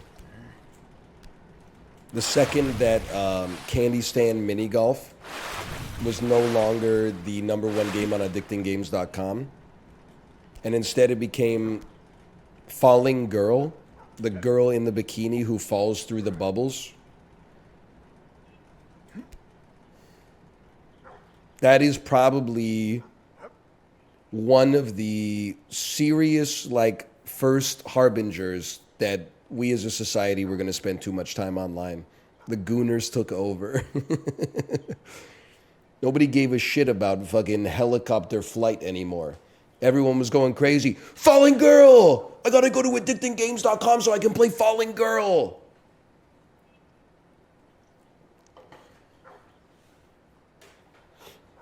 This site used to be about gaming. It used to be about playing golf on a Lifesavers themed mini golf course where the hole was the peppermint one. Now it's all chicks in bikinis stealing my playership, falling on bubbles, their fucking legs are getting twisted up all around, their bones are all breaking and stuff. I mean, there's kids that use this website, bro.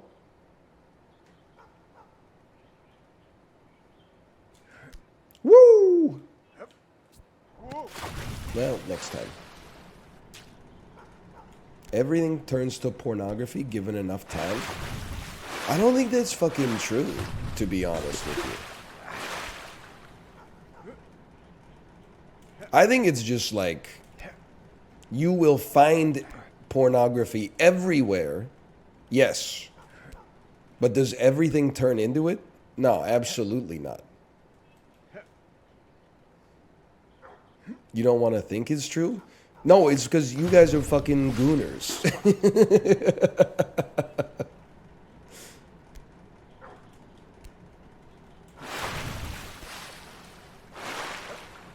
When you're a hammer, everything looks like a nail, buddy.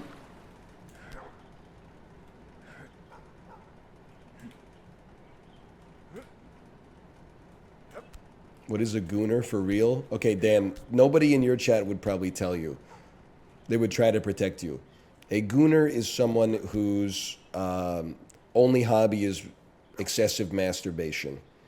And not just like trying to achieve climax as many times as they can throughout a day, but like trying to extend the length of the session as much as they can, but it's, and you're gonna say that's edging, but it's not really edging. It's kind of like, edging is like, I'm gonna JO, but I'm not gonna come.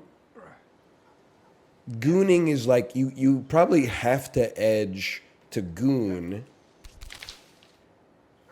It is a confusing kind of, I guess it's a spectrum.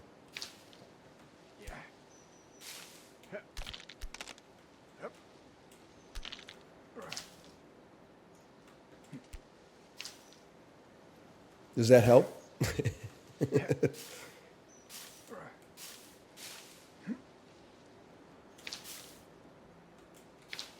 He left.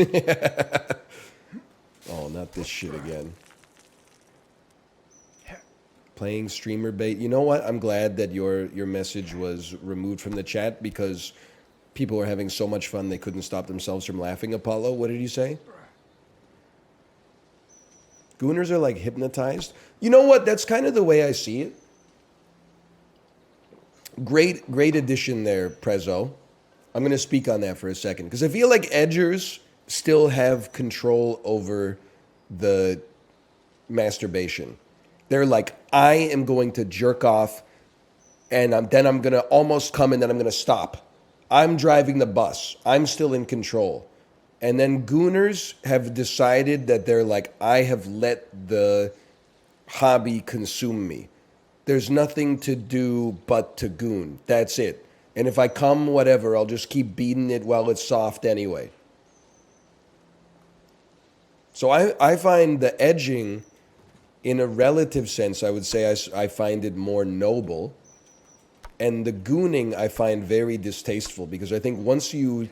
I understand the temptation to surrender yourself to, an ethos like that. That's probably the same reason people get sucked into cults.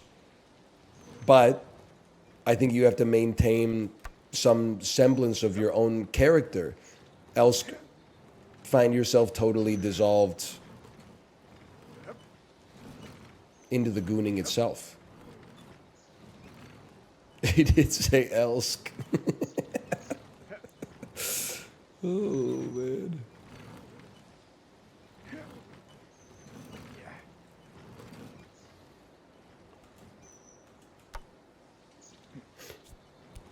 Twitter is in kind of a crazy place, though. You'll see a tweet that's like Harrison Ford turns 90. If you scroll like 8 tweets down, there'll just be a OnlyFans model that's like, he fucked me in the butt yesterday, and it's a video of her getting fucked in the butt. Like, they're not even, like, click this link anymore. I don't even mean this, I swear to you, it's not an anti-sex work thing. Is it really that hard out there to get attention for getting fucked that you don't even put up, like, a paywall or nothing anymore? Like, to compete, you just gotta blast that shit out like junk mail? That's depressing, bro. That shit is making me sad. I thought there was like an art to it. It's like, you know, little revealing outfit, check out more here. The free set might have like a nip slip or something like that. If you want more, you gotta put your credit card number in. Nowadays, there's, I mean, like, at least part of the chat GPT porn bots on Twitter are like, here's me getting fucked. Please send me some Bitcoin. Like, the economics of that shit are fucking depressing, bro. That's old school tech.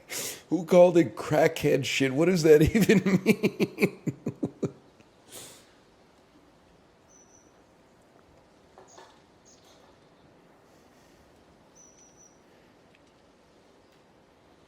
Oh, man. That's crackhead shit. Oh.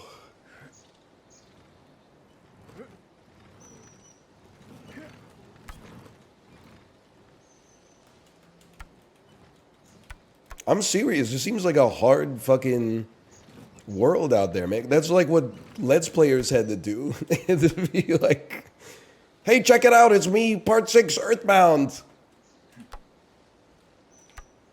And like, as someone who, you know, was making Let's Plays, that shit was valueless, man. There was zero barrier to entry. I would have thought of your, like, you know, shoving your shit in the camera, you'd be able to command a higher price, but I guess there's just so much out there. DL Guiga, back me up. It's economics, right?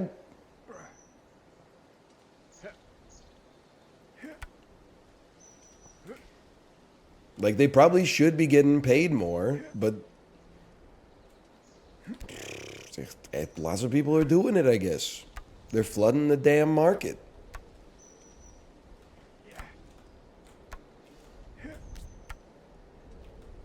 There should be like some Grapes of Wrath shit.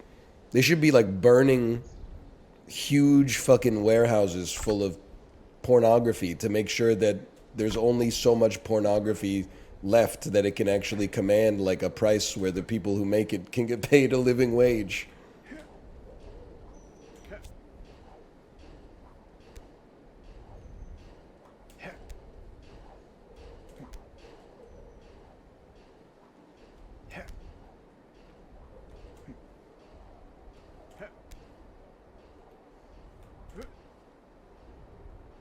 This guy has never tried to buy niche porn before.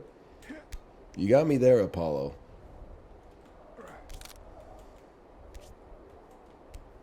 You got me there. You know what is the real generational divide between like a 35-year-old millennial and a 31-year-old millennial? 35-year-old millennial is still like, I'm trying to think of the, I don't think I can land the joke.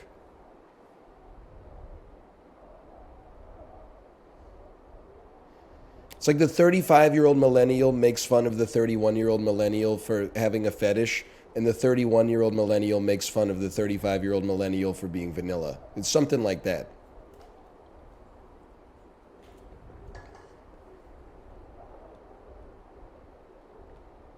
There's something in there. There's a more elegant way to phrase it, though.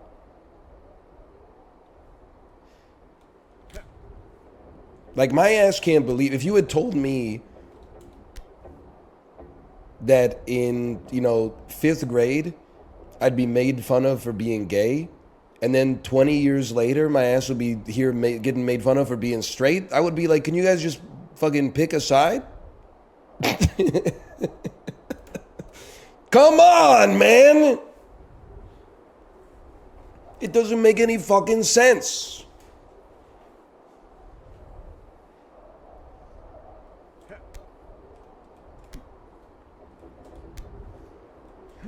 Did you guys see the subreddit r/cuckold psychology?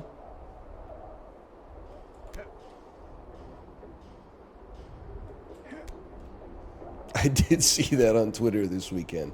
Of course I didn't see it. You should take a look.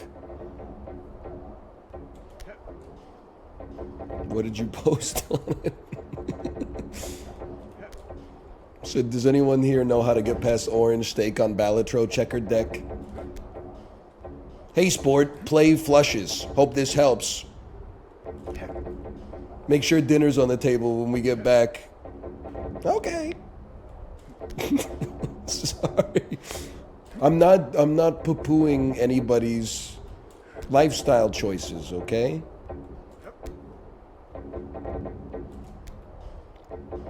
I just don't feel confident in this.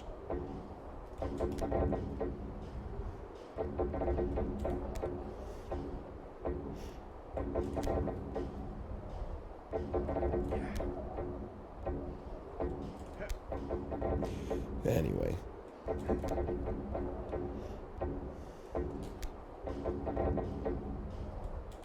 Come on, man. It's enough? Not enough. Go back.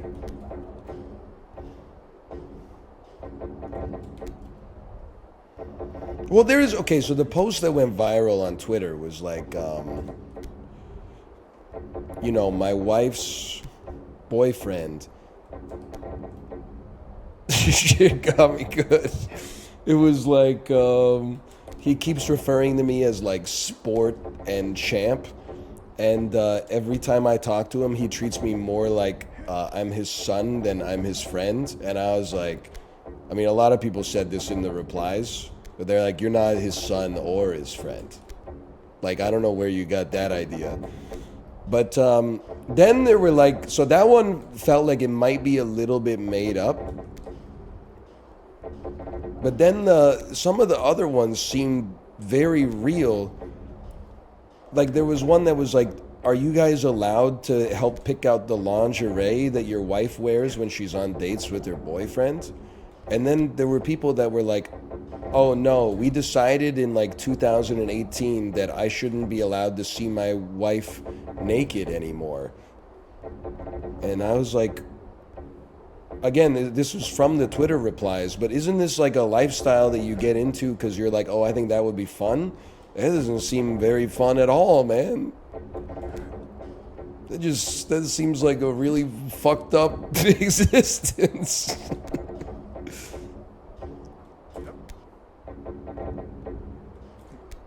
I mean, maybe it's fun for him, but like... I'm sorry, this conversation plus the girder is making me laugh. Well, I can't focus on the words and the motion at the same time, man. Just work with me for a second here. Wait.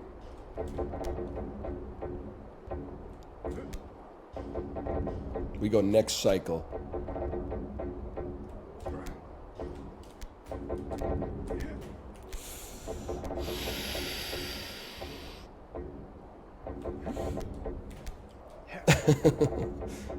Close.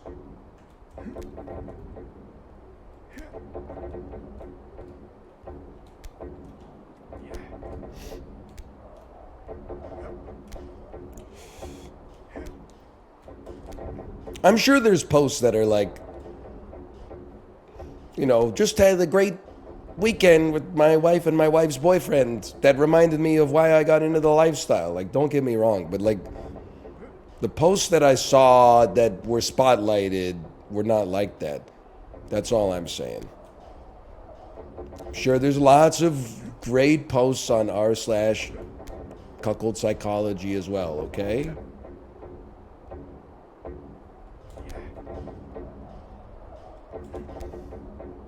Lord knows I can't start a war with another subreddit, man.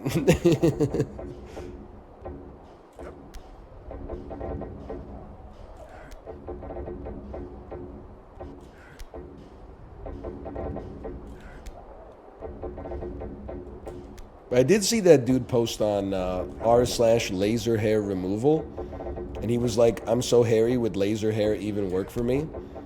And then it started an argument so bad that they had to lock and remove the thread.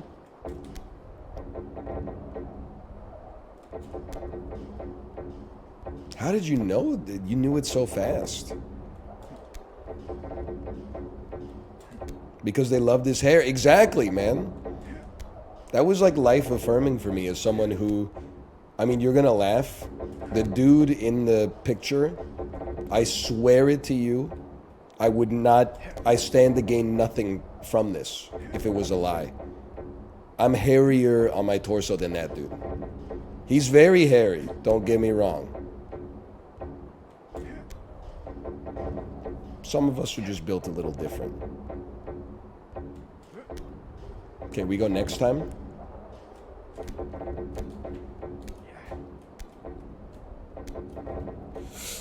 Oh my God.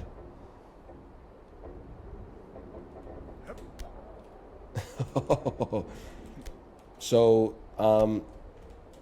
whichever one of you motherfuckers told me you have to go on the upswing, you're permabanned. Waste of my fucking life.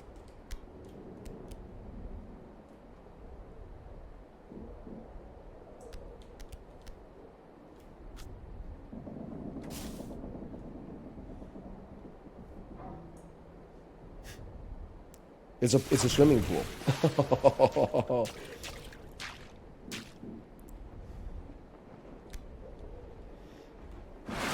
Water!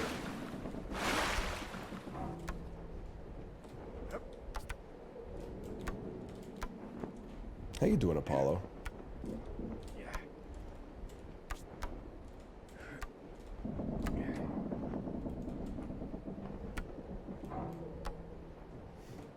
He left. All right. That's fine. No sweat. No offense taken. He did not leave. I'm fucked up, man.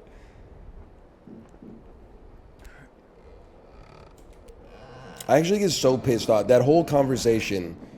Sure, it's a mature conversation, okay? I can't believe the noises, man. We were talking about grown-up stuff. People say things like, why are you talking about this? Why?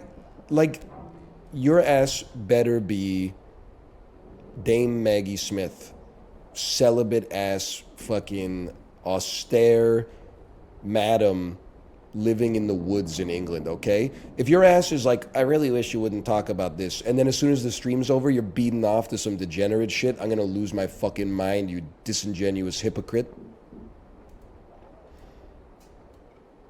Why is he talking about prophylactics?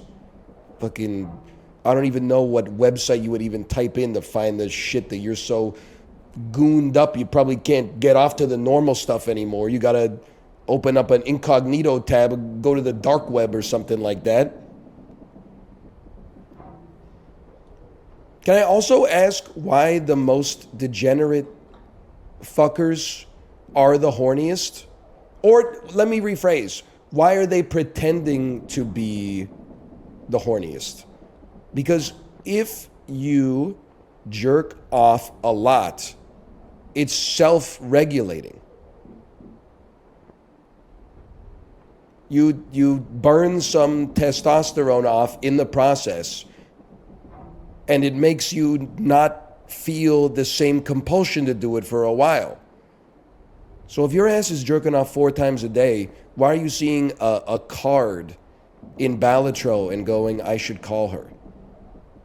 That shit is mental illness. Either that, or Alternatively, you should be jerking off more. Because my first thought is that, like, if you're, like, the degeneracy pipeline almost works the other way. If you haven't achieved release in like 2 weeks, then like a breeze is gonna make you horny. That's not normal. You gotta knock it out. Go live your life.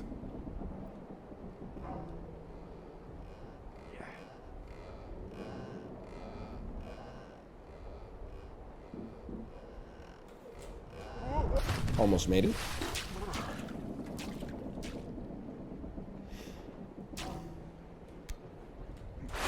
Hang on, let's see what he said here.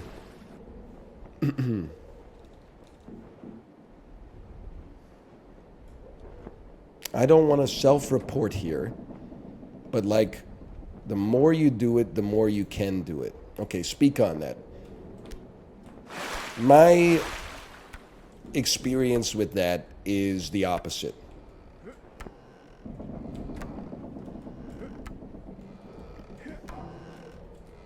I would say if it's been a while, I'm like I would go without food for it. I would go without water for it. I need it. And then if it has happened, you know, in the last little bit, I'm like, it would be nice if it happened again. But we could also just go get some lunch. And then if it's happened like 2 times semi-recently, and it's like a 3rd time, I'd be like, I'd rather just read my book, honestly. It's just too much. Yeah, you gotta diversify your hobbies a little bit.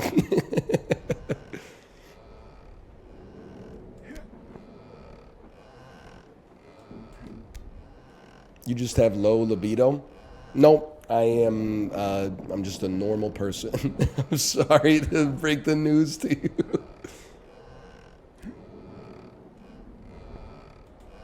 I am just a normal guy.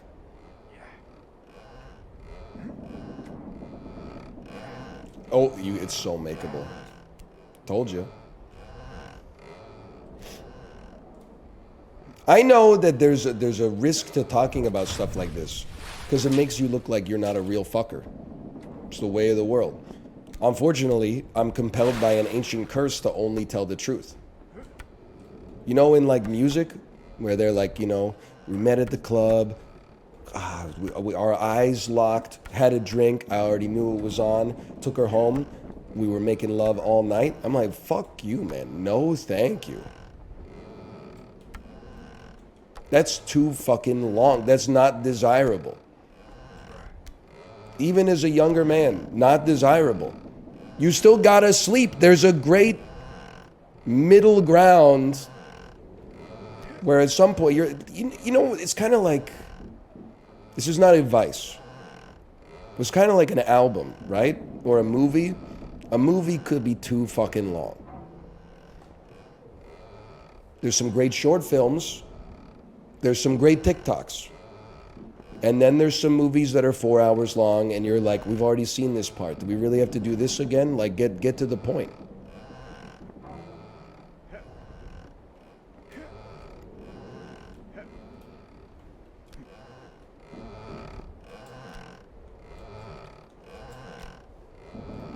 This is all wrong. Don't flatter yourself. You couldn't handle it anyway.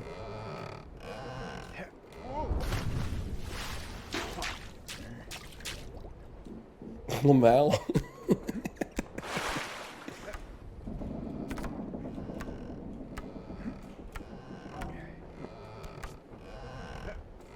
Hold.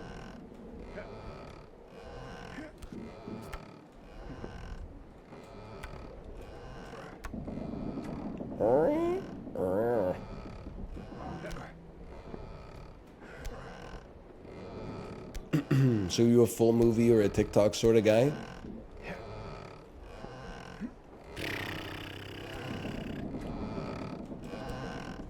Episode of a CISO original. How long were those? 45 seconds?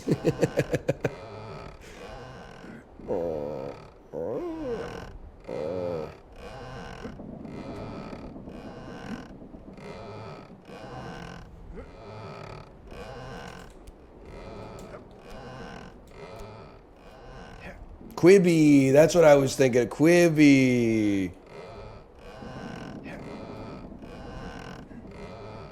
I already know. And listen, I'm not trying to besmirch anybody.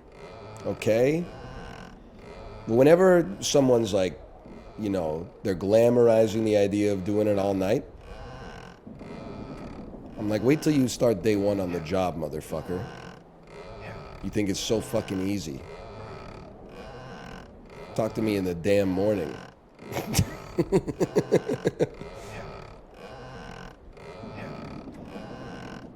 Yeah, it looks easy, right? You see Aaron Donald strap on his helmet, pass rush Geno Smith. Geno Smith says, "Oh my God!" Yeets the ball out of there. You don't see him in the damn ice bath after the game. You don't see him at the physiotherapist. You don't see him with the masseuse. You don't see the work that goes into that. Oh no.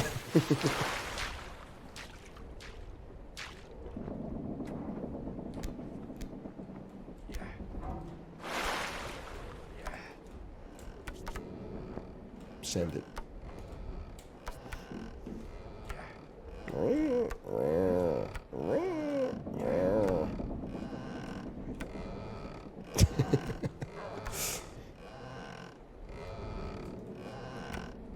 The beat kind of goes crazy though. It's got a little ugly man type vibe to it.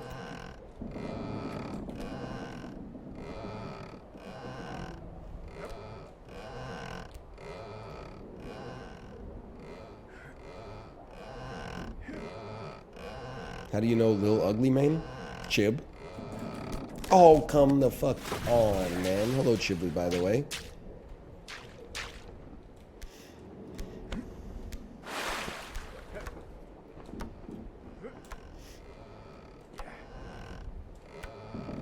I can't believe we've been doing this shit 12 years. People still surprised when I listen to good music. Them, some motherfucker inevitably is like, you don't like good music. And I'm like, what's your favorite band? And they're like, the unassailably greatest band of all time, Greta Van Fleet. And I'm like, you got me. You got me. Oh my God, that was huge, man.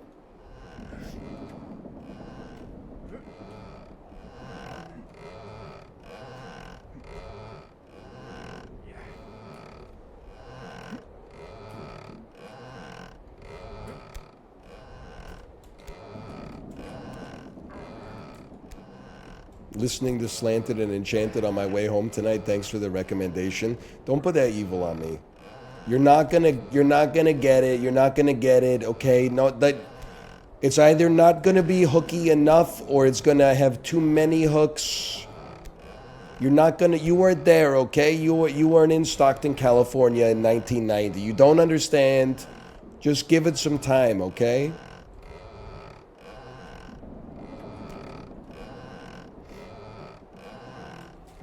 I believed.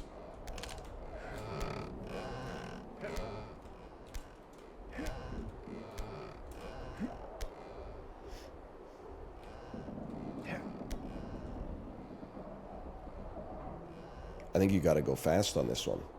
Wait. I got an idea. Start with the other hand.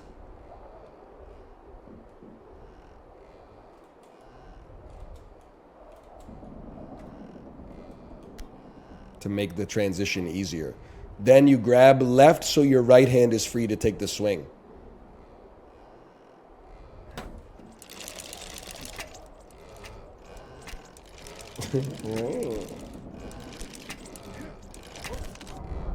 Well, that'll probably do it for today.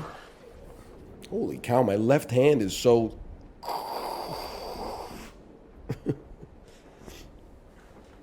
me blow my nose real quick.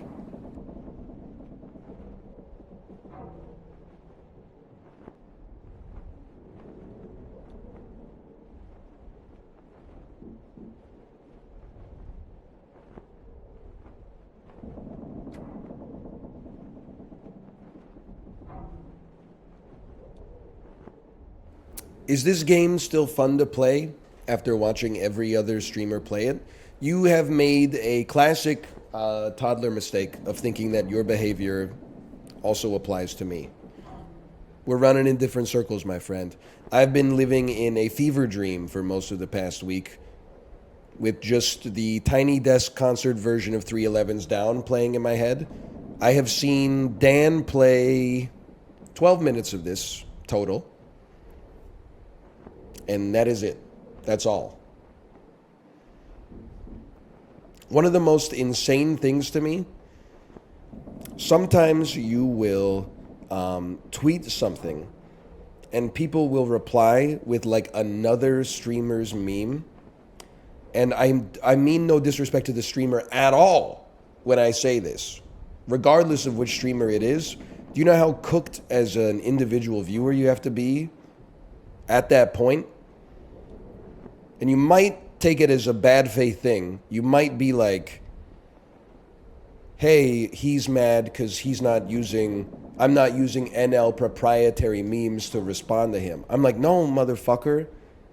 You just need to diversify your fucking hobbies, bro. You're making a joke about the shit that you watch to me, but I don't watch the shit that you watch. So how am I supposed to know what the fuck you're talking about? Who are you making the joke for? 8 views, 0 likes. Just click the heart button, bro. You're not ready to be in the arena yet.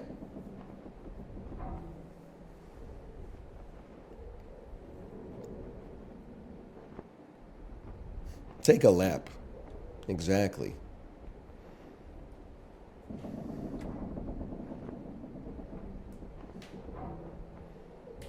Also, I'm getting cooked on TikTok. 2 reasons. People said, oh, I just figured it out. I figured out who this guy sounds like. He sounds like Small Ant.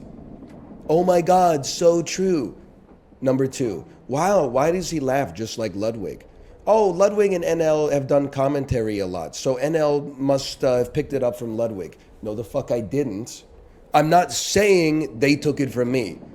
I'm just saying my ass was here first, okay? So don't go, just because they got 372.E times 10 to the power of 37 subscribers. This is all original, baby. Laughing at my own jokes, catch me in the 3rd grade.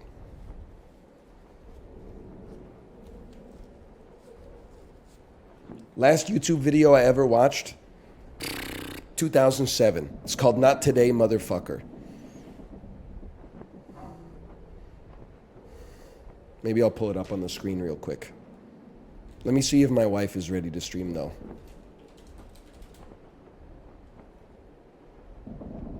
Climbing.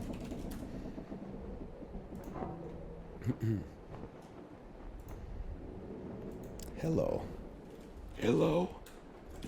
Are you ready to stream?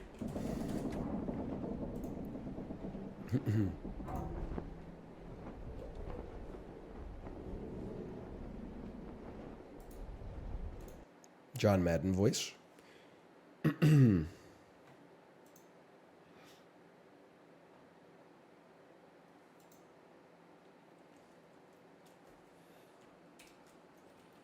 Not today, motherfucker.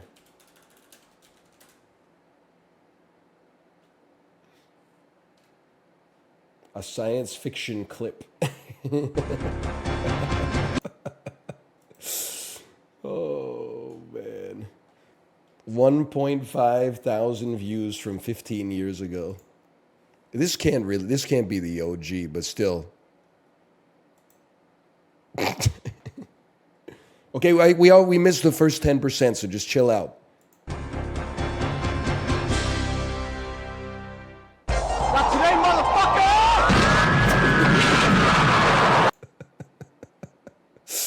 Oh, man. That was the best camera that was available to purchase in 2006 that shot video. It's the shit they shot the fucking Titanic on, bro.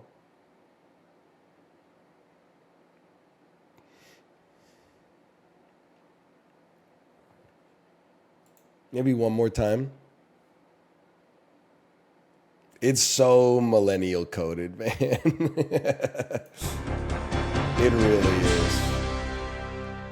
Not today, motherfucker!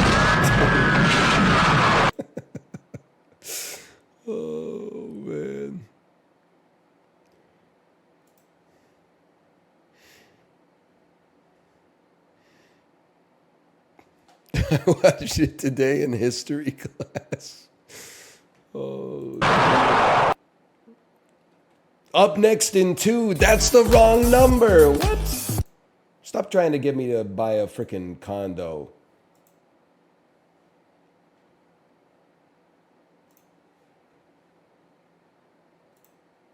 Is a number. Psych! That's the wrong number! Man, what's next, man? What's next? What's next? I survived 7 days in an abandoned city. I show speed in Peppa Pig. If I laugh, the video ends. Number 29. I show speed, funniest talking Ben moments. Acid versus lava, testing liquids that melt everything. G-Wagon durability test number 1.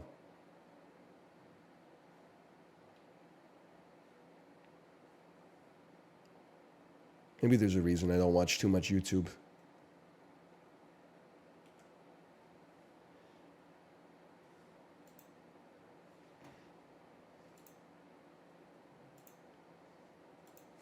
Say business.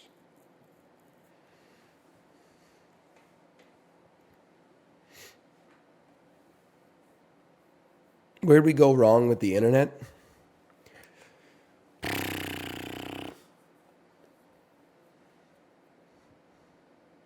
I genuinely, it's social media, in my opinion, and also this is insane government overreach, but you should have to be over the age of 28 to post on Twitter. That's the big one.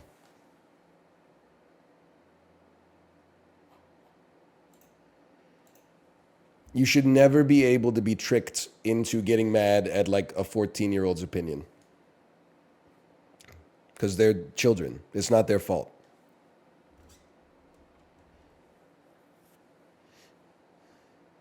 Zoomers made you? That's true. By the way, can I make fun of Zoomers for like the first genuine thing? I'm just poking fun. Welcome to the fucking arena, guys. We did it when we were millennials too. We're now getting articles about Gen Z ruining stuff. Get ready, it doesn't stop. Whenever somebody writes an article that's like, Gen Z is ruining thing, the number one reply is always like, literally the youngest Gen Zs are in the 10th grade right now. The only thing they're ruining is their appetite, eating their Dunkaroos right before lunchtime. Everyone's like, so true, so fucking true. They don't know what they're talking about, so fucking true. And then if anyone ever writes an article that's like, Gen Z use iPad too much, my study, people are like, we're literally 26-year-old chartered accountants. If you need some help printing from PDF, go ahead and ask. Otherwise, bye-bye. And people are like, so fucking true. I miss that. I miss when my generation was like age 14 to age 28. And whenever you got criticized for anything, you could be like, actually, we're kids. And whenever you got criticized for being a kid, you'd be like, actually, like, I have gray chest hair. Nowadays, millennials are fucking like, they're all 30 to fucking 48. What are we going to be? Actually, some of us have a slip disc in our spine. Like, now we're just getting cooked. We're all old. And fucking apparently 80% of us still fucking love Harry Potter, which I did not know. So enjoy it while it lasts, Gen Z. That's all I'm saying.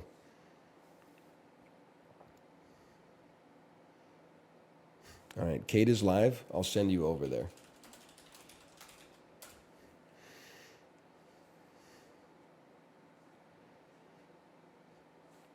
I'll see you tomorrow. Later.